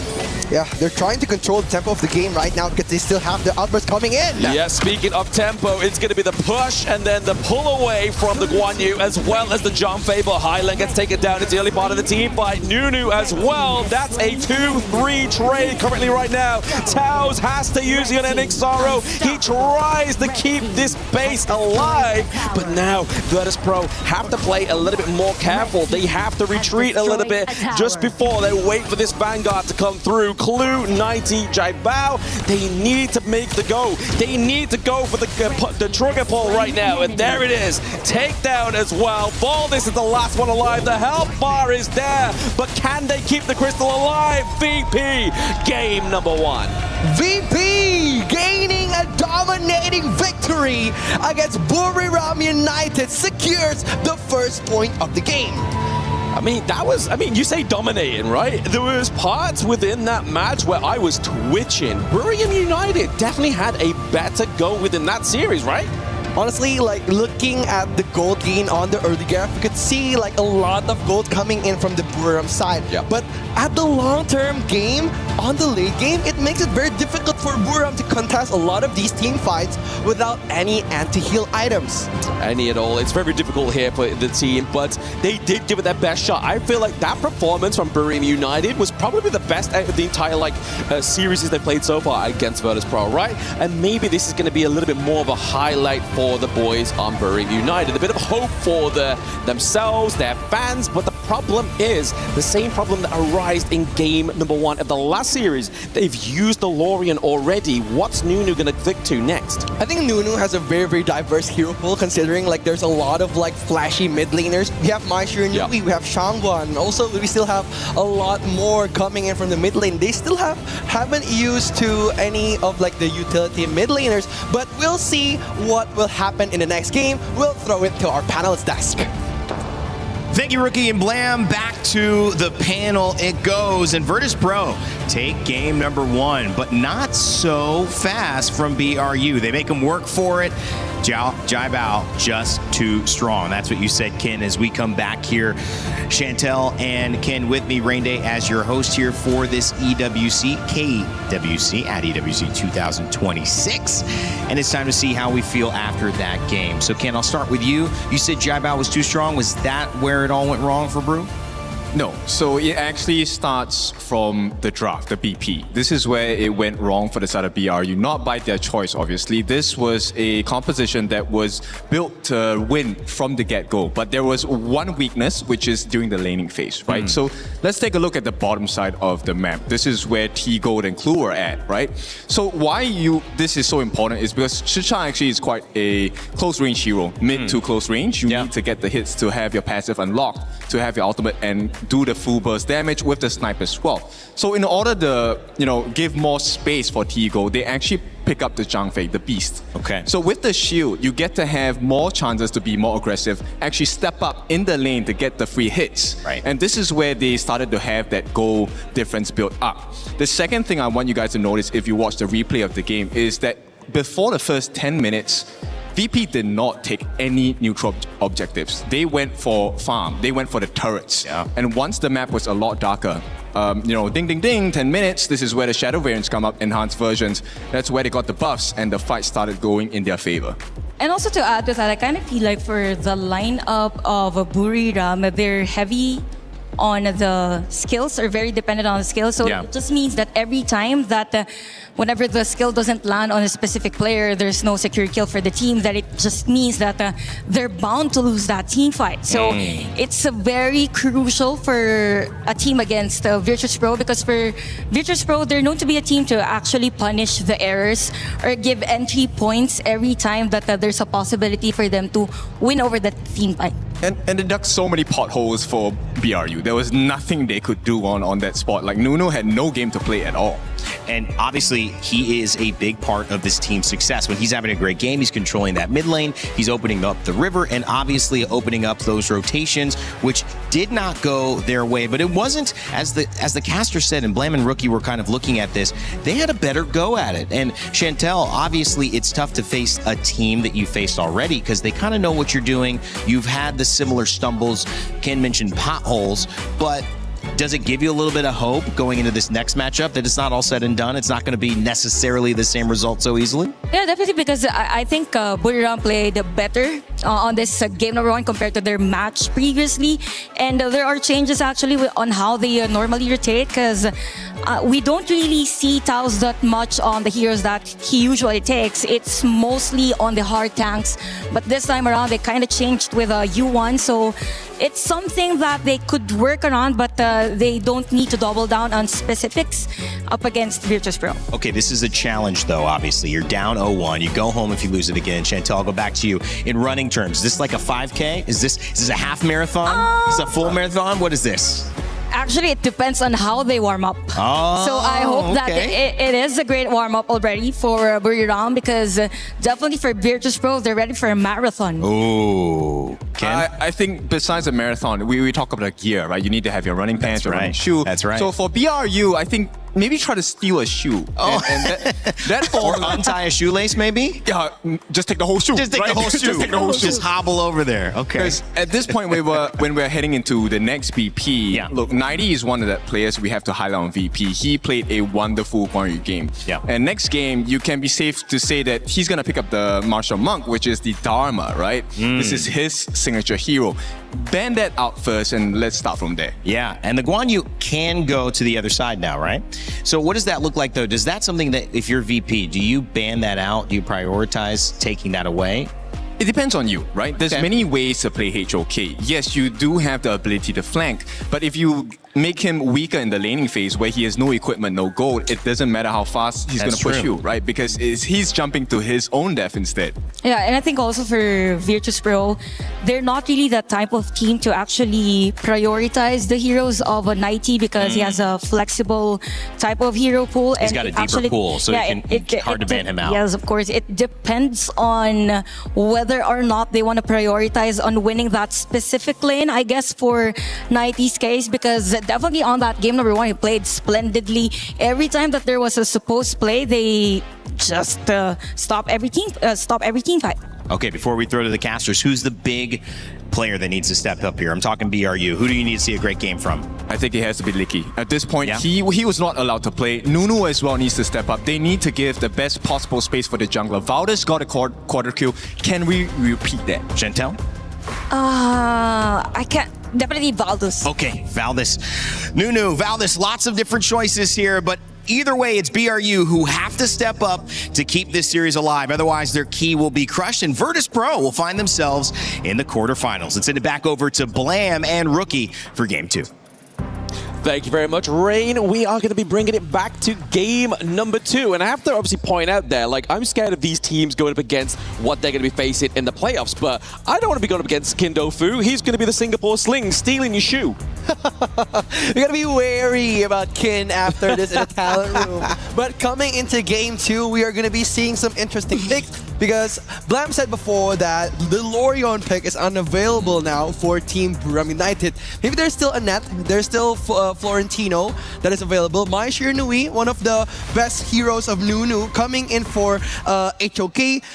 In the other game, he was one of the best Maishir Nui players. Yes, absolutely. I mean, definitely, we've seen his performance on this pick. It's definitely done well, but I also obviously have to give shout out to obviously his Xiao Chao performance, right? Yep. Generally, when he gets the Lorian win, they give over the Lorian pick to the enemy team, and then he goes for Xiao Chao and gets the phenomenal trick shots for that second skill, right? But this time around, he weren't able to get that confident victory there from the Lorian pick. Will he go for Xiao Chao? Will he go for the newer like we saw in the last series too against Virtus Pro? Yeah, I love how Nunu utilizes Xiao Chao, like especially when on his match against Team Flash, he performed it really well, timing almost every skill on a perfect momentum. And coming in for the game 2, Jing and also Lorion is going to be shut down by Miss Guns, the coach of BRU United. Once again, we're just seeing the switcheroo of the Chano, right? This matchup between Aoin and Chano has been pretty much the matchup into the farm lane in this best of 3, the play-in stage and the group stage. And Chano's definitely kind of coming out on top of that one just a little bit there, but then Aoin, generally with that 56% win rate, is going to be a little bit more harder to calculate on this one. But the last time we saw this between these two teams, it came out on top for the side of T-Gold. I think like if we're speaking about farm lane matches, Long is one of the strongest farm laners in the meta right now. And the only one who is able to counter that, it's either Chano or Flowborn Marksman. So it's either those two picks. And I think VP, they wanted a strong early game start coming in with the Chano. And also the counter to that Lapu pick is going to be the Zhongfei and the Pei, Valdez main hero.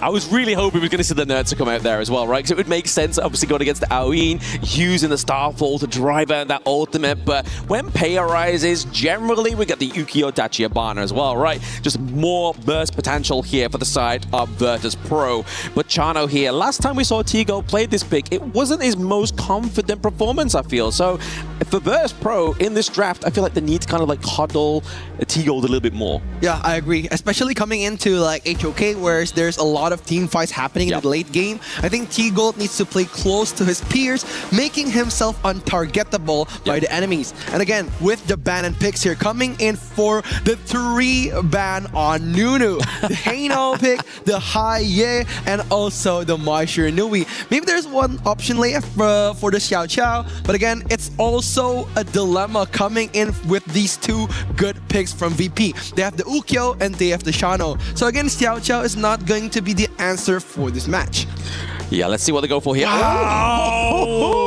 we were saying. We were talking amongst ourselves, me and Rookie, before this game. Was like, hey, BRU United, that might get the Florentino here. But no, it's actually going to be Virtus Pro. It's actually going to be 90 coming out with this bad boy. So that's going to be an interesting one to see here. But what we have so far for BRU United, have they got any real stellar counters against this Florentino? Yeah, it's going to be very interesting coming into these drafts because Florentino, as we know, is a laning monster. Yeah. He could dominate the early game. He could dominate the team fights. We need a stopper coming in from BRU United. And a stopper, we get the Xiao Xiao pick that Blam said before. Yes, Nunu gets his Xiao Xiao pick here as well. And then Dharma going up to the top of the map here for Little Boys. Little Boys actually has only really played 4 heroes this entire tournament so far. Charlotte, Muet, Dharma, and Byron. So we haven't seen his Charlotte. We're seeing his Dharma for the second time. So maybe this is going to be the way in, but it's going to be the Angela once again. I honestly thought pick 4 would have been the Angela, but then it would have meant that Florentino could have gone over to BRU United. So that level of 4D chess here by Virtus Pro means that they get to procure a pick away from BRU United and then get high rank on this Angela, which we loved last time. Yeah, Angela has been a very, very favorable pick, especially coming into KWC by EWC 26. And we see the matchup here because Angela has an anti-CC ultimate. The Blazing Brilliant Shield gives you anti-CC for a certain amount of time. And looking at the drafts of BRU United, they have the Zhongfei, they have the Dharma, so a lot of CC coming in from their side. So again, just to be wary about the mid lane picks, we know that Nunu is very dominating. That's why they wanted to play a safer pick for the Angela. Absolutely. I mean, we say a lot of CC, anti-CC coming through here as well for both of these two teams, but what there is a huge gravity, right?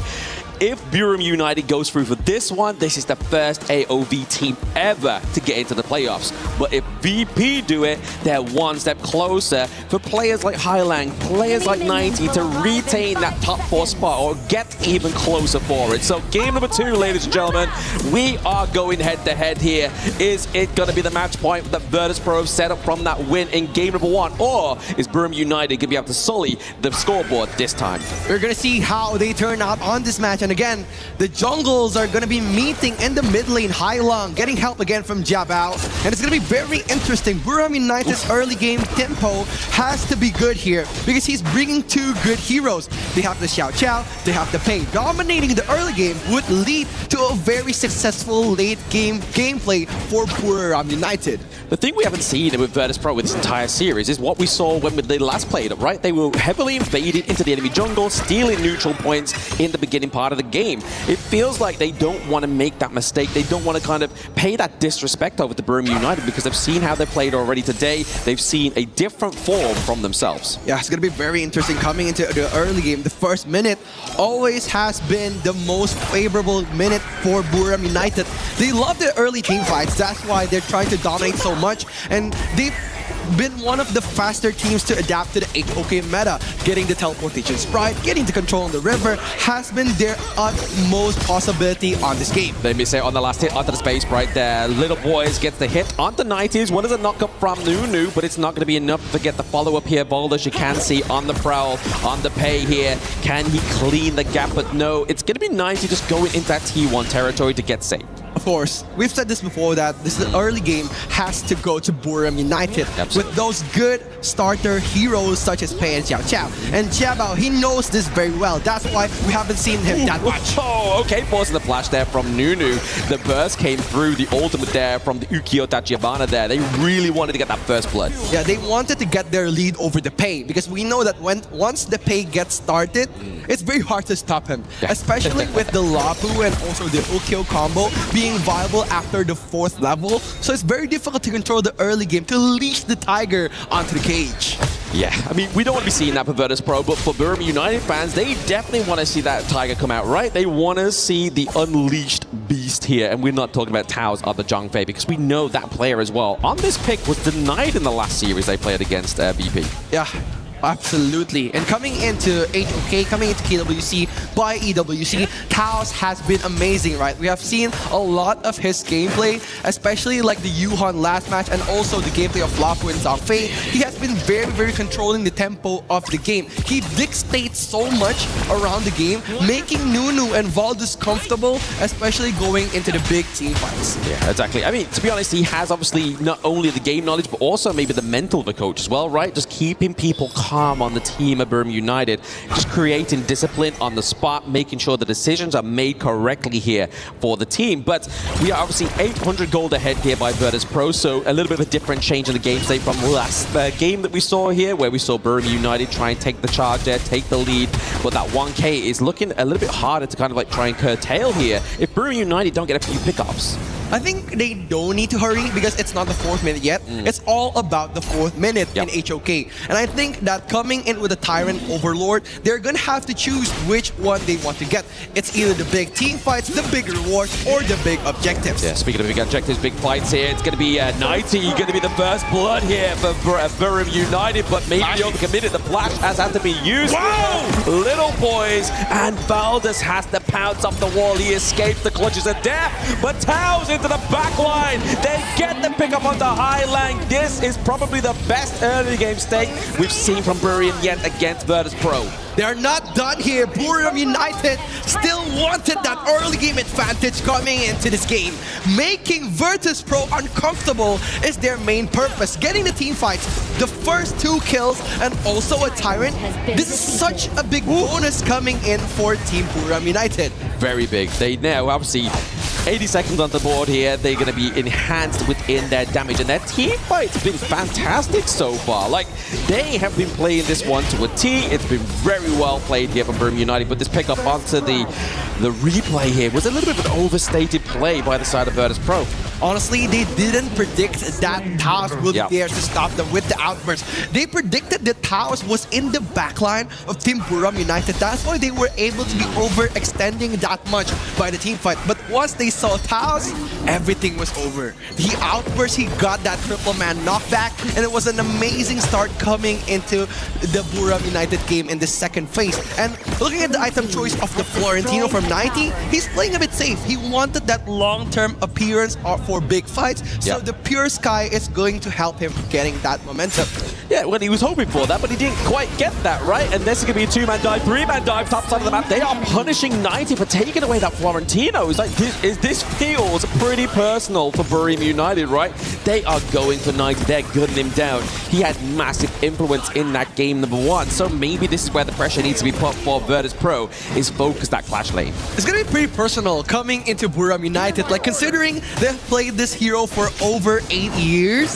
That's why they're pretty possessive about this coming into this game. And look at how they punishes every team fight. VP getting cornered on their own jungle, making them very, very hard to release their aggressive gameplay in this early game. But again, no worries for VP Pants, because we know that VP has a good game on the late game. It's not about the early game, but here it's about control and tempo. Oh no, the control does come through here for the little boys, but it's going to be met by the Blazing Brilliance. Can he just get that last little bit of poke? Finally, Virtus Pro get that kill onto the board, but the cavalry needs to go down the bot side here. Clue, Tigo were looking like in a bit of a scary situation, but everything's been forgotten in that top side. We see that 90's making a good play to try and just bring that game state into an equal guard. I think BRU United has been pretty good here. Pretty big here, but that's going to be a pretty big ult that's been mitigated there. Like, nothing really followed up. Yeah, it was very, very risky coming in from Taos, and we know that Taos is a very, very aggressive roamer, trying to get the best out of each ultimate for the sake of his teammates. That's why he popped his ult, trying to guard the backline. Nunu and Licky, at least they're safe here. Yeah, at least they're safe. But I think what's the one thing they're not really safe from here as well? Like, we were talking about maybe putting the pressure onto 90 into the top side of the map, but I think the fact that he lost that T1 just thinks, you know what, I've got no home to go to, so I'm just going to demolish the game state, demolish the structures here. He gets the T1 down to the bot side of the map. The ult there from Lecky is not going to hit anybody and fear them, but Clue has to force the flash over the wall to keep himself safe. At the same time, the smoke and mirrors play here by Virtus Pro is definitely the one that BRU United wasn't counting on. Yeah, I got handed to them. Like, VP, they've been controlling the tempo of the game. Like, almost every team fight that they give, there's always a return. Whether there's like jungle camps or towers or even just big objectives. It's a very good gameplay coming in from VP. And again, representing their team, representing their club, of course pride is going to be on the line. That's why the utmost perfect gameplay is needed at this highest level.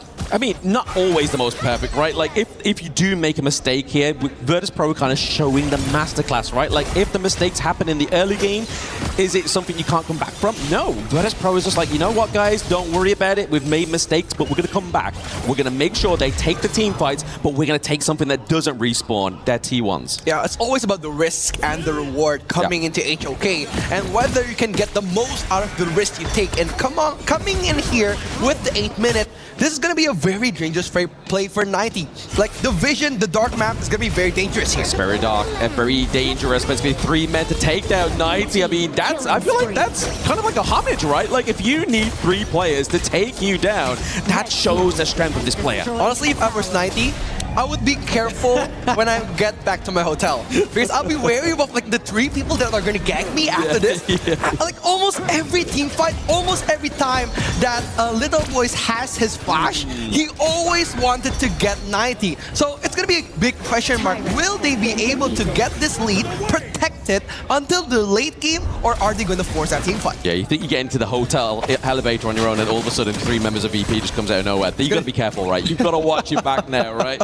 You definitely don't want to be on their wrong side. But if you look at the votes in the pit, obviously something we haven't pointed out yet, VP actually has a lot of votes, and BRU United's been one of those teams that's been hard to vote against because they have such a big fan base. Yeah, it's going to be very difficult coming in for the game here.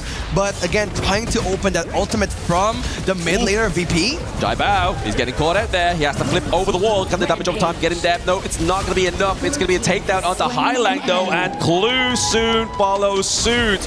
BRU United once again. They are the takedown kings. You can see they've got 7 kills to 1. They are just looking for blood.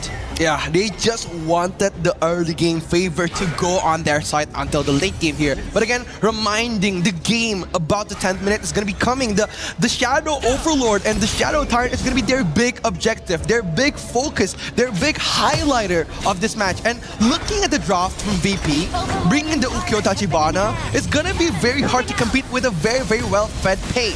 Yes, Pei here already starting the go on to the Shadow Tyrant with the help of Lecky. I feel like Zhao Bao has to play a bit of a risky move here. We can get that smite through, but it's going to be onto the back line. It's going to be 90, but it's going to go over to Lecky as well.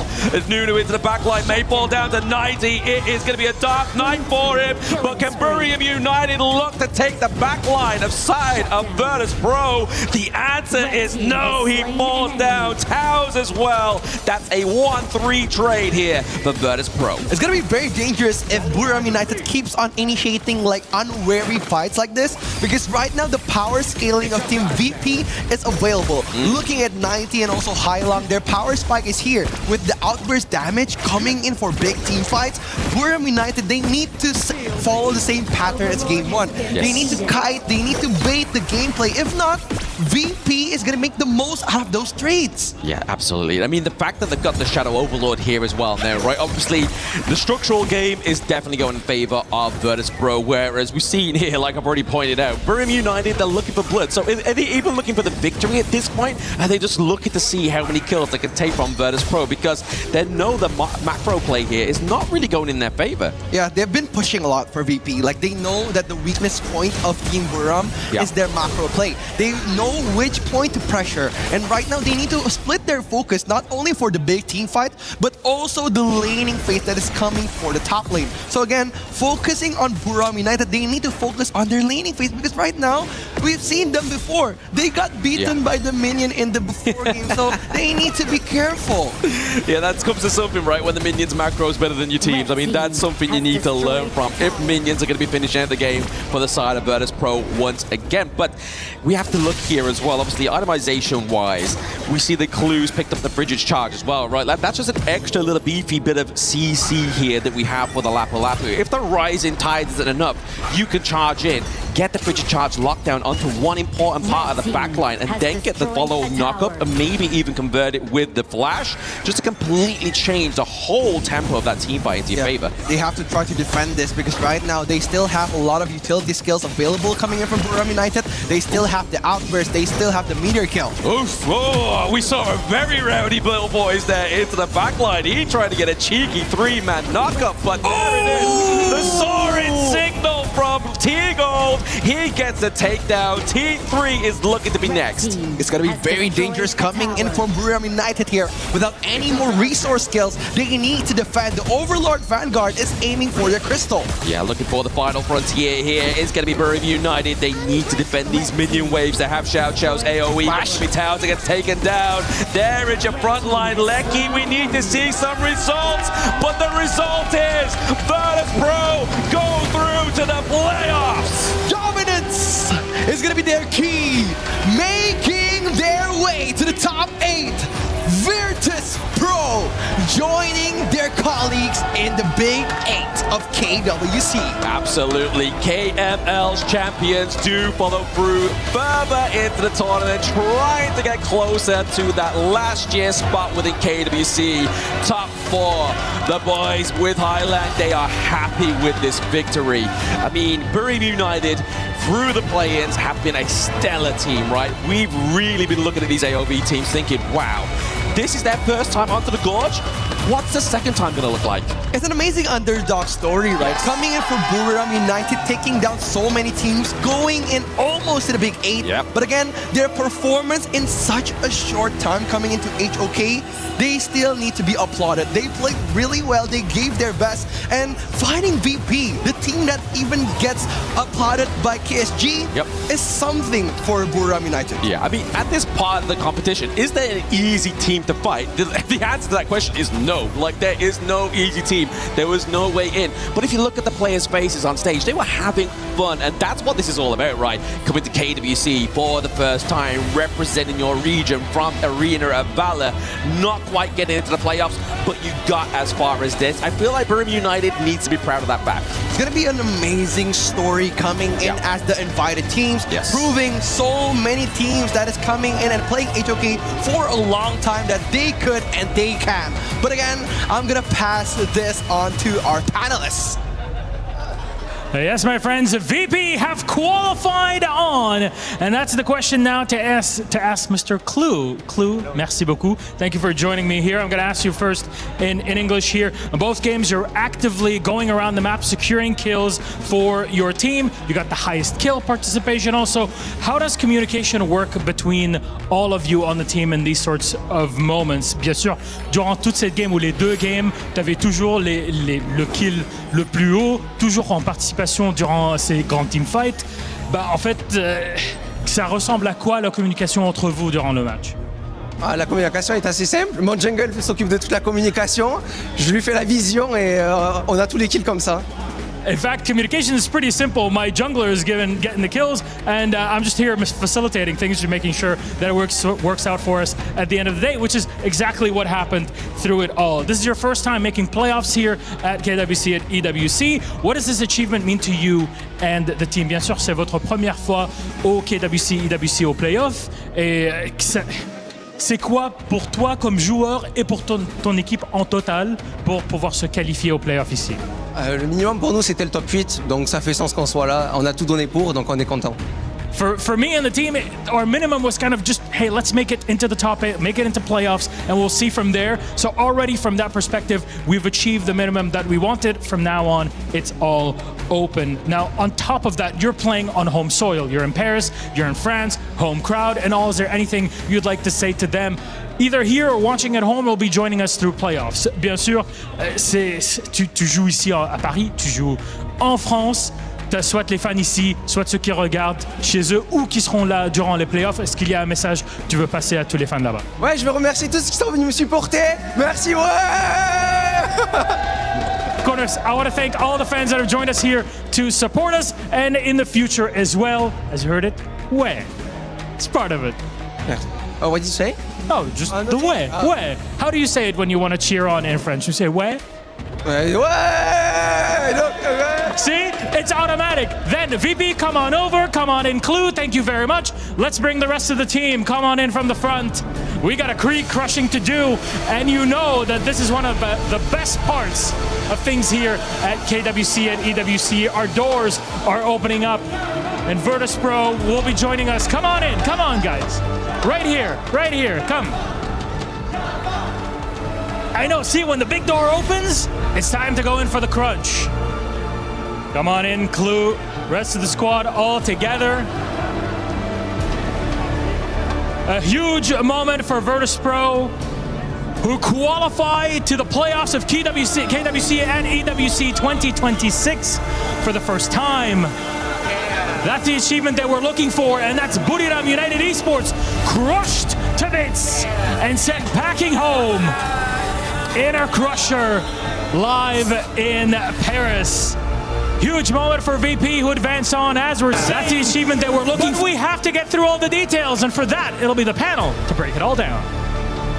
Allez, allez, as the French fans celebrate in style in Paris as they send one other home, a key being crushed, and it's unfortunate that it has to happen, but that's just the way it goes here at KWC at EWC 2026. Welcome back to the panel. I'm Rain Day, joined by Chantel and Ken.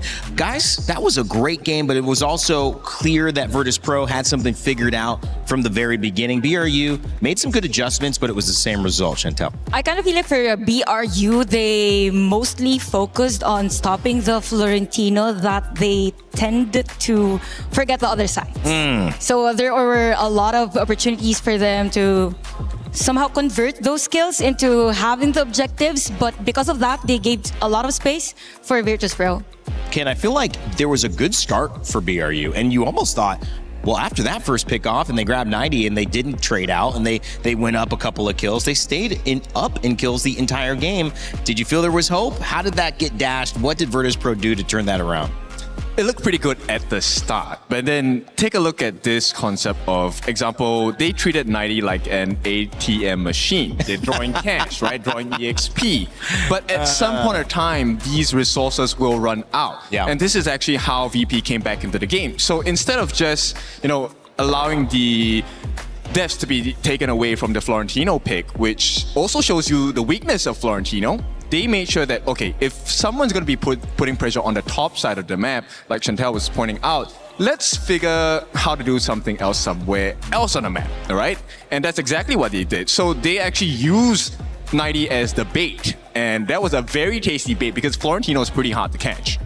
And at the same time, I think the most crucial part of the game was around 8 minutes, wherein there was a shutdown against Nuno. If I'm not mistaken, it was 90 that got that kill, and that alone means that the difference in terms of gold, because of those early kills against him, was lessened at that point. And at that moment, majority of the sides or the towers on the sides was taken by Virtus Pro. So the story of the whole game was just about Virtus Pro having better trades around the map, as to why for Buriram United Esports, they had a hard time to even take down the tower at the middle lane. Exactly, same formula, but two very different results. So, BRU couldn't get any value, no turrets, no gold. And at the end state, you can take a look at the gold of T-Gold as well as Licky. There was a big 2,000 gold difference throughout the entire game, simply because they made one simple decision and did not look the other way to check. A good compromise, people say, is when nobody feels happy. But it felt like maybe Virtus Pro felt a little happy on those compromises, unfortunately, is what you're saying to me, guys. I want to look at ahead how this works for this team because, being here, finally now making it into the knockout stages, what are our hopes? Because as even Blam and Rookie had mentioned, there is no easy team fight. There's no easy game from here on out. Definitely for Virtus Pro, they are in a good position because they know how to adjust inside the game while the game is happening. And that alone means that the knowledge that you have with the current patch is just on point, that you can stop whatever it is that's happening on the other side, given if there is a huge lead also for the side of Buriram, and it's easy for them to apply that on the next games that they will be playing on the playoffs. One of the things that I've seen, and I don't know if this is real, but there has been a bit of an energy at EWC being in France, and there has been a little bit of a France buff, a Europe buff. I feel like, Right. do you know what I'm saying? Yeah. There has been, and one of the things about Virtus Pro is you start a little run, you get a little confidence. Who knows what can happen? This is what we're going to start speculating about. Of course, coming up, we don't know where they're going to be playing yet because we have our draw show happening at the end of today. So stick around. We've got one more match, then we will have our draw show. We'll figure out exactly how those quarterfinals look. But Ken, when you get there, every team is dominant. And of course, the KPL teams wait there as well, which that's going to be a big win if you even get a game off of them. It is, and there will be a prize. So if you manage to take a game off of the KPL teams, you get 10,000 USD. What? In the series, you will have 100,000 USD to play around with. So Oh that's my definitely goodness. a good bounty to have, but there's a reason why they put such a big bounty, because it's not easy to do. All right, well, we've got to do our thing, which is unfortunate for the teams that lose, but hopefully they get to learn from those losses. Sky is with Little Boys for an exit interview. Hello guys, good to be back. I'm Sky and I'll be honored to have Little Boys from BRU joining me for the post-match interviews. Sawadee krap. Sawadee krap. So how do you feel after the whole thing, the whole series just ended? รู้สึกยังไงบ้างฮะที่เราจะต้องหยุดเส้นทางของเราไว้ณวันนี้ฮะ ก็จริงๆก็รู้สึกเสียดายครับแต่ก็รู้สึกว่าทำเต็มที่ในช่วง6วันที่ผ่านมาแล้วครับ To be honest, we're quite disappointed at our performance, even though like we try our best. So you've completed 6 series and the total game so far. So it will be your total journey here in KWC. So do you feel yourself improving and changing as the time goes by?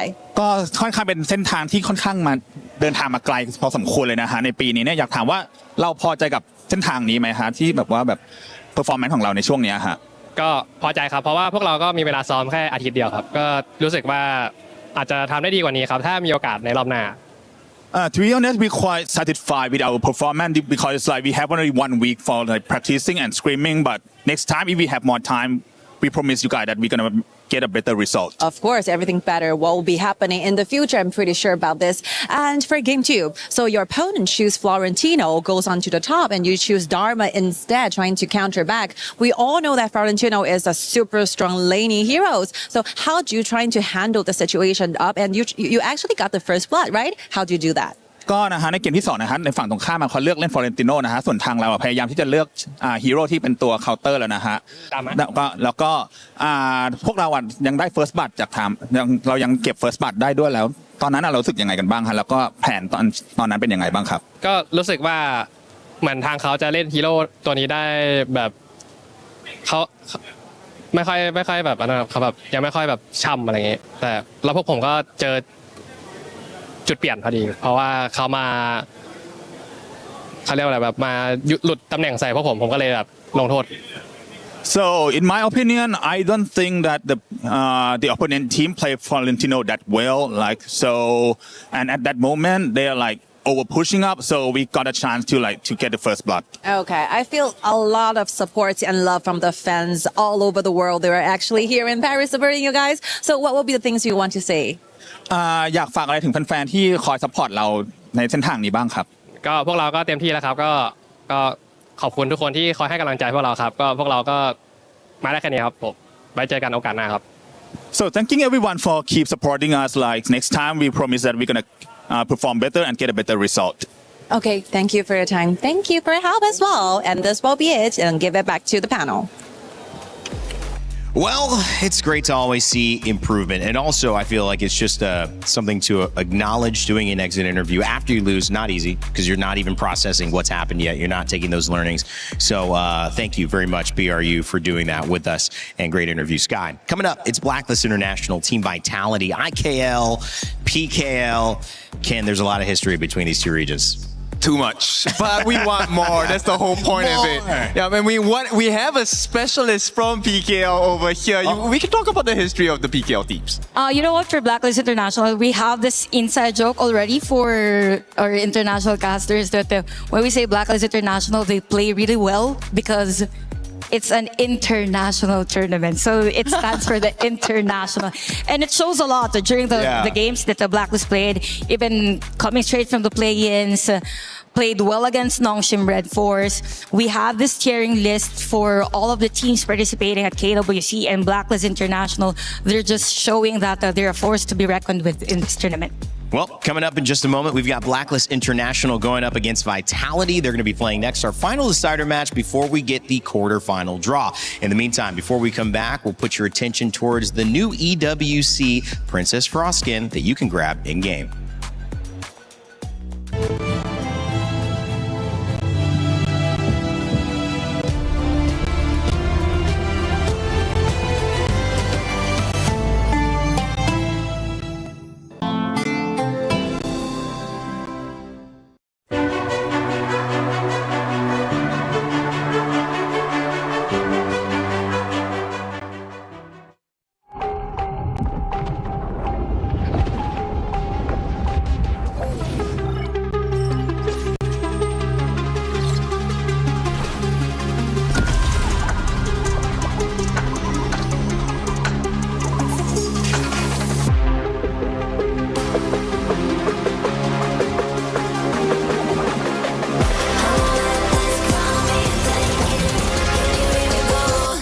We're the champions, ready to go. Yeah, we're made out of gold, never letting it go. Got your back, yeah, they coming, strong in the storm. Do you wanna go up in fortune, Valor, crown and honor? Yeah, crown and honor. Yeah, with fortune, Valor, crown and honor.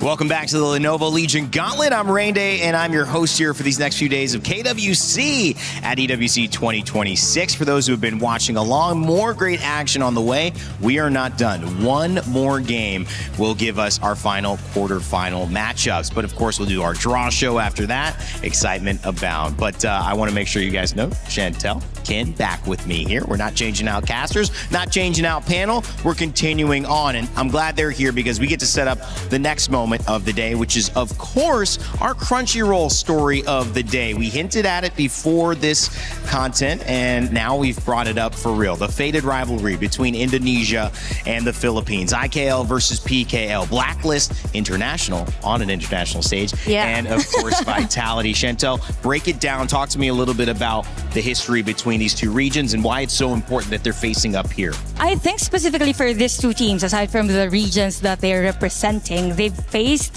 in a lot of international tournaments already, KIS4 and a lot. And I gotta say that they know each other really well. So the biggest question here is, which team has better understanding of the changes or on the changes in our patch? Who has better gear coming into this game? Because kind of feel like with how IKL teams are playing, they have stronger sense or stronger grasp of the things that's happening around the HOK. It's also about who learns the fastest, because both teams have been at the boot camp, right before KWC. So Okay. there were many lessons given. Who learns the fastest here? What do you think you learn at a boot camp like that, especially so close in proximity to the event? Can you make up enough ground to have a significant chance? I mean, both of them now had a chance. One of them will be in the quarterfinals. For sure. I think at this point, it really is about, you will finally understand how the other team will start to think what kind of rotations they may be. You can make blind brush plays, so you don't even need to have vision of your opponents, and you should be able to get a big win. And in the bigger leagues, the more critical moments like this, where we are going to top 8, every moment matters. Go ahead. And you know what? I actually talked to some of the players actually who participated at the bootcamp, and one thing they mentioned that they really learned from the experience is the better understanding of the macro. So every layer around the map has to be considered. For every move, you need to predict whenever there's going to be a player in this bush, whether they're going to go for a Tyrant or go for the trade. So that alone, it makes sense as to how these two teams are playing. So definitely for Team Vitality and Blacklist International, it's showing from the previous matches that they played this KWC. Well, representing the Philippines here from the PKL, Blacklist International have awaited who would join them in this matchup. It is Vitality, the Blacklist International, with their own journey here at KWC. We had a chance for Sky to catch up with Chammy before we began today's match. Hello guys, I'm Sky. So I have Chammy together with you for the pre-match interview. Say hi, please. Hello guys, I'm Chamiwan from Blacklist International. So are you watching the games just now happened? Yes, it was crazy. Yeah, what do you feel about the opponents, Team Vitality, you might be facing for your match?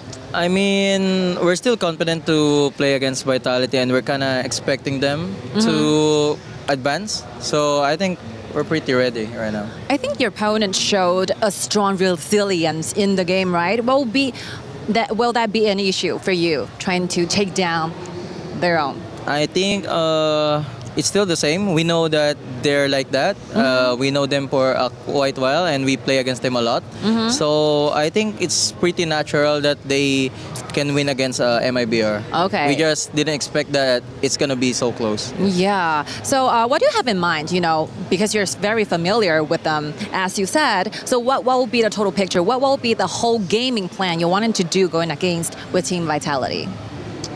For me and my team, we're just gonna play what we practice. Yes. We're not gonna focus on the enemy. We're gonna focus on our playstyle, our identity, and I think our plays are gonna say it for itself. Yeah. Let's take this in the other angle. So if I were asked you to name one main weakness of Team Vitality, what will be it?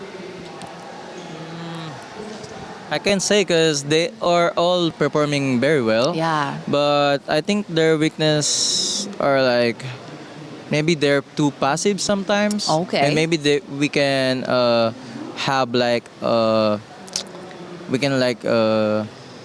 you call this?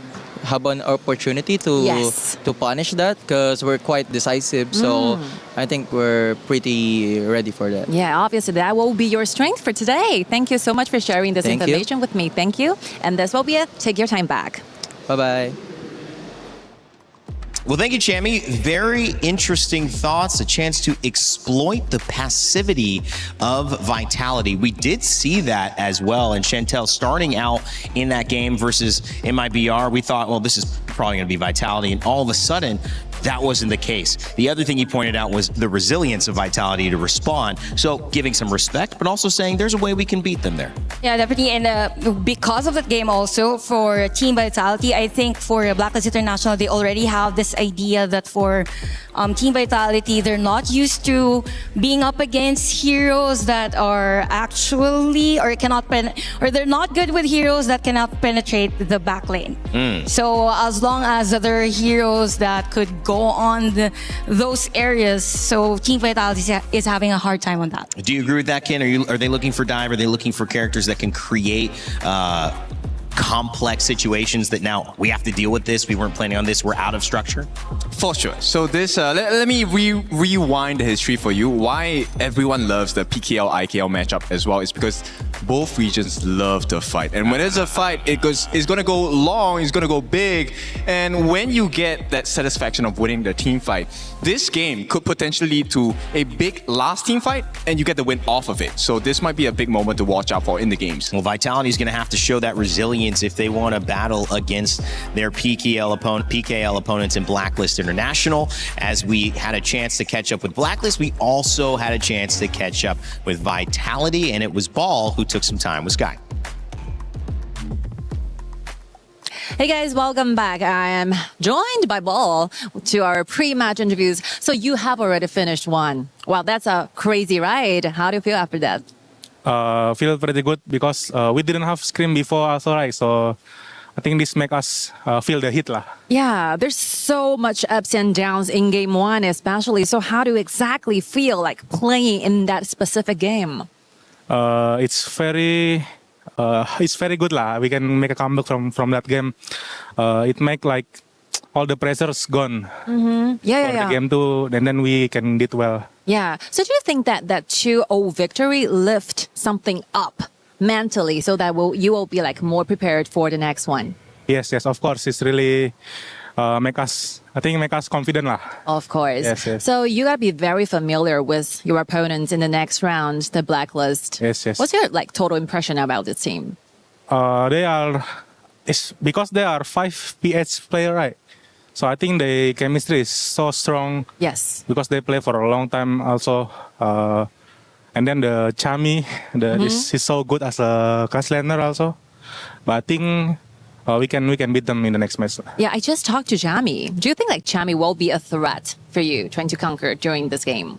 I think no. Oh, you have something planned, right? Yes. Okay, looking forward to your plays. Thank you for sharing. Thank you for your time. Thank you. That's it. Give it time back to the studios. A lot of respect given from Ball as well over to Chami and Blacklist International. Clearly, it's going to be a fight that they're both prepared for, though, Chantel. I really love because for Chami, he said that they're a very decisive team while the other one has plans. So I am looking forward as to how these teams will have a team fight because we know that it's going to be very calculated. They know the pros and cons whenever there's going to be an initiation for them. So it might be one of the longest games or can be one of the fastest games. I love it because it could be the extremes. I think it will be the extremes, right? Where we're taking a look at Bao against Chami 1. These are superstar players. And to be clear, Vitality, this team is a team that's made up of 5 individual superstars. They're all shining in their role. Now the question for them is, after that huge comeback with the Tempest game, does that refuel them or is it going to be a tough, tiring, fatigued game? Well, if I was Jean Q, I would just say yes, because that's all we've heard him say. However, I know Vitality, not just as an organization fighting for club championship points, but as a region, trying to get better over their PKL opponents, which is Blacklist International, are trying to put one ahead and start this one off strong versus before. We'll see what happens. Our final set of the day, somebody's going through to the quarterfinals. Someone's key is getting crushed. Let's send it back over to Rookie and Blam. Thank you very much, Rain Day. Coming into the last match of the day, BTR by Vitality, or I say Vitality, coming to KWC. They're gonna bring something to go against Blacklist International. Both teams have been facing each other since the first stages of HOK. What are they gonna bring to the table today? I mean, they're gonna bring something right up. See, Team Vitality and Blacklist International both gone up against MIBR LOS, right? But I honestly think that Blacklist had a bit of an easier change there when it came against Team Vitality. Team Vitality almost losing that game number 1, right? Yeah, it's very, very hard for BTR Vitality coming into this tournament, especially placing on their first match against AGAL and then going down against MIBR lose. Two of the hardest and strongest teams coming into KWC, and who would have expected that MIBR loss dragged them to such a hard game? Yeah, I mean, I don't think everyone was expecting that at all, but the fact is that the CHUK-BR region are just kind of increasing in their gameplay, in their experience. So I'm very excited for next year, right, where they're going to be there, but the focus is right now on Team Vitality and Blacklist International. And if there's anything that's history's taught us, obviously I've already touched on the fact that the Team Vitality had a bit of a harder time against Lost, but Blacklist International had a almost better time against AGAL. So I feel like if you look at those numbers, Rookie, I mean, I know you're from the IKL, but when stats speak for themselves, is this going to be an easier game for Blacklist International? Again, no shade to both region because they're very strong coming into this tournament, and especially they've been facing two matches against one of the strongest teams, not only for KWC, but in the whole world. AGAL have tested their limits, and coming into the banner picks, Long has been picked for Blacklist. A good start coming in from the PKL representative. Long is a very good laning phase hero. Absolutely. I mean, out of all the games so far that have played against these teams, it's Aoin that's been probably like the most picked hero for Blacklist International. They've got 1, 2, 3, 4 now out of their total matches. Generally, it's either the Chano or Flowball Marksman that we've been seeing as well. But I feel like if you're on blue side, the Aoin here is definitely a good prio pick. But if you look over to Team Vitality, the priority of red side and the advantage is that you can go for either your bot side completely like locked off so that the next banning phase isn't going to be a bit of a concern for you, or you can replicate going for the top side of the map. You can go for the clash lane and support, which we see here for Team Vitality. 100%, especially coming in for Chami1, one of the most aggressive clash laners to come into HOK. And at the Charlotte, at his arsenal, it's going to be very interesting looking at how Vitality answered this pick, because they have the class lane matchup. Byron is going to lack mobility, but for sustained and long-term team fights, these two first picks from Vitality is a very strong pick. Oh, a Zia here coming through for the side of Team Vitality. I mean, if we're looking at kind of like the Zia here, is it going to be using the Sanctification to kind of buff up the potential carry farm lane or the potential carry into the jungle, right? Obviously, Jing yet has not been banned off. I feel like it may be a little bit of a disappointment here if Blacklist doesn't do that, because it is John Hughes' signature pick.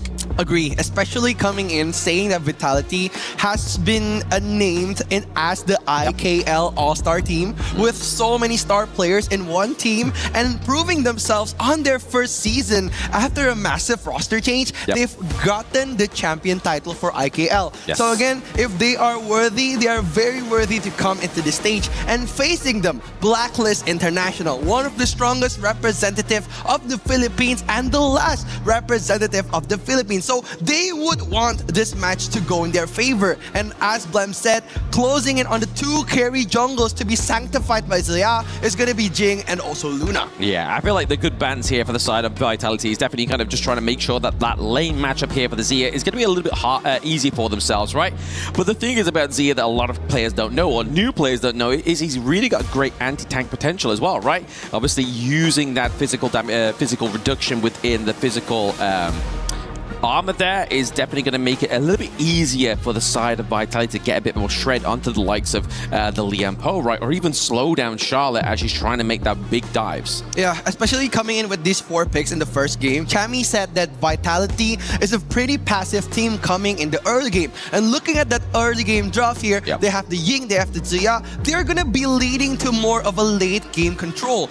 And looking at Blacklist's roster, Blacklist's pick, they haven't gotten their mid laner and jungle here. The tempo maker for these two teams. I think Lady Zin is not a bad pick coming for Blacklist, or maybe more of a controlling mid lane. Haya is their favor. I was going to say, like, Obviously, after the points I was making about Zia, like, we're looking into the mid lane, what we're going to go for here, but then obviously highlighting the Zia. My next point really wanted to be that the higher would be perfect, because obviously if we're looking at the composition of Team Vitality, you want to be abducting Byron, Lapu, right? Just completely getting rid of them off the gorge.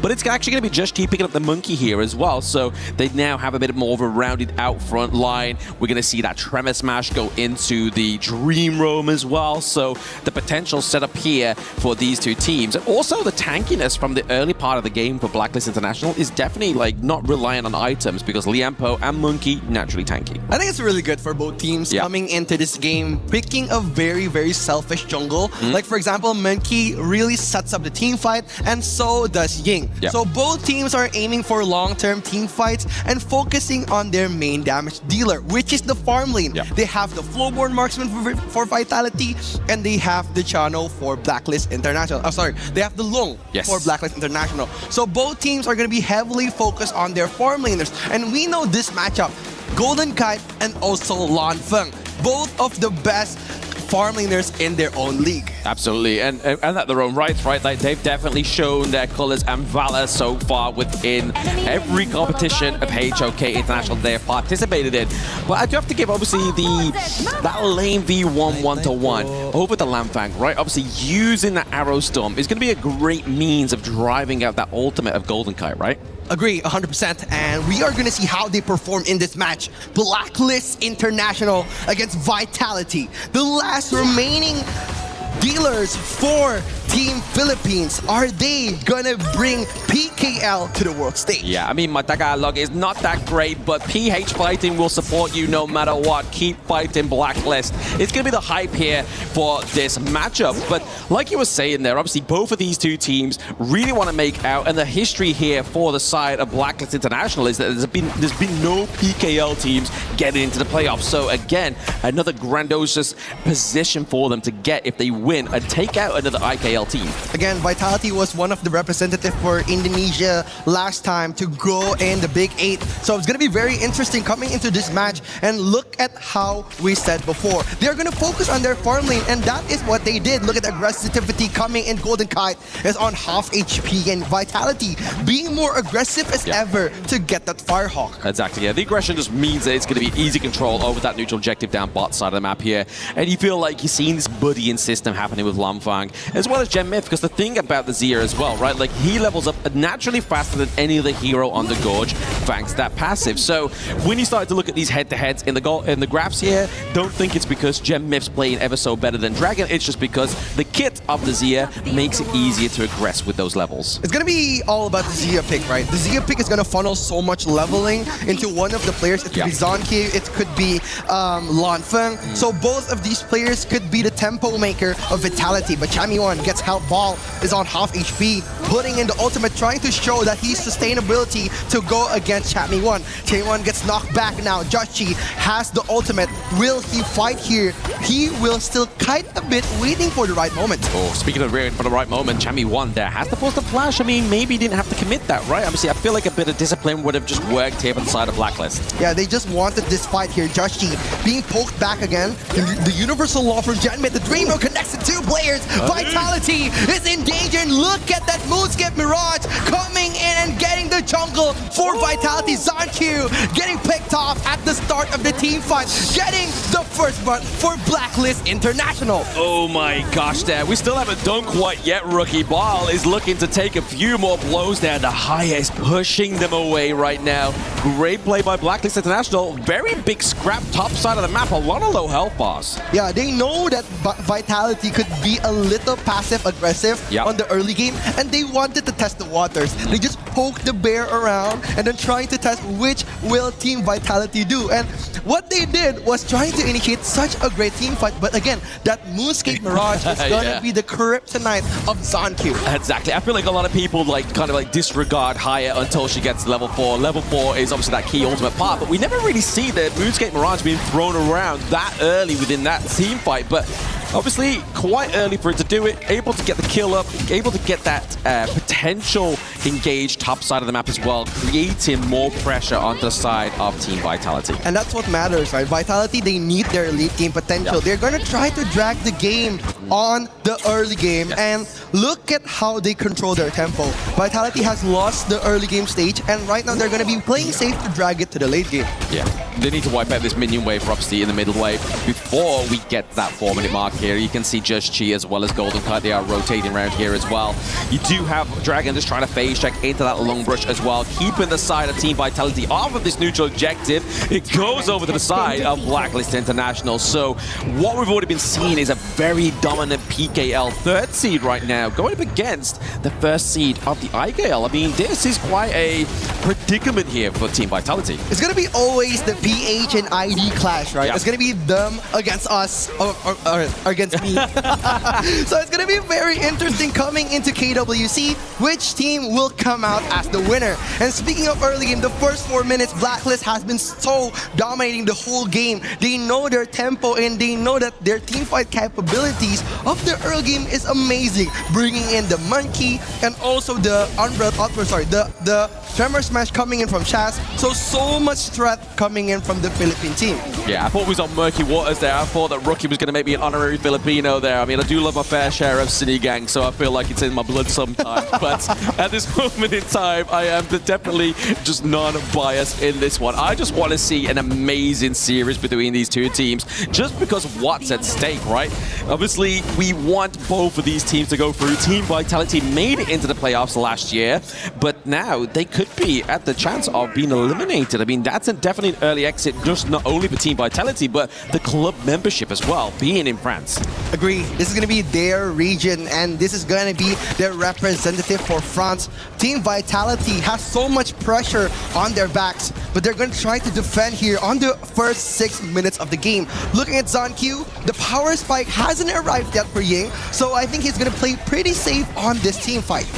Yeah, just kind of trying to poke and prod the bear. There's going to be ZonQ here, just kind of just man-checking Just Chi. But this is the whole point of Monkey, right? This pick is just naturally sustaining, using that passive to just stack that shield. And obviously, he does more damage as that shield comes through as well. But the wave clear here from GenMyth is just so great. Using that universal law, just clears waves so quickly. Yeah, and this is what Chami does really good on big tournaments. He performs. He knows how to control the laning phase. He knows how to drag the team to his side. Yep. And it's going to be very dangerous here. Ball is going to go on a 1v4 here, getting abducted by that Moonscape Mirage. But again, they're just going to wait. Chaz still has his ultimate, guiding Dragon, trying to pop into the backline. ZonQ just waiting for the right moment to come. Team Vitality just playing a little bit of defense here. I mean, the natural progression there is the fact that Val survived that one, right? Like, he was able to get out there. They had to kind of force the flash out from Dragon. Dragon was like, okay, I know that GenMyth's waiting for me. That's a bit of a troublemaker. But we're starting to see the itemization here come through for Just Chi. The Dragon Rage comes through now, boosting that basic attack damage for him. He's going to start to get more tankier and a little bit more deadly into these team fights. Yeah, the Dragon's Rage is amazing because it helps you not only to jungle faster, but to clear waves, which is very important, especially for this role-playing jungles. These utility jungles could help the team gain more gold because of the gold sharing mechanic in HOK. That's why each team could usually rotate with 3 people just to clear one wave to get more gold. Using that Arrow Storm just to drive away, but also make sure that a long bush is clear, right? We do see the first T1 getting taken down there for the side of Blacklist International. Bot side of the map, Chami's thinking, you know what, it's not really working out right now. What's a good way to actually put pressure onto Team Vitality? We have a late game marksman taking his lane away, making it a little bit more uncomfortable for him to get a comeback or any kind of scaling right now to an easy extent. Is definitely taking away that T1, but top side of the map as well. Just Chi is looking to put the pressure.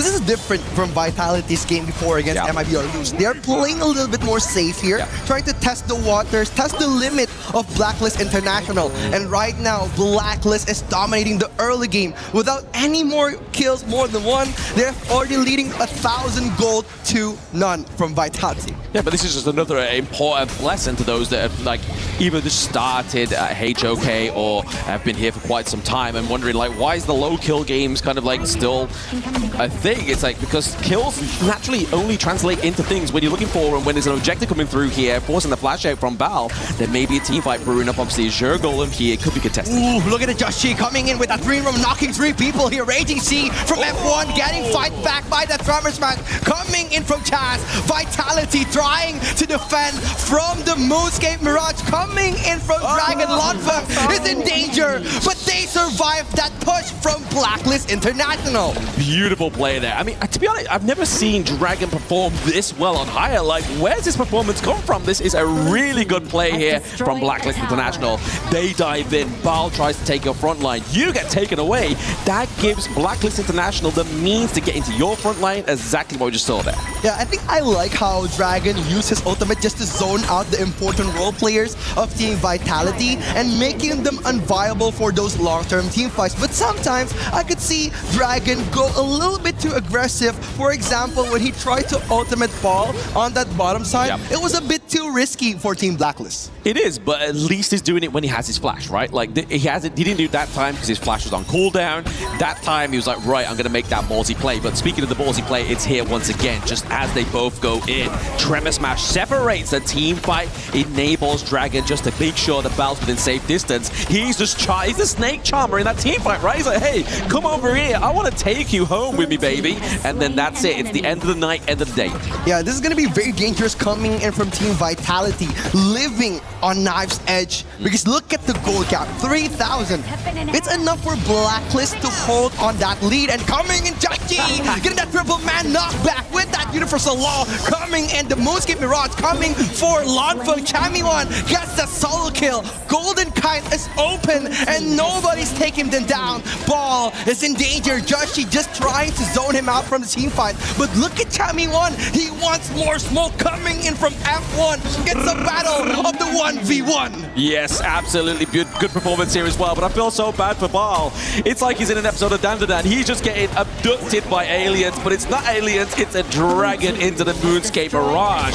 T3 down bottom side of the map. Blacklist here. Oh, Zonkyu, he needs to defend with that Sunbird coming in. Almost getting 2 kills, but just as the timer about to stop, Zonkyu gets the double and defended the crystal just on Knife's Edge. Joshi gonna be 1v1 against Ball. They're trying to survive, but no anti-heal items coming in from Joshi's side. Ball is in danger, surviving just bit by bit, and Joshi winning that 1v1. Wins the 1v1, looks to go towards the Overlord pit, but they're like, you know what, we don't need this. The macro is not our weak point here. They're only laterally losing that T1 to the minions top side of the map, so it's no real pressure onto the side of Blacklist, so they go for the Tyrant, so they can make a more aggressive push onto the Crystal this time around. Yeah, they need to be careful of that Dream Roam coming in from Joshi because they've caught Joshi off guard a couple of times. Joshi got that triple knockup not only once, but twice in the big team fights. Vitality, they need to be careful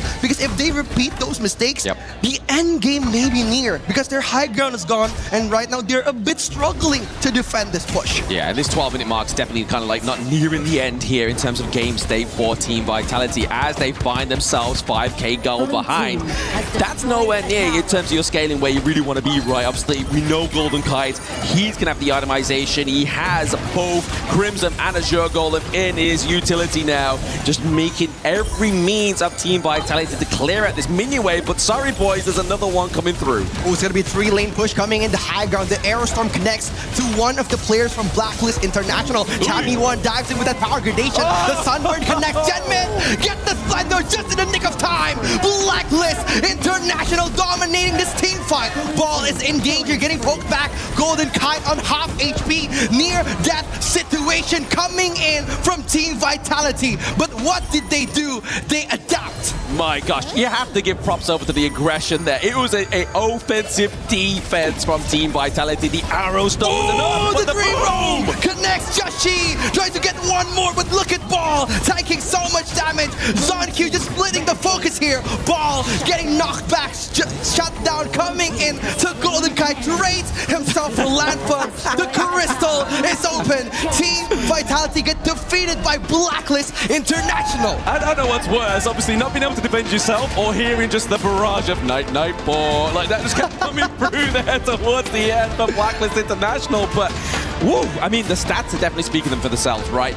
Blacklist International, game number 1, very dominant performance here. Insane control. At the start of the game, Blacklist means business. They got a lot of the choke point potential coming into this match, making Team Vitality's draft unviable for their long-term game plan. Yeah, I feel like watching VP on stage just gave them all the influence they need within Blacklist International, because that was a clean game, man.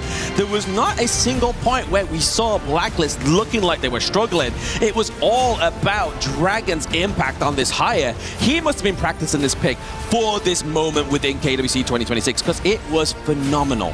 100%. He gets so much out of that ultimate. He took on ball on every team fight, making Team Vitality don't have their front line. And without their tank, they can't do much against those output damage coming in from Golden Kite and also Chami1. So just defining those team fights, dissecting those players, making Team Vitality uncomfortable in those big important team fights. Yeah, you make a good point there. Obviously, if you're kind of like contesting a huge team fight there, you've got to contest Liepo, Monkey, but what we're going to be contesting is the points over to the desk. So let's see what Rainday and Kin and Chantel have to say about Blacklist winning that game number 1.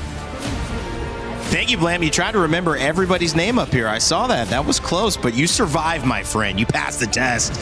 And we are happy to be back here thanks to those STC highlights. We get to see exactly how Haya was so impactful against that character, that ball, ball, that was really running the show, or attempting to. Of course, the domain expansion, one of my new favorite ultimates there that we get to see, taking him out of the fight almost completely and turning things around. The Philippines, last hope to make it to the playoffs at KWC 2026. Well, it's looking pretty hopeful from here. Chantel, Kin joining me, Rainday back on the panel as we get ready for game number 2. What's the impression, Chantel? Pretty good game from Blacklist, but overall, you feeling confident that they know what they need to do it one more time? Yeah, of course, definitely for Blacklist International, they have the game plan, and it goes to show that when Chami1 said that they are a very decisive team, then they just proved on that game. I mean, specifically for Dragon, he knows who to target for every team fight. There were a lot of moments that for Ball, he didn't really had a great time because he was meant to be the frontliner for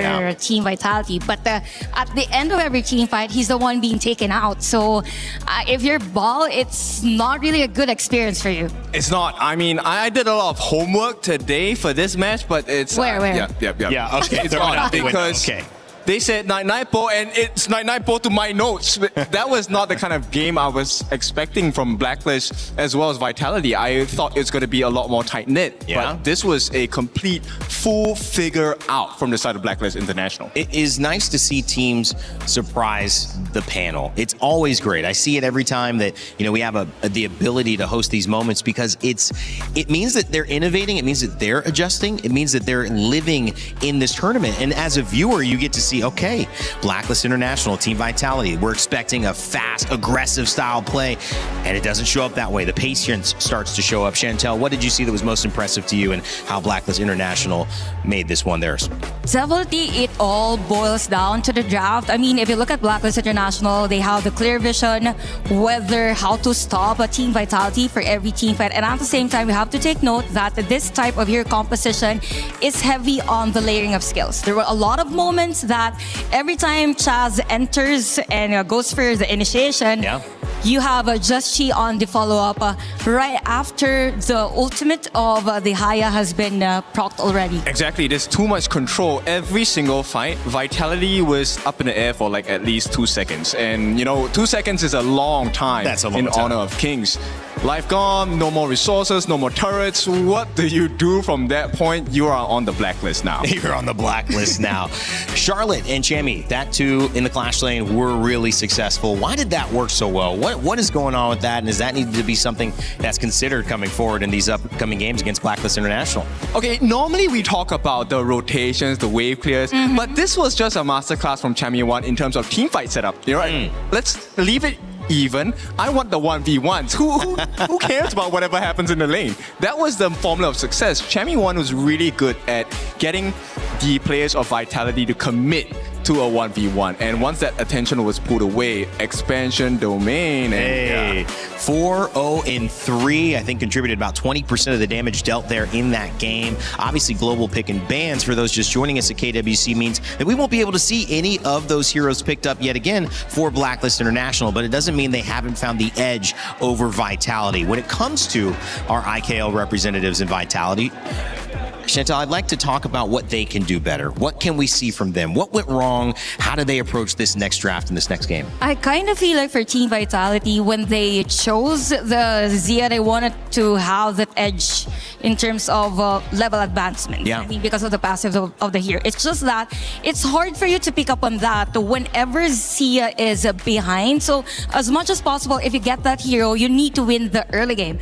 So for Team Vitality, if they want to go on that route again, and then most definitely they want to focus on winning the laning phase because they need a lot of space for it to be effective. Definitely needs to be, right? So yeah, as we know, it's a double-edged sword, right? If you get ahead, you get very far ahead. If you are going, playing from behind, he's pretty hard to catch up with because he's not tanky, he's not having a lot of damage, especially in this particular roster. He needs to be the utility for the game.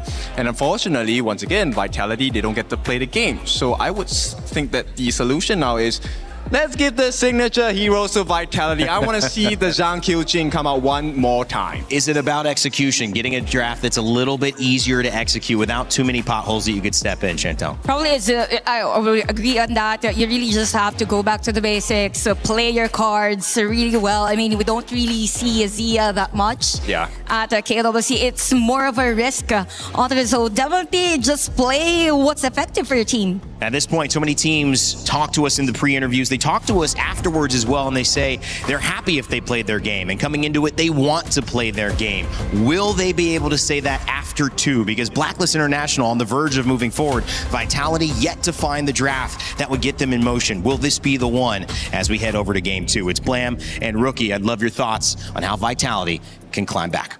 Thank you, Rain Day, for remembering our names as well. I mean, definitely a hard nod of honorability there. But I mean, I think the important topic that we've just missed there within that panel is, depending on who you ask, 2 seconds is long enough. But Rookie here, what do you think after that game number 1, right? Obviously, what does Vitality need to draft in this game number 2? I think after game 1, Chantal is smiling a little bit too wide.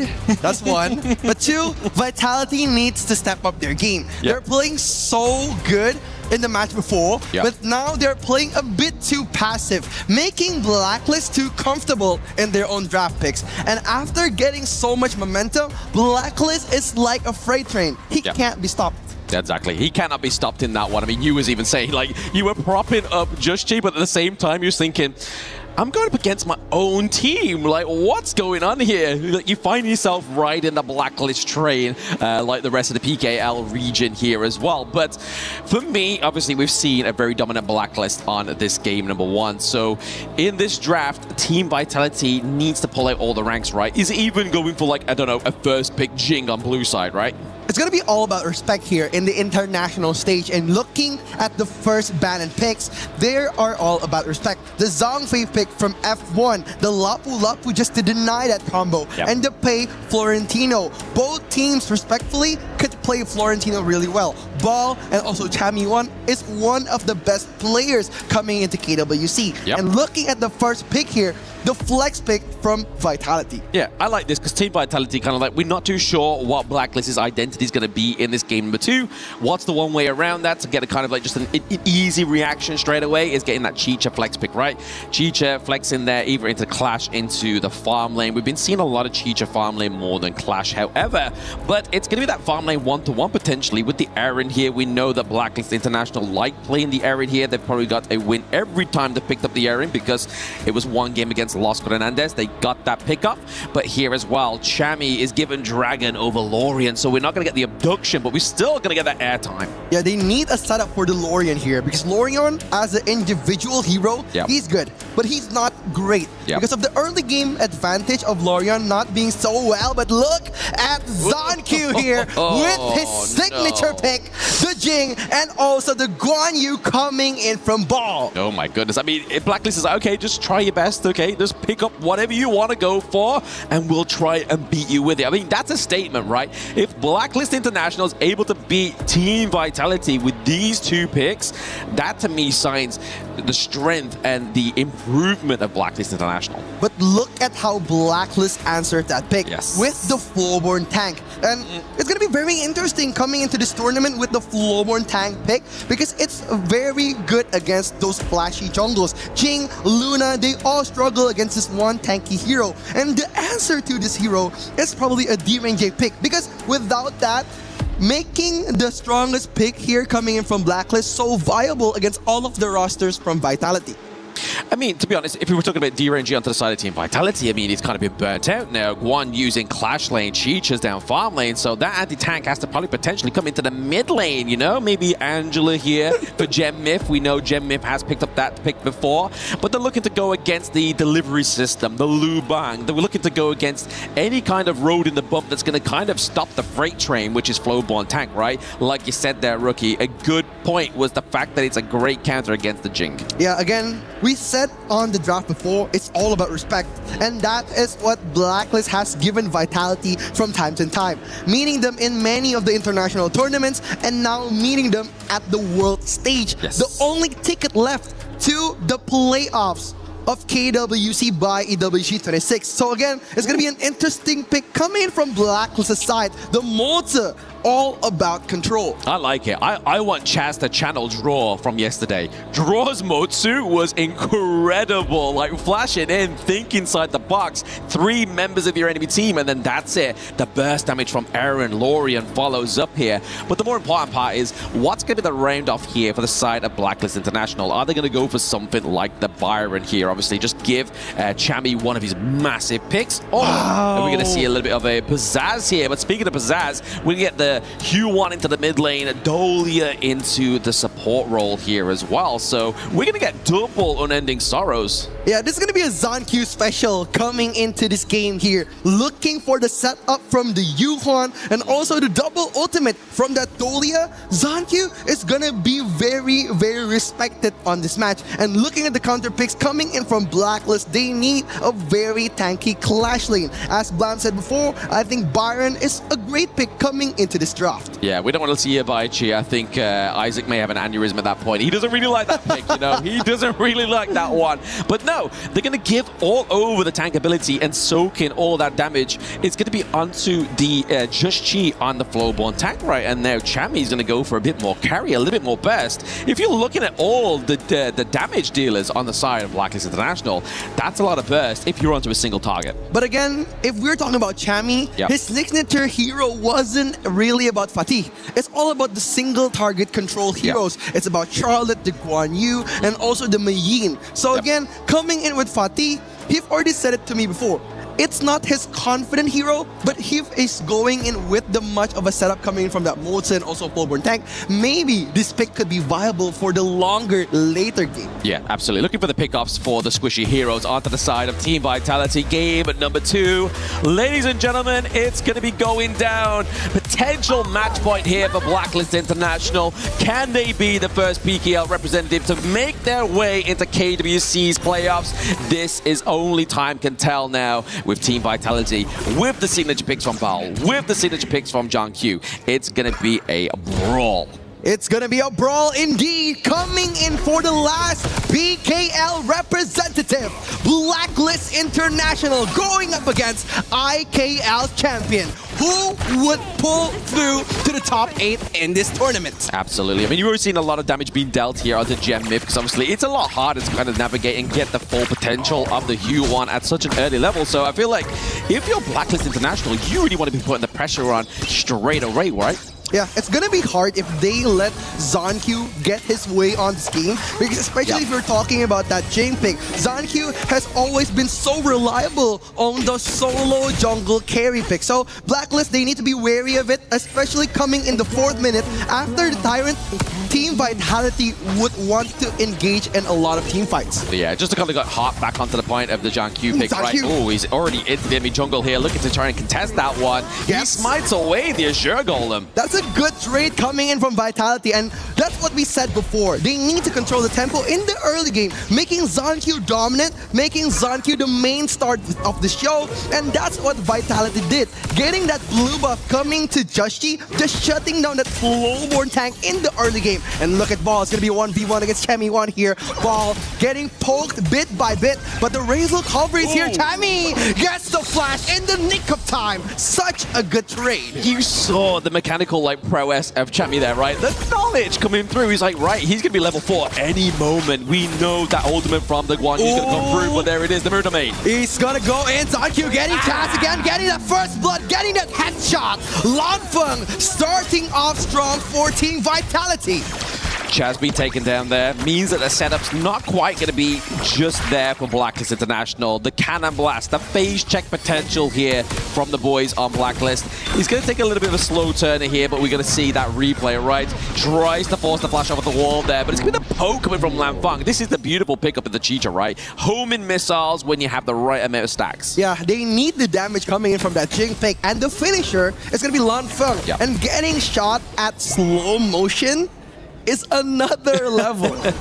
Imagine being so possessive of the Spiketail Beast that you push him into lane just so you secure him. I mean, that's definitely something here for Team Vitality, maybe getting a catch off here at the Chami. Chami getting poked back again. Genmid is just assisting now. Chami1 gets poked, and Chami1 gets taken down. The second kill coming to Team Vitality. That's definitely what you want to do, right? You want to put the pressure on the Chami here. He definitely was one of the stars of last game. I feel like Just Chi needs to get online. The problem with the Flowborn tank, he scales very slowly. He farms up very slowly as well. So we're going to be having to wait for that pinnacle moment of a team fight, right? You're not going to be seeing Just Chi going in with no follower. 100%. Like, they need those farming capabilities of Blacklist, but right now Golden Kite's going to be 1v1. Lanfeng getting that freshly forged and armored master coming and trying to still poke back Golden Kite here, getting a bit trade coming from those two farm laners. But not only did he burst the ultimate, he's burnt his frenzy as well, right? Didn't quite get the kill that he wanted. It does mean he bursts out the flash here of Golden Kite. So it's those little minor trades, that little detail there that you have for the rest of your team to say, Erin could be a sitting duck next time we see her. Yeah, it's going to be very dangerous. Joshi coming in, looking for the power within, but Joshi almost getting bait to big team fights coming into the 4th minute. They want the setup. Chaz just hovering over the river, trying to poke the damage, but there will be no contesting from Blacklist International. Yeah, I feel like that would have been a dead starter here for Blacklist if they tried to contest that one, right? They had no minion wave into the bot side of the map. It would just be like, okay, Just he dives in, but what happens? He dies, they get the Tyrant, and then they slow down the farming of Blacklist International even more, because if you look and pay attention to the overall gold, the Team Vitality for the first time within these 2 games are ahead by around about 1.8k. Yeah, they're going to try to engage a fight here. Dragon going in with that Starry Night, poking Lanfeng, going at him for half HP. And Team Vitality just taking control of the game. But right now, Blacklist is trying to drag the game as long as possible, because late game is going to be their power spike. Yes, exactly. I think Blacklist in this moment in time are just looking to kind of maintain any kind of jungle, right? They don't want to lose their Azure Golem just yet. They've already done one so far within this one, but the stun on 2. Gen Mip is not going to be enough. The Unending Sorrow coming through with a teleport here from Ball. Oh, look at Ball hopping in for the team fight. It's going to be 4v1 coming. Ball is almost gets taken down. Gen Mid gets the reset coming in, but look at ZonQ getting that flight on Chami1. It's going to be the best of the best. The FMVP against the FMVP. ZonQ getting that kill. 3-0 to Blacklist International. Definitely not what the MVP clash off you wanted if you are a Blacklist International fan, but the levitation here onto Gem Mip forcing out the flash. Ooh, Golden Kite gets the elimination, but Chaz a little bit too greedy. Lanfeng getting into the backline. Dragon gets pulled back to the tower. Lanfeng gets taken down. 2 kills for Blacklist. A revenge startup from the Philippines. I don't know. I think some people watching that might have had some people scratching their heads about Chaz's ultimate, but he was just man-checking that Miro clone of Jing, because if John Q had the room, he could have just teleported in, did a lot of damage. So I think that's a really good play from Chaz in terms of zoning. 100%. He just was being a little bit wary because he knows that Lanfeng is appearing from the right side. Yep. So just being a little bit safe for Blacklist, because right now the gold gap is a bit ahead of them. And I think Lanfeng going in and focusing on the team fights without any help coming in from Vitality, and even putting up on the Frenzy is a very big trade coming in for Blacklist. Yeah, speaking of people scratching their heads, it was definitely Chami after that 1v1 in the mid lane there. You saw it from the cannon. Like, I thought I had him. I really thought I had him. But you have to give props to Blacklist International here. They are trying to make a bit of a redeemer in terms of the resource deficit they are facing right now.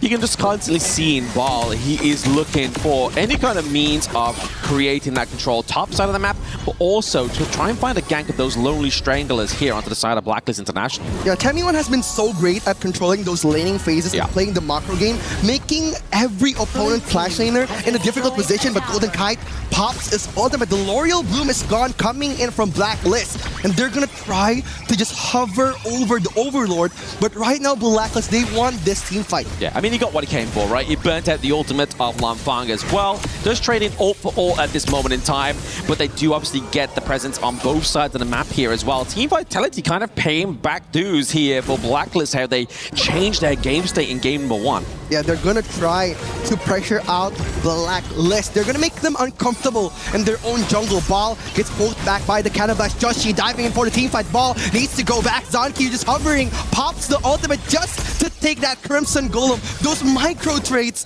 coming in from Team Vitality. Yeah, just not enough, obviously, leeway there or runway for Chami1 to actually make a dive onto John Q. And he already had quite a lot of health bars as well, right? So there's no point diving in. I feel like that 1v1 definitely would have gone over into the favor of John Q. And with the rotation that we saw there from Team Vitality, they were retreating. It kind of felt like if Chami1 committed, it would have been just a free kill. Yeah, I think this Vitality team is just playing like Blacklist in the first game. Yeah. They're trying to get as much as resources as they can and making Blacklist stick together, making them uncomfortable, and Chami putting him in a very difficult position where he wants to push or not, but look at Zanq! Zanq Airlines coming in to fly, but Ball poking in the backline. Golden Kite is in danger, and Golden Kite is down. Zanq gets to escape with that ultimate coming in from Chaz. It's such a good timing, but look at Chami. Look at Lanfeng getting that good kill. Blacklist is getting punished by Team Vitality, but Zanq is not enough. Once is not enough for Team Vitality. They want more. Zanq just switching up so much on this team, and 2 are left from Blacklist International. Absolutely beautiful aggression there from Team Vitality. Not only did they get that mid lane priority that they were really hoping for, but top side. But we look at the replay, this overdrawn battle. It's the positioning from Bal, really putting the access onto the back line there and just giving free reign for Lanfeng to get the positioning, get his stacks up, use that ultimate, and get that potential takedown there with the boom, boom, pow. It's crazy how he utilized his ultimate not only once but twice, and with that Celestial Melody, making him so strong against long-term team fights. And right now, Joshi isn't in the best position as the jungle of Blacklist, because right now the gold gap is 4,000 coming into Team Vitality's pockets. Yeah, it's like we're just watching a different scenario of game number 1 where we saw Blacklist at this kind of lead for that time, but now in game number 2, it's definitely going over to Team Vitality here. But Blacklist find themselves in a sticky situation. Obviously, they still have their T2s at this point. Top side of the map looks like that one could get written off at any moment, but the pressure is going to be enough to make sure that 5 members aren't going to be down in time to contest this Shadow Tyrant. Yeah, they're going to try to contest here. Dragon still has the Starry Night. He wants this. Joshi just hovering over the Shadow Tyrant. Lanfeng waiting for the time to go in. The Cannon Blast just stops F1 on his track, but look at the stun coming in from Gen Myth. It's gonna be that red flag coming to Blacklist International, forcing them to back off. They force them to back off. They get what they came for, right? Shout out Tyrant there. Just too much scariness. He is the boogeyman on this Jing. John Q is just enough of a driving force, a wedge between the side of Blacklist International and this victory. But a big minion wave down bottom side of the map here means that Vitality is going to open up even more of the base. Structural damage is going to be the aim of the game here for Team Vitality. Yeah, Chami is doing such a great job at controlling those laning phase, but right now Team Vitality is everywhere. Basically, Zonq just appearing in the nick of time almost everywhere around the gorge. And Blacklist, they need to be prepared for that because right now Chaz and also Just G focusing as their main stopper is not doing the best on their game. Not doing quite too well. Obviously, the Lorien playing from behind here is definitely a harder hero to kind of handle, right? Like, you generally want to be playing Lorien when you're ahead of the early game, having that position of strength, but now you're just throwing orbs just to try and clear out the minion wave, just to hold on to those T3s. Yeah, he's going to be dangerous in the late game phase of the game, but right now Blacklist just playing a bit more safe, trying to gain control of the waves, playing as much as they can to get their gold gain from those minions. But F1 shadowing over Joshi, pushing him a bit back. Genmid gets the flag, gets the quad knock here. Joshi going back, Golden Kite triggering his ultimate, just giving threat after threat to Team Blacklist International. Yeah, just look how cheeky Genmith is in those team fights, right? He goes in, he looks like to set himself as the target for Just Chi, but he's like, denied, using that unending sorrow, and then he just uses that ultimate for nothing on the side of Blacklist International. I feel like that is a really good pick to kind of counter the Flowborn tank, especially when you're trying to like make sure you're burning out that ultimate, those knockups, so that John Q has an easier time to navigate on this Jing. 100%. Zonq is going to be their main focus from Blacklist, but look at the item choosing of Zonq. He built a little bit of defense here, coming in for the Blazing Cape, trying to open the gorge with the passive of his skills. Yeah, opening the passive and the gorge here as well. Obviously, Zonq a lot of damage. Diving in with that mirror domain. He's in danger, but Zonq gets flashed out. Golden Kite takes that kill, but look at Ball! Initiating a good initiation on the backline of Blacklist International. 2 players straight to 1. Team Vitality getting more out of that team fight.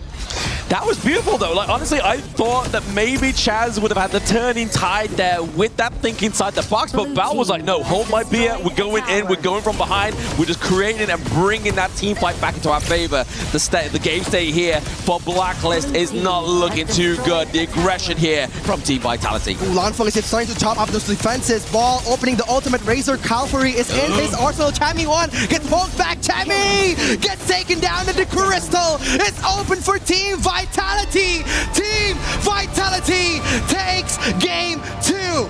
That's a beautiful way to end off this decider match. We're going the full best of 3 here. Neither of these teams want to go out with a wounded dog style. They want to go out brave, chest held high, head held high, and Team Vitality with that Jing pick, with Bal on the Guan Yu. And I have to say, Genmid on this Yu1 was fantastic. This game was an amazing game for these 2 teams. Like the first game, Blacklist held so much pressure on the first 10 minutes of the game, and Vitality, they returned the favor on the second game, making Joshi's counter pick so unviable and Chaz so uncomfortable in the early game. Yeah, absolutely. I mean, we talked about obviously Junq now having to use that signature pick and just seeing those 1v1s between the FMVPs, right? It's gonna be a hard third game in terms of that draft, because not only do they lose Guan Yu and obviously Junq's Jing, we lose the Lorien as well as Chami's Vati. So there's still quite a big expensive draft on both of these, considering the counters evolved. Yeah, it's gonna be hard because again, saying for Chami to be in such an uncomfortable position, playing his not the best game that he had along the tournament. So again, it was a very, very hard game for Blacklist, but we would want to hear it more from our panelists. Thank you, Rookie and Blam, on the great cast. It was Chami who got the better end of Ball, but that turns right back around as the Guan Yu goes the way of Vitality, and so does the victory. Champions of the PKL and the IKL did not disappoint in giving us a showcase that goes down to our first best of 3 and could potentially show the hope of the Philippines into the knockout stages or back home with a little bit of sadness on their face. I love that you're looking at me while saying that. That would be devastating. Yeah, and hard to go through. But yeah, I kind of feel like for the side of Team Vitality, right after they got the blue buff, we know that there's no stopping for them. Yeah, night po. I mean, same line. And night. We got it right. So I like requested me put my daughter to bed, man. yeah, go to bed. It's time to go to bed. Night. And they gave us a great present, right? This is a dream scenario for the side of Vitality. You get all the good picks, and then, they made life so difficult for Blacklist International. One of the main things they did was, like you said, that first initial blue buff steal. Now, that was not the only pain point. The reason why you want to do that is because Flowborn Tank actually eats a lot of mana points. So this game was already a difficult start for the side of Jashi in the jungle for the side of Blacklist. And to add on, Gen Myth, let's be clear about this. Game number 1, he was kind of non-existent. Game number 2, he was showing up, using the Yuhuan to go in, soak the damage, take the skills, and then you have the Dolia refresh. This is why you want to pick Dolia as a soft support. A soft support does work. Yeah, given that also there are a lot of entry points on the side of Team Vitality because of the reset or because of the Dolia and Yuan combo. It kind of feels like for Team Vitality, they're really good with a hero comp that actually jumps in right through the players of the other team because for Zanky was having the time of his life with that Jing. And I remember during the discussion before going to that game, you've mentioned about the Jing, so there's really a lot of boost for Team Vitality because of that win. Yeah, we leave it for the last portion because we all want to open space for the fight. We have Gen Myth as well as F1 going in, and sometimes you need a hero. And once the theme song plays, who shows up? Bao on his horse, coming in, swooping, pushing everyone from the side of Blacklist. And this opens up so much space. Zhang Q, his special pick on the Jing. And you have Lan Feng with the Flow-born marksman as well. What a beautiful game. Oh, sorry, it's a Chicha. As you see here, 13 minutes, so it didn't take too long for Team Vitality to even things out. But you pointed out very appropriately when I was kind of questioning, what do they have in this draft? What do they need on the other side for Blacklist? You mentioned the sustain and the healing of Vitality. 4 different heroes who had 4 different elements to sustain. And it didn't seem like Blacklist had a good answer in that 5th pick to deal with it. And clearly they did.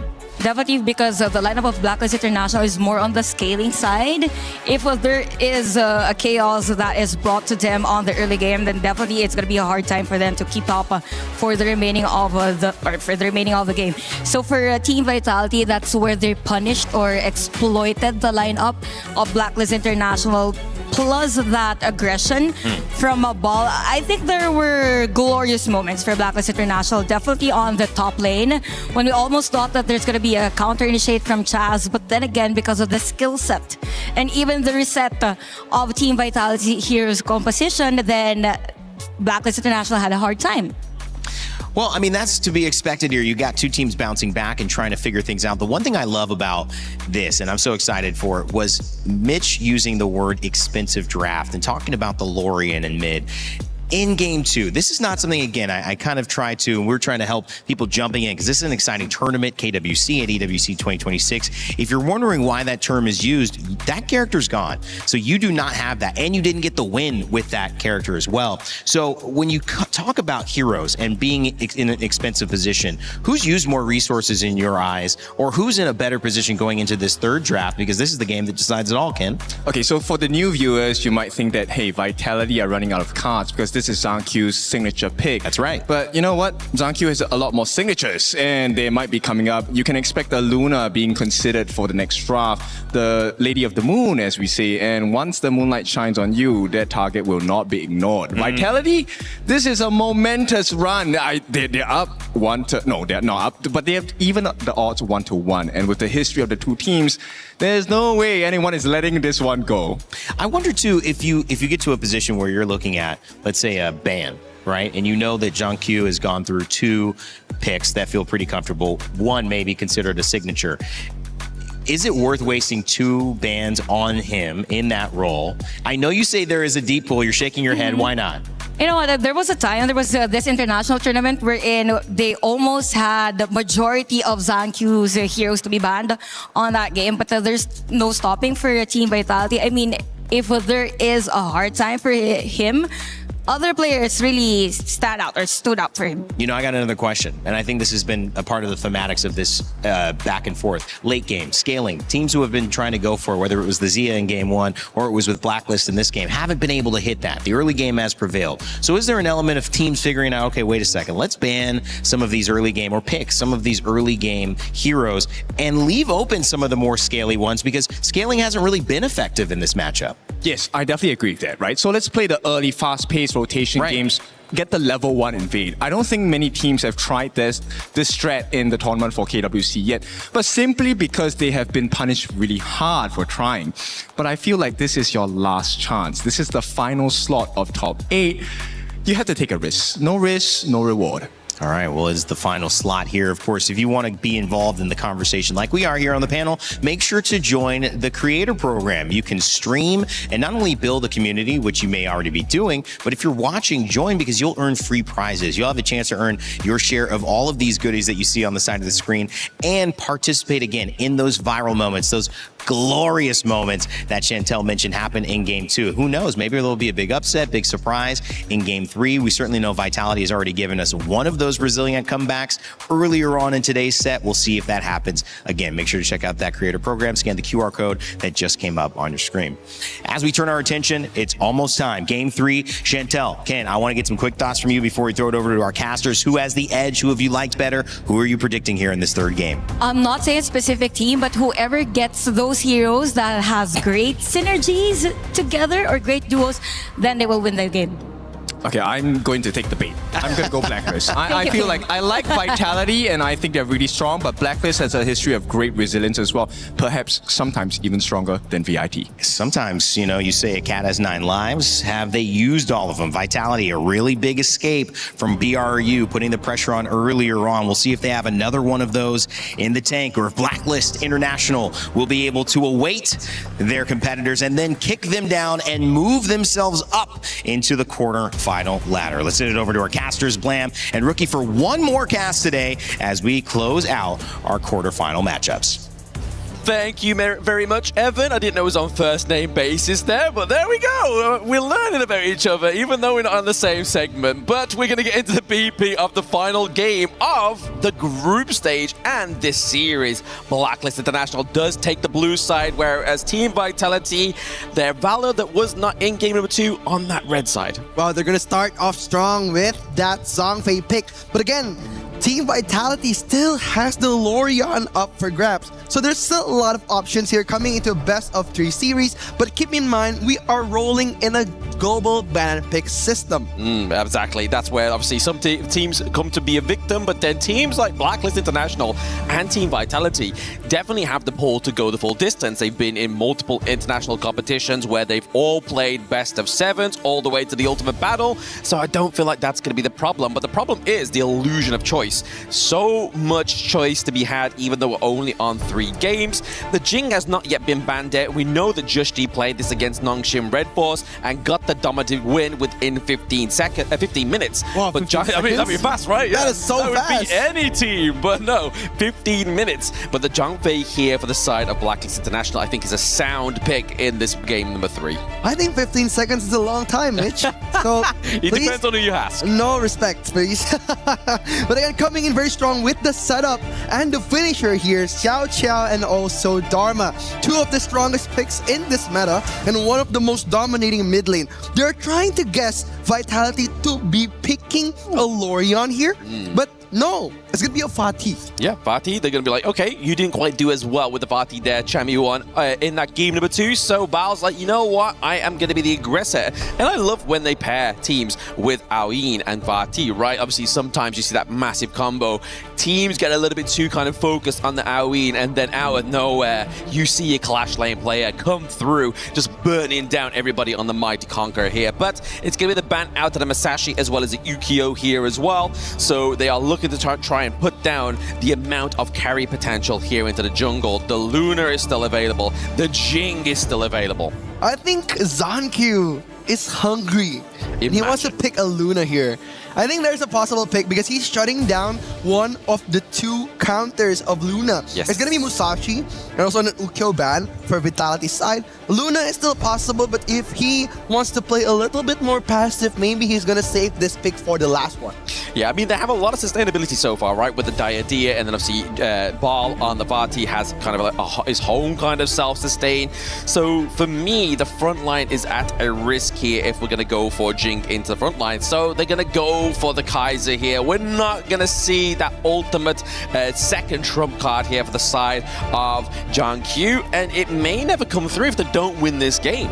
It's going to be an interesting pick coming into this tournament because look at the picks of Blacklist. It's a direct counter to Kaiser. You have the CC coming in from the Zhangfei pick and also the Xiao Qiao. And again, not only that, but the setup coming in for the Dharma. So it's going to be a big question mark for Team Vitality. How will they get this win on the last map? Yeah, I mean, if you look at Team Vitality's draft, right, that's very Team Vit orientated. You are looking for Kaiser and the Vati to just dive in, and there it is, ladies and gentlemen. Just she's like, okay, it may be my last game, or it may be the thing that gets us through to the playoffs where we have never seen before. Chano as well here for Golden Kite. It's going to be a game changer here, coming in looking at the hero power picks. Coming for Blacklist, you have the Jing for Josh Chi, you have the Dragon coming in getting Xiao Qiao, and the Lorion as the equalizer, the finalizer of the pick from Team Vitality. It's going to be an interesting match. Very interesting. I think this is probably going to be one of the closest matches here as well, right? Obviously, we got it all. We got the team fight potential. We have the sustainability. Does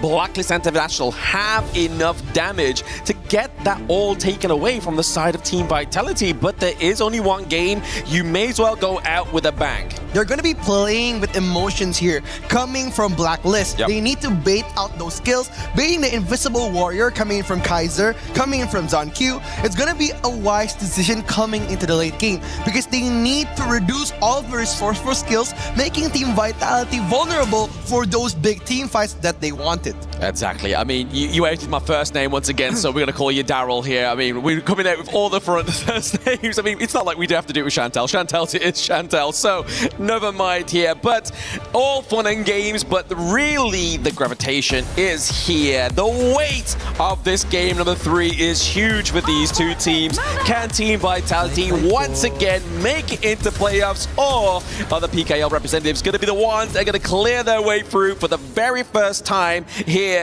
at KWC in Paris, France? It's going to be the battle of the ages. Who is going to get that final ticket to the playoffs?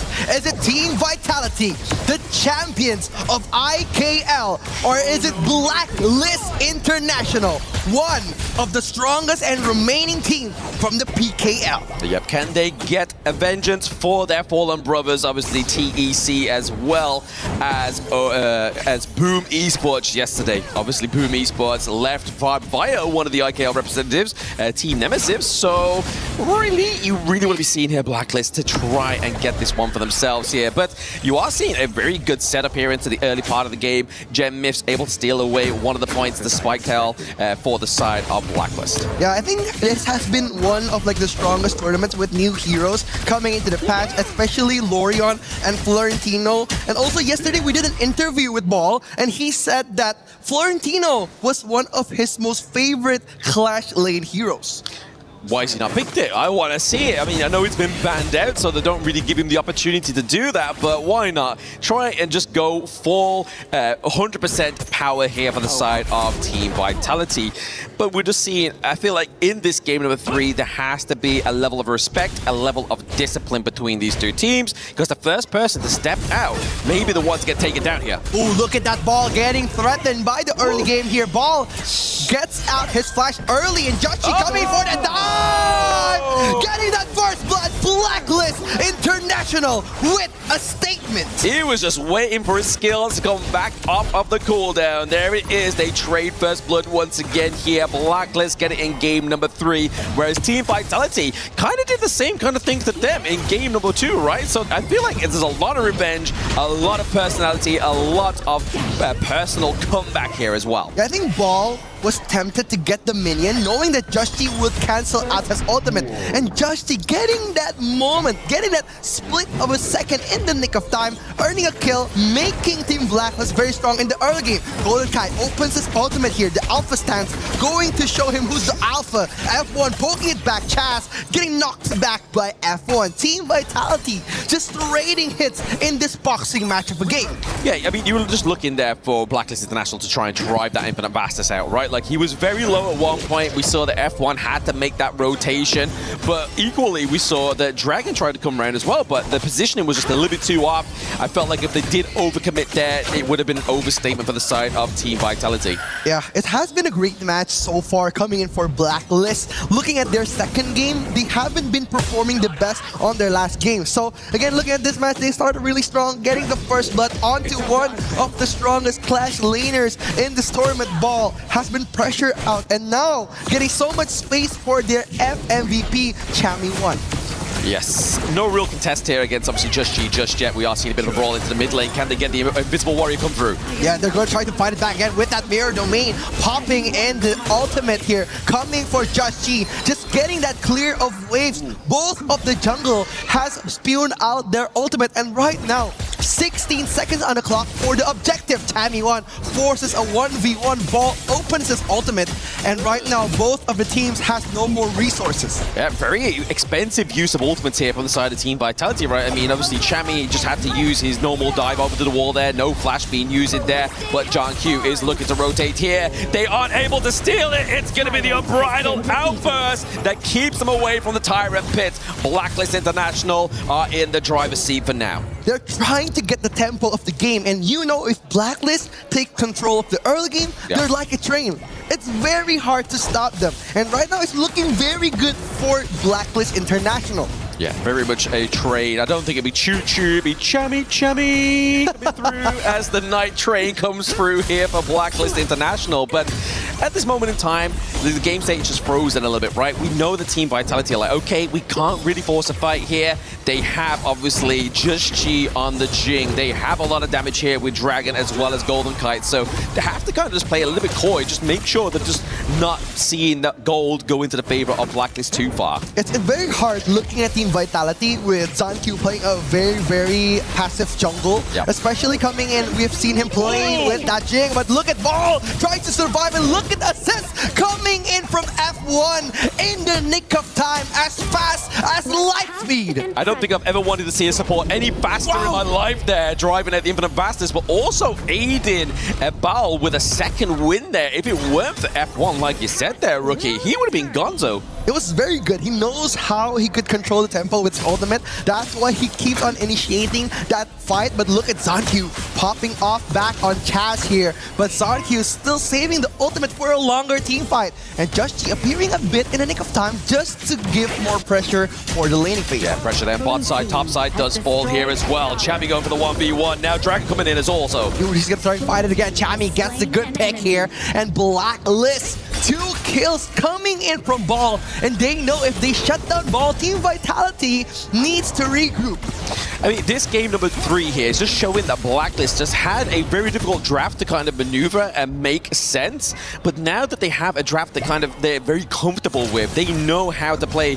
I'm not saying that they're going to turn off a little bit, but it just makes it a little bit easy here because they've been, again, just back to their dominant state of game number 1. Game number 3 is looking a little bit kind of out of reach here for Team Vitality. They need to do a little bit of work. Yeah, they have a really strong draft coming in from Blacklist. They have the outburst for the Zhangfei. And look at Just-G just opening his ultimate in the nick of time. ZonQ lessening the vision for Team Blacklist International, but look at that Chami! He catches another one. F1 almost getting poked back, and look at that outburst connecting to ZonQ. And they're gonna try to fight it again. ZonQ poking back Chami 1, goes for another one. Chaz disengaging for that team fight. Team Vitality finally showing their prowess. Yeah, I think Blacklist have to count their lucky stars in that one, right? Like, we saw so many ultimates being burnt out there. Chaz only really getting gem myth within that one. It did create a little bit of a fissure between themselves and Team Vitality, but we saw that Just-G was looking pretty low. Like,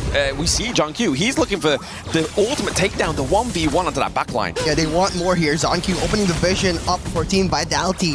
looking to close in as much space as possible. And Team Vitality's winning condition right now is just to drag this game as long as possible. Getting those power spikes for Ball and also ZonQ being the punching bag for Team Vitality, giving space to Lanfeng to get that lead and damage output that Team Vitality wants. Yeah, it's very rare that you see this in a game, right? That both of the carries. Dashi coming in, opening the ultimate, going back with Lanfeng getting the ahead of time, knowing that there's danger that is coming. He sticks close to the wall. I was gonna say, like, literally no other marksmen have no kills or no deaths. They're either being positioned very well or they're just not playing as aggressive as they need to be because they're waiting for that prime moment, right? The gold share is literally a knife set between these two teams. Chami won! Ooh, look at Chami getting popped back, playing the trampoline here from GenMyth, and he just tries to knock it back from them. Look at Ball coming in, Golden Kite is in danger, opens up the dash for Team Vitality, but Just G, being Just G here, just hanging out by himself, looking cool and all in the top lane. Looking cool and all. I mean, he's just doing what he needs to do, right? That macro play, making sure that Bal goes back to his home state here in the top side of the map. So it doesn't mean that 5 members of the side of Team Vitality are going to either try and can go for the Tyrant or even consider the Overlord. We see Just G's already top side of the map. He claims the Overlord. Team Vitality are able to get that Tyrant. So Team Fight Potential is definitely a wary situation here for Blacklist being so near and far with that gold lead. I think it's all about the setup coming in from Chaz, but look at Chami 1 gets another one. F1 It's a battle of a 1v1. ZonQ poking back Chaz, but testing the waters with that Dharma pick, making F1 go back that sudden. Team Blacklist International, they know how to control the emotions of Team Vitality. Yeah, I mean, control the emotions, control the recall, right? Like, that's definitely what they've been doing here as well. You can see a potential go for the mid lane also. Obviously, Vanguard got wiped out pretty clearly here. It's not the 10-minute mark Vanguard that you really want to be hoping for to get that siege into the mid lane, but it's going to buy enough time here for Blacklist just to stave away that extra 35 seconds they have of that Tyrant. Yeah, they just wanted more time here for Team Vitality, but look at Chami popping off, ZonQ just appearing in the team fight. Just G disengaging, waiting for the right time. Chaz getting that fly coming in. GenMyth is in danger, but look at the escape coming from Team Vitality. Ball opening the ultimate, but right now Just G trying to fight back. Team Blacklist International just pushing back the Yellow Bees. This is the level of teamwork here for Team Vitality, right? Any other team probably would thought, you know what, the mid lane kind of overextended. It's their problem. Has to force the flash there from Dragon, but now Chami! Getting a Chami special coming into Team Vitality, and Ball gets taken down. ZonQ is going to be 1v1 coming in to Just G, just poking and testing those junglers. And right now, Lanfeng is in danger. Chami 1 being the star of the show. Oh, using that Dharma to perfection there. Picking up the kill, driving out the Infinite Bastards there from Lanfeng. He's going to be a sitting duck as well for quite some time. T1 takedown into the mid lane, but this replay was so scary. That flash from Dragon at the right time drew Bal, drew GenMyth into that right space there, as well as Bal. He kind of flew a little bit too close to the sun. He got burnt down, and now they get the Shadow Tyrant for themselves. Yeah, we'll see how they dictate the gameplay of the game, because right now Blacklist is ahead 3,000 gold, getting so much out of those team fights, getting those map controls that they wanted. And right now Team Vitality, their last hope is to try to take the game as long as possible. Yeah. And right now they're just trying to defend, same as game 1.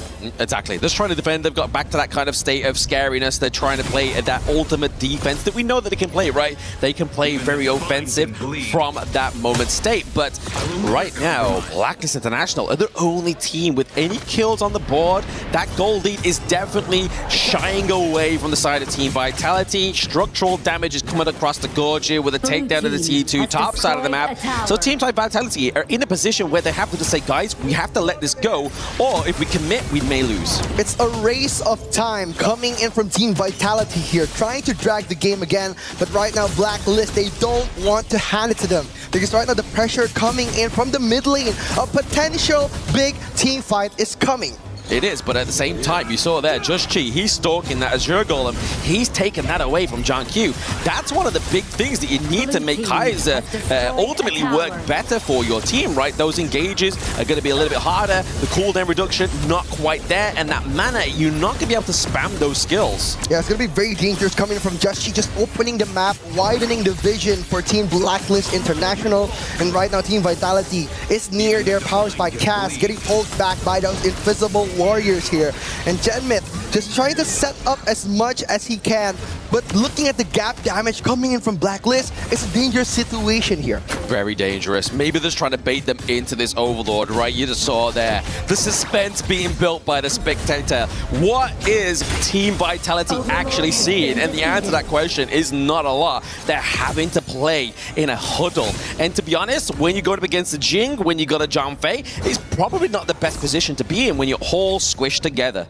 And again, like, we're seeing Blacklist just delivering the same treatment that Vitality gave to them in Game 2, making the map as small as possible, no more vision, because they're carrying a squishy roamer. F1 hasn't been able to do so much in this game. Yeah, you saw the Ardent Phoenix being built there for Chami as well, right? That's lifesteal. He's going to get back. It's going to be a little bit more of an intensity here for Team Vitality. They are struggling to keep the minions at bay. They're able to do it just for now. The obviously Vanguard's been put down bot side of the map to create that pressure here for even more chance of securing Azure Golem once again away from Zhang Q. It's going to be the fight of life and death.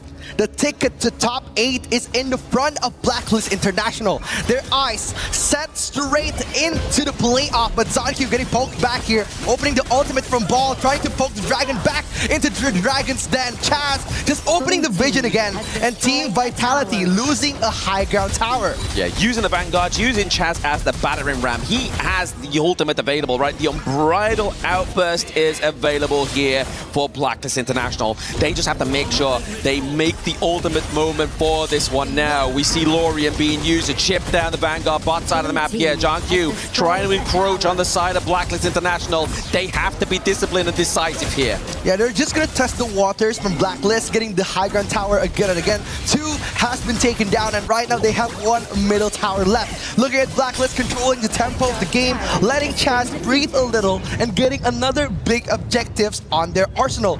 The Shadow Tyrant is going to help them to gain more advantages on the big team fights. And right now, Team Vitality is struggling to hold their tempo. Yeah, hold tempo, hold ground, hold their own jungle. As you see, Just Cheese just ushered a wave down to the bot side of the map there as well. Means that they know the rotation of Team Vitality. They have to go down there. They have to defend it. Now they can try and get this minion wave through here into the mid lane potentially. Lorien just throwing those orbs around. Zhang Q forced himself into the front line of this team fight. But is it going to be enough to protect these minion waves coming to the top side very, very soon? Well, I'm not a player on this game, but my hands are sweating. Blam. I'm sweating and looking at Indonesian team, the last one to qualify to the playoffs. But look at them trying to defend. They are trying to defend. We just see pretty much a showmanship match there. Top side of the map, we see Zhang Q, Champion going at it for once more time. Minion wave, top side of the map, middle lane, maybe the access. Let's see what happens here, rookie. They're trying to defend here. Chami 1 gets that Enlightenment Mantra, trying to open up the map. Zhang Q opening the vision for Team Vitality. Blacklist International wondering where the entry point is, because Zhang Q is just closing every door behind him. To the point of Team Vitality, right? They're defending so long, they're amassing gold. Is it going to be enough here? Obviously, we are seeing another full frontal attack. We see Just Chi in the backline! Flying into the backline, but look at the outburst on Q! Eating up so much damage. Just Chi poking in the crystal, but nobody's going to enter the domain of Team Vitality! This is what I was talking about literally moments ago. Team Vitality have one of the best offensive defense mechanics here. Thanks to their draft, thanks to Zhang Q, and thanks to Genmith. He's able to sit back and throw orbs days and night. Yeah, they're trying to engage here again without Just Chi.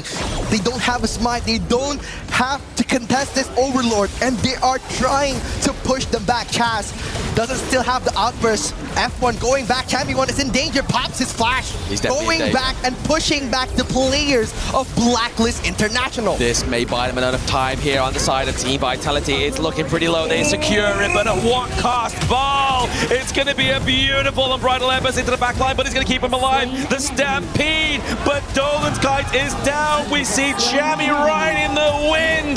This is potential comeback potential here for Team Vitality. Nobody tries to enter the Wasp den because right now Team Vitality controlling the tempo of the game. Joshi out of the team fight, and Blacklist, they forced that contest to the Overlord, making them lose 2 more players. Right now Blacklist is in danger. A very well-timed infinite assist there you saw from the replay, right? If he landed any sooner, he would have been hit by that Unbridled Outburst, but now, complete game state in mid. They try to defend here, but look at Zonq being so dominant. The minion waves are coming, and the Overlord Vanguard are pushing through the mid lane. Zonq popping up his ultimate, but look at the outburst. Jetmith coming into the backline. Dragon is out of the picture. Team Vitality is painting history. Joshi gets taken down. Chaz is gone. The mid lane is open. The pathway is ready. Team Vitality is ready to end the game. Chaz waiting in for the moment here. Golden Kite pops the ultimate. Jetmith again zoning in that far laner. Champion one holding on 1 by 1. But look at the Crystal. Lodfum pushing back. Chaz is in danger. The Crystal is exposed. Miracles was made. History is written down. Team Vitality enters the top 8. Well played there, Team Vitality. When it looked like it was on tournament life, they held it back. They held down the fortress. Mom came home, and then they ran it down mid there. Beautiful, beautiful play. It just means that it's just a display for these teams watching, right? When you are down and out, you aren't giving up. You need to keep going. There was a saying that in history, a loss never stings twice.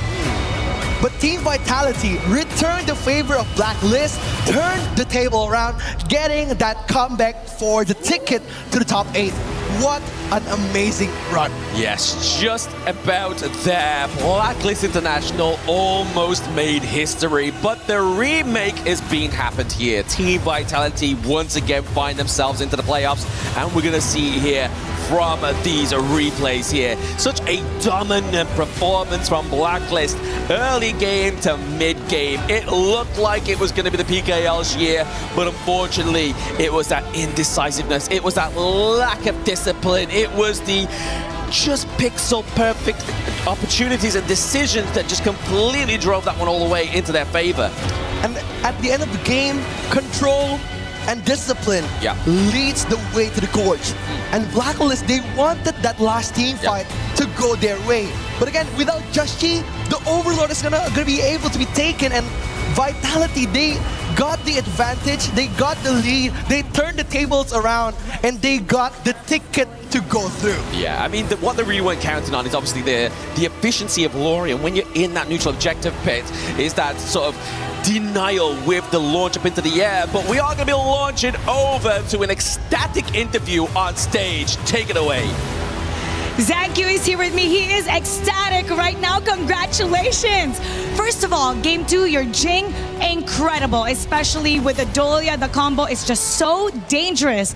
But I have to know, how are you able to manage this reverse sweep 2 matches in a row? You're able to turn the game around even though your opponent was already by your base.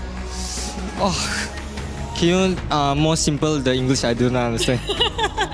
How are you able to have this magic that you're able to turn the game around? Teamwork. Teamwork, what else? 5 teamwork. 5-man teamwork, that's amazing. Now you've made it to the playoffs. You're part of the top 8. Can you describe in 5 words how you're feeling right now? What you're thinking right now? I'm feeling excited, and I can stay Paris more longer. Paris more longer, right? You can stay in Paris longer, yes? Yeah. That's 2. Yes. 3 more. No more. No more. How about we want more from you? We want you to send a message to IKL and all the fans of Team Vitality. I love you. Thank you, loves you. And you know what? You're gonna love this one. Once again, Team Vitality, come with me. This is your moment. Once again, we're gonna walk all this way for your right to end your opponent's journey.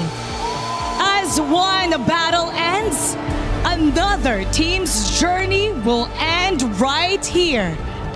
Val, do the honors. Team Vitality, the champions of Indonesia, are now here to destroy the third placer from the Philippines, Blacklist International.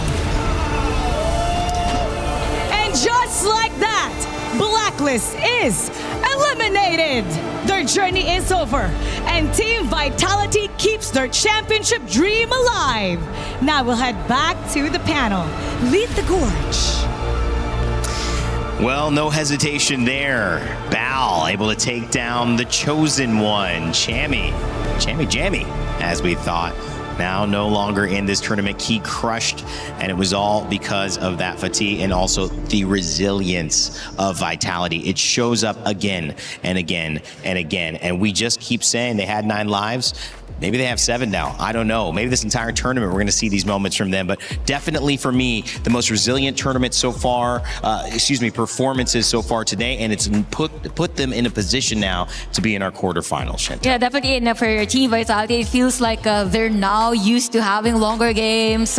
They're now used to being the comeback lords in our game, because they faced against a team earlier where they almost lost, but they showed again the resilience.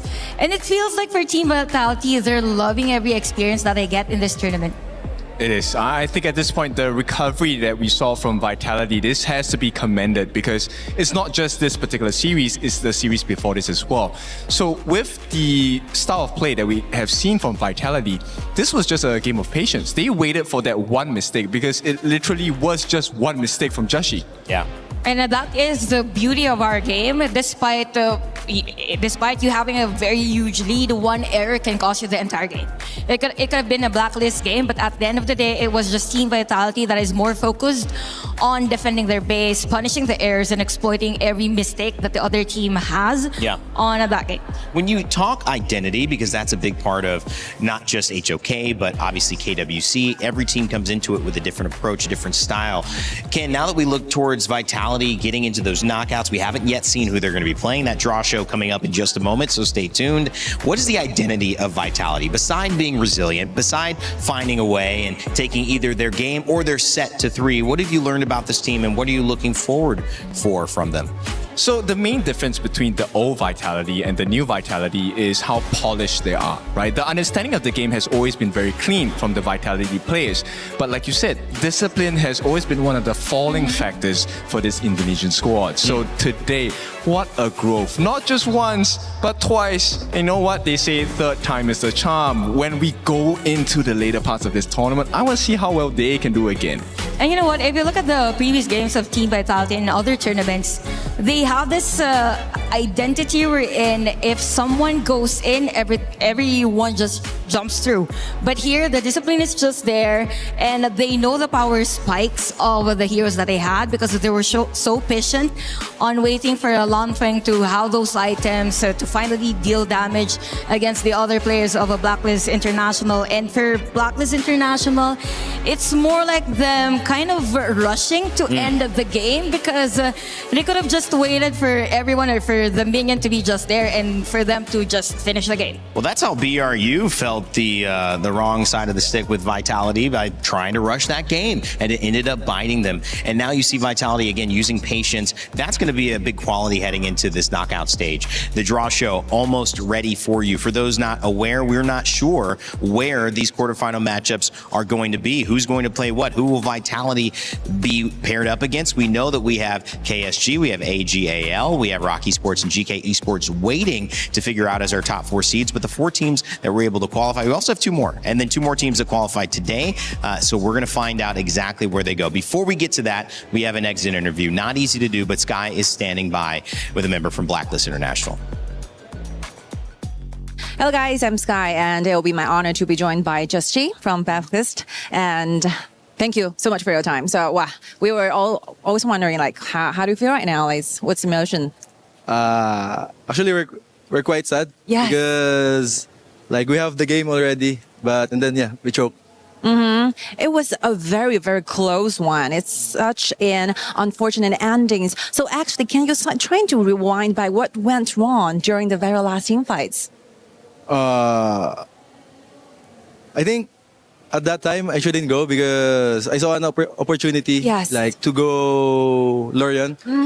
But I think that's not the good idea. Yeah. But I want to talk a bit more about the Jin pick. You played so well. What's the reason behind of like picking this hero?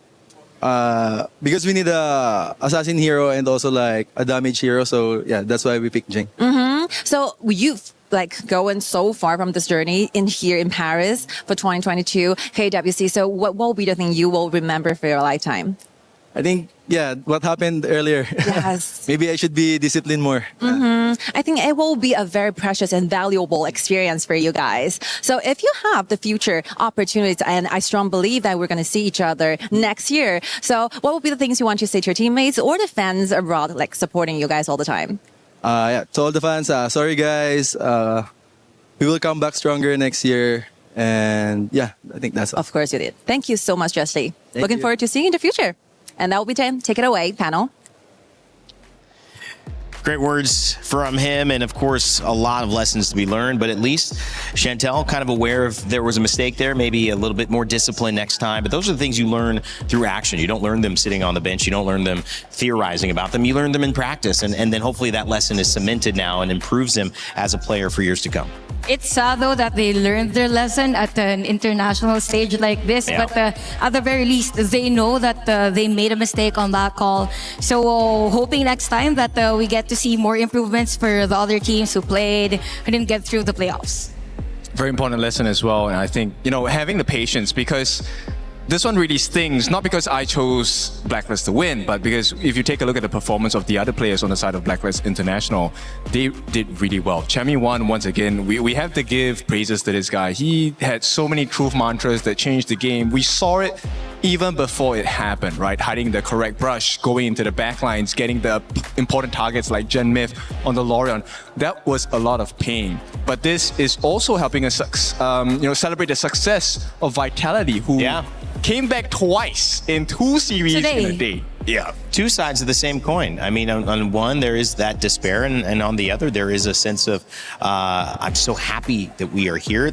Life seems to be molding in my direction. The ball seems to be picking up and rolling in momentum the way I want to go. How exciting is that for a team like Vitality, who not only taking down maybe a regional rival, but now a new life, new hope, and to do it in this fashion, you've got to feel that there's a sense of when they go to bed tonight and maybe wake up to play again, like, things are on our side. Yeah, definitely for Team Vitality, they're enjoying every moment in this tournament, and somehow we already have this identity for them that they're not the ones that you want to face in longer games, because it just boosts their confidence all throughout. Let me add one more thing. This is just a theory of how to build a team, right? So we talked about this just now, and it looks like Vitality, if you bring the right people, give them the right environment, they can achieve much more. And that is a great point. You also talked about that identity, showcasing the approach of Blacklist International, a group of players that have stayed together from the very beginning, that they opened up their ability to compete here in professional HOK. And you saw, from Vitality, a different approach. Star players from different teams built this roster to succeed in this moment. I mean, Ken, have you learned more about that conversation? Do you feel that there is leaning towards, obviously Vitality won, but what have you taken away from that yourself, looking at it as an analyst? I think changes need to be made, and you need to re-look at the draft, at the way that you play. There's always new lessons available. Hopefully not learned in pain and not made in history, because that's what happened today. But it's moments like these that give you a reminder that, hey, every once in a while, let's see what else can we do to make the team better. What else can we do to have a cleaner game and a superstar performance, because that is nothing short of what we've seen from all the players. And also this kind of matches is always a reminder to the teams not to overlook the most basic things around the game. So discipline is one thing, but at the same time, communication has to be there, because definitely for team vitality, the discipline is there, but it's hard to decide fast or react fast in a high-stakes game. All right, well, all of that great and leads to our draw show, which is how we are going to decide our quarterfinal matchup. So thank you for waiting patiently, but now the stakes are even higher. We'll see which teams from the top end of the bracket are going against which teams who just qualified. Our quarterfinals are set to be drawn right now.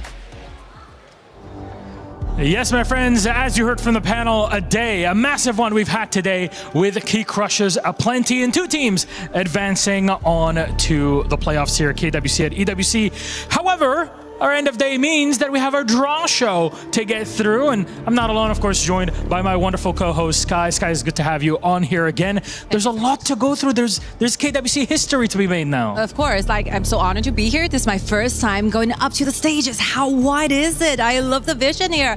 Especially, I feel really, really honored because how fast the past 4 days of the group stages have finally and officially comes to an end. And starting from tomorrow, we're gonna see the single elimination. We're going to see the best of 7 series. And not to mention, if we make it to the 7th game, the ultimate medals kick in.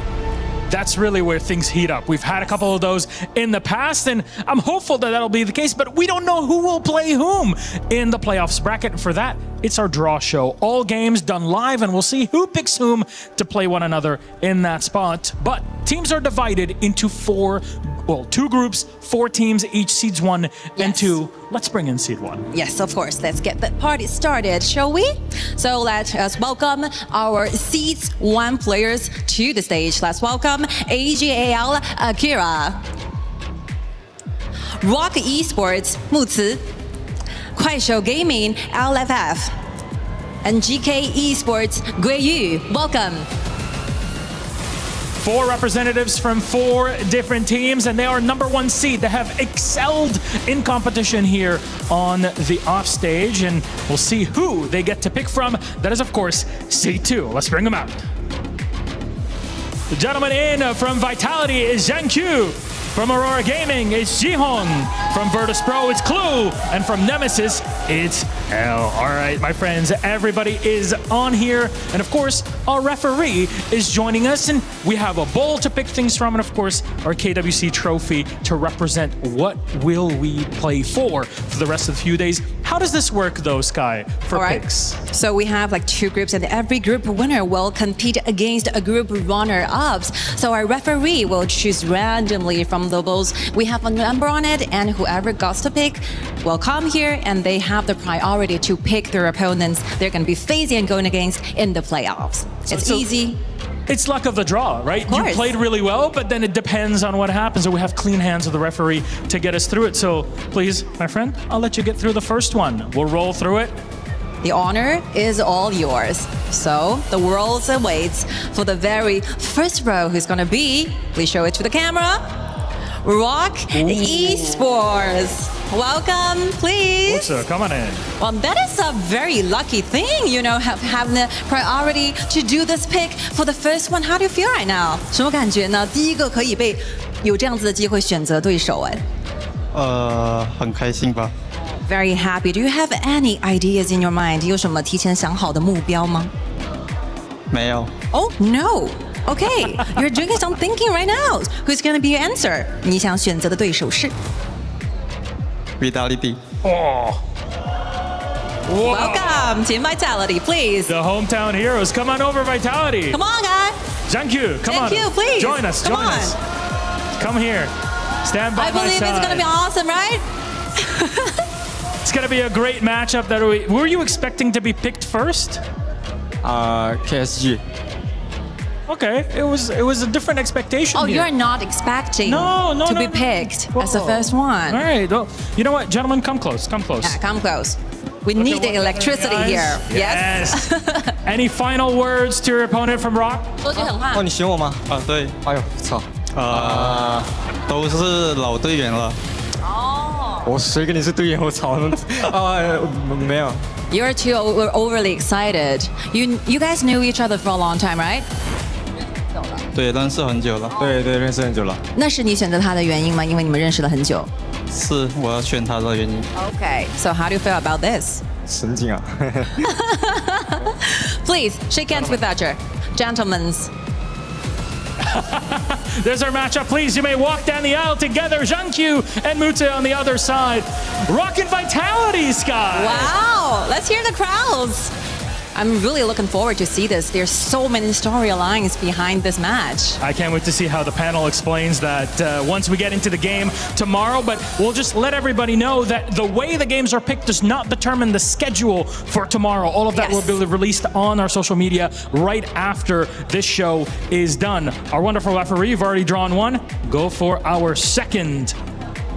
The temperature has already been heated up. Oh, yes. Just imagine the tension here. Who is going to be the next one choosing their opponents? Welcome, Kuaishou Gaming, please. 李鹏鹏, step aside to my right side. How do you feel getting picked as the second one getting picked your opponent?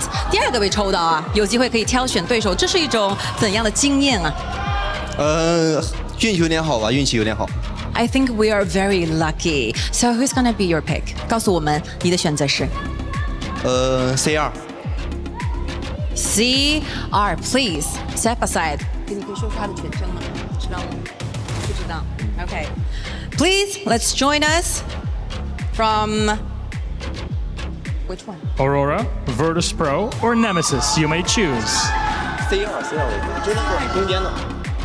You go for the players who wanted to get it going, guys. Take him. 把他带过来，去吧 ，Go. 把他带来我们的现场。Who's gonna be the pick? How crazy is that? Yeah, this is the thing we're talking about. Stand by my side, Clue. Getting our name is not exciting enough. Okay.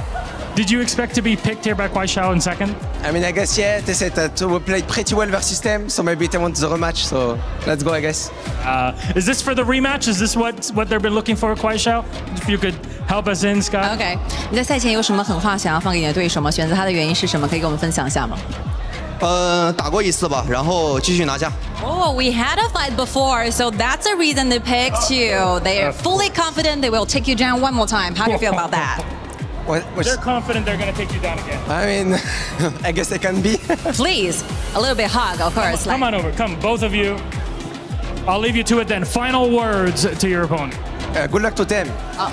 他祝你有非常好的实力，有一个非常好的表现。你有什么话想要对他说吗？你们加油。Oh, good luck. Good luck. Gentlemen, shake hands. Congratulations, you may move down to our end here on the stage. 2 games in, 2 more to go, Sky. But this is a very interesting way they're picking their opponents. I believe that I will trying to encourage these you guys doing the same thing. They go directly to the opponents they want to choose, right? They're playing for the story, right? it adds to it. It adds to the tension. That's what we love to have in here. Then, wonderful ref, you may go for our third one. Of course, it'll determine the last game regardless, but it's between 1 and the 2. Who is it? What do we have next? AGAL or GK? Who gets that final direct pick? And it's GK! Esports! Congratulations, Gui. You're so happy. Share us a reason why you're so happy. 为什么这么开心？因为不用面对 AU2 大魔王。Oh, because they can avoid getting into those on counterbacks with Aurora. So obviously, your answer is? I choose Nemesis. Oh, come on over. Come on over. Step aside, please. Step closer. Did you expect to be chosen here by GK? I'm from expected. Expected, then come close. Look at one another, gentlemen. Any final words before you commence the battle tomorrow? Just be prepared lah. It will be hard more than before. All right. What do you say? We already win you one time in group stage. Just normal win you again. Oh, gentlemen, please shake hands. go ahead and walk off the stage. Thank you very much, GK and Nemesis. They'll be playing. Wow. There's a story, but there's also a lot of love course. between them. This is what I love about KWC. You see those revenge stories, you see those chemistry over there, and I'm really looking forward to see their plays in the future. And last but not least, there are two men standing on the side, but we still have to get this procedural. Yeah, we have to go through this. Okay, Wow. congratulations. With no doubt, the AGAL, please, Akira. 来吧，冉翔。 No one would have expected it. 运气还不错吗？感觉怎么样？最后一个被抽到，其实也没有什么选择的空间了哈。感觉如何？这个体验好吗？特别好。Very good experience. So Aurora is your future opponents. What do you think of this team? 和他们对阵的话，感觉如何？感觉有点压力吧。We feel a little bit pressure. Oh. Yeah. Wow. Yeah, you weren't expecting it either. Why? I expecting because I like to play with strong team. I mean, it's basically as strong as it gets in a situation like this. Were you expecting to be picked last? I don't care. We are first or last because that's not my choice. If you ask me, getting picked last just means you're the strongest team. So they're just kind of waiting for you in C2. Gentlemen, please come up close. 站得近一点。 Final words. 最后的一句狠话可以放给你的对手，有什么想对他说的吗？我的狠话是，赢你们都不需要我亲自上场。I don't even have to be on stage, but AJL will crush you guys. Wow, crazy. 4-0 easy win. 4-0，他们要4-0你们哦，你感觉呢 ？What do you feel like the scores? 4-0哦。可能比分写反了吧。I think the order is reversed. Oh, all right. You know what? That just means it's going to heat up tomorrow. Please, gentlemen, you may shake hands. Go ahead. It's like both teams are very, very confident in their performance. Jihong and Akira in this. Honestly, I like the fact that there's some smack talk, but I also like the brotherhood that we're seeing between teams. I know. It's all love here at KWC. I love those final words coming from our players, right? It shows confidence. It shows definite confidence in the upcoming future battles. And what are they all playing for? A big chunk of cash and, of course, our KWC trophy here at EWC 2026. Sky, thank you very much. That was us for our draw show. Please keep tuned for our schedule detailed for tomorrow, all 4 games. However, our panel is going to react to all of that and break it all down for you. Over to you guys. Wow! To put it in the words of Clue and the Fringe fans, we finally get our knockout stage ready to go, and I cannot wait for it. The first pick, ROC versus Vitality. That's going to be fun. We saw AGAL and Aurora Gaming matching up also. Guaishao Gaming, Virtus Pro, Team Nemesis, and GK Esports. Chantel, I mean, too many good matches to pick up. Too much KWC, HOK action on the way. But what's the reaction to that immediately? Definitely. I mean, I really love, by the way, the reaction of GK Esports when they got to choose the team that they will face on the playoffs. So we definitely are looking forward onto that game. I mean, guys, here's our schedule. Remember this because all of our games will be best of 7. So it's going to be a different story for everyone. Hero economy is going to be a point of discussion. Even the specific heroes that they might want to ban against each other.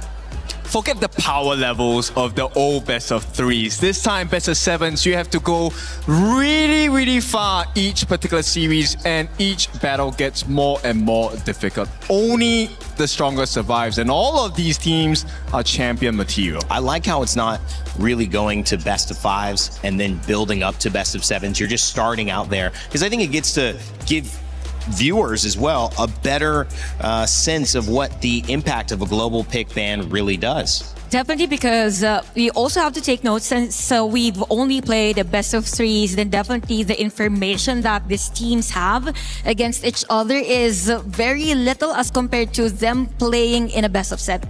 We might see hero compositions that we don't normally see on international tournaments because we have heroes available from AOV, right?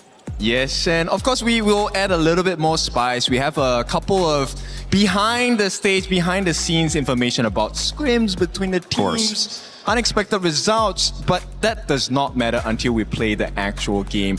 on the stage. So from tomorrow onwards, we'll see if those scorelines behind the scenes will appear on the screens.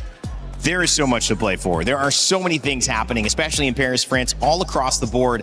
Some of the teams that are just picking and talking maybe the most trash, AGAL, have a lot to win, not just at KWC, at EWC 2026, but in the overall club championship leaderboard powered by Aramco. Chris Tunn standing by with an update on what's going on with the CC and where we need to go, knowing what's at stake heading into this next few days. So while things are very much wrapping up for our very first day here at the Lenovo Legion Gauntlet, I'm here for a little club championship update. They let me out the venue eventually. I'm actually allowed to leave at this moment in time, so that is good. But what has actually happened over on some of the other stages was a big moment last week that we missed over on the Lenovo Legion Gauntlet. We missed the fact that there was a huge win for Falcons. Their very first win that they absolutely needed and got a hold of has allowed them, of course, as you probably already have seen in the standings, to take the lead in the club championship. So that is a huge moment for them. But what does the week coming have to say about the club championship? Well, really, for me, the huge opportunity is for AGAL. Of course, all you guys will know them in Honor of Kings. They have a really good opportunity to potentially find something. 1,000 points for them will put them right back into the mix. Some of the other teams, though, it may be a bit of a struggle for them. So for Falcons, they're competing across multiple different titles this week. We'll be keeping you up to date with how they're going on the other stages. But for them, it's a huge week as well. AGAL, this is probably their chance to get themselves truly in the conversation and away from just being the dark horse of the competition. Teams like Virtus Pro, teams like Vitality, we know on our stage, are going to struggle just a little bit. On some of the others, not too much participation. So for them, it is realistically going to be about picking up what they can. First place may well be out of the equation for them now, but Falcons firmly have their eyes on the prize. It's a nice day out here in Paris. As long as you're done, if you're in the arena, come out, enjoy the... Well, it's sun. It's a bit cloudy today, anything if actually. Just get yourself out here, enjoy yourself in Paris. But that has been your Club Championship update. I'll be with you throughout the rest of the week.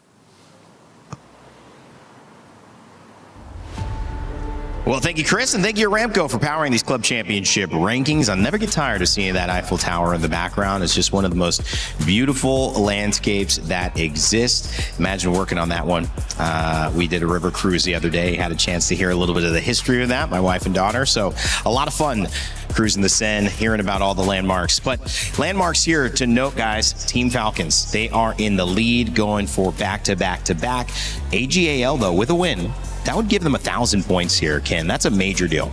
It is. In fact, there are 4 teams from our title down here that can topple and take the top 1 position if they win this entire event. Because if I'm not mistaken, Aurora is at 1,500 points. That's so true. if they win this, that's 1,000 points for them, and that's 100 points. Quick math, very quick. Yeah. You're doing math on broadcast. That's a rule. You never do it. I'm a shoutcaster. You never do it. Here's the deal. Also, Aurora and AGL, that's interesting because one of them is going to move on. One's going to be eliminated in that first match. Yeah. Guys, final thoughts as we close out this day, the last day of groups. We've got our quarterfinals. We've got elimination games all the way through. We've got best of 7s all the way through as well. I'll start with you, Chantel. You know what? I'm just happy to see the games that happened today. It was a story of grit, resilience, and everything. Definitely the best of 7s. Starting yesterday is going to be different, so don't miss out on that, guys. Okay, I feel like the audience, some of you are wishing for a spectacular surprise. This year could be the year. Don't quote me on that, but this year could be the year. Didn't you just cast or curse Blacklist International? I don't know what you're talking about. Did you just cast or curse the upsets of this tournament? I'm leaving. All right, thanks for everybody. Ken, Chantel, everybody who's on the desk with me as well. Isaac and Holler earlier on. Rookie and Blam who casted that one. Sagi and Nora who also cast as well. Did I remember everybody's name? I hope I didn't forget you. If I did, I'll shout you out especially tomorrow. From everyone here at the Lenovo Legion Gauntlet, that's it for KWC Group Stages. We will see you in the quarterfinals. My name's been Rain Day. Remind you to never give up, never stop gaming, and we'll see you a little bit later. Enjoy this SDC recap to close out the day.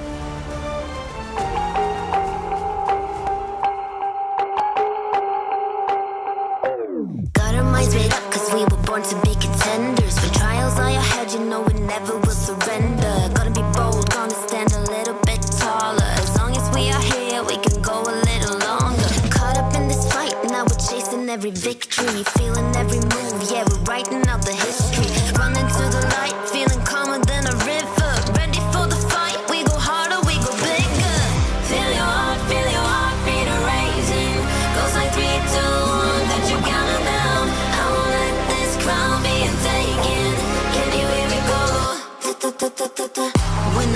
legacy, feeling limited. Listen, I'm on it, I wanna live it up like call it, want it. Yeah, I hardly started, you're falling fast. Fortune Valor grinding on. We're the champions, ready to go.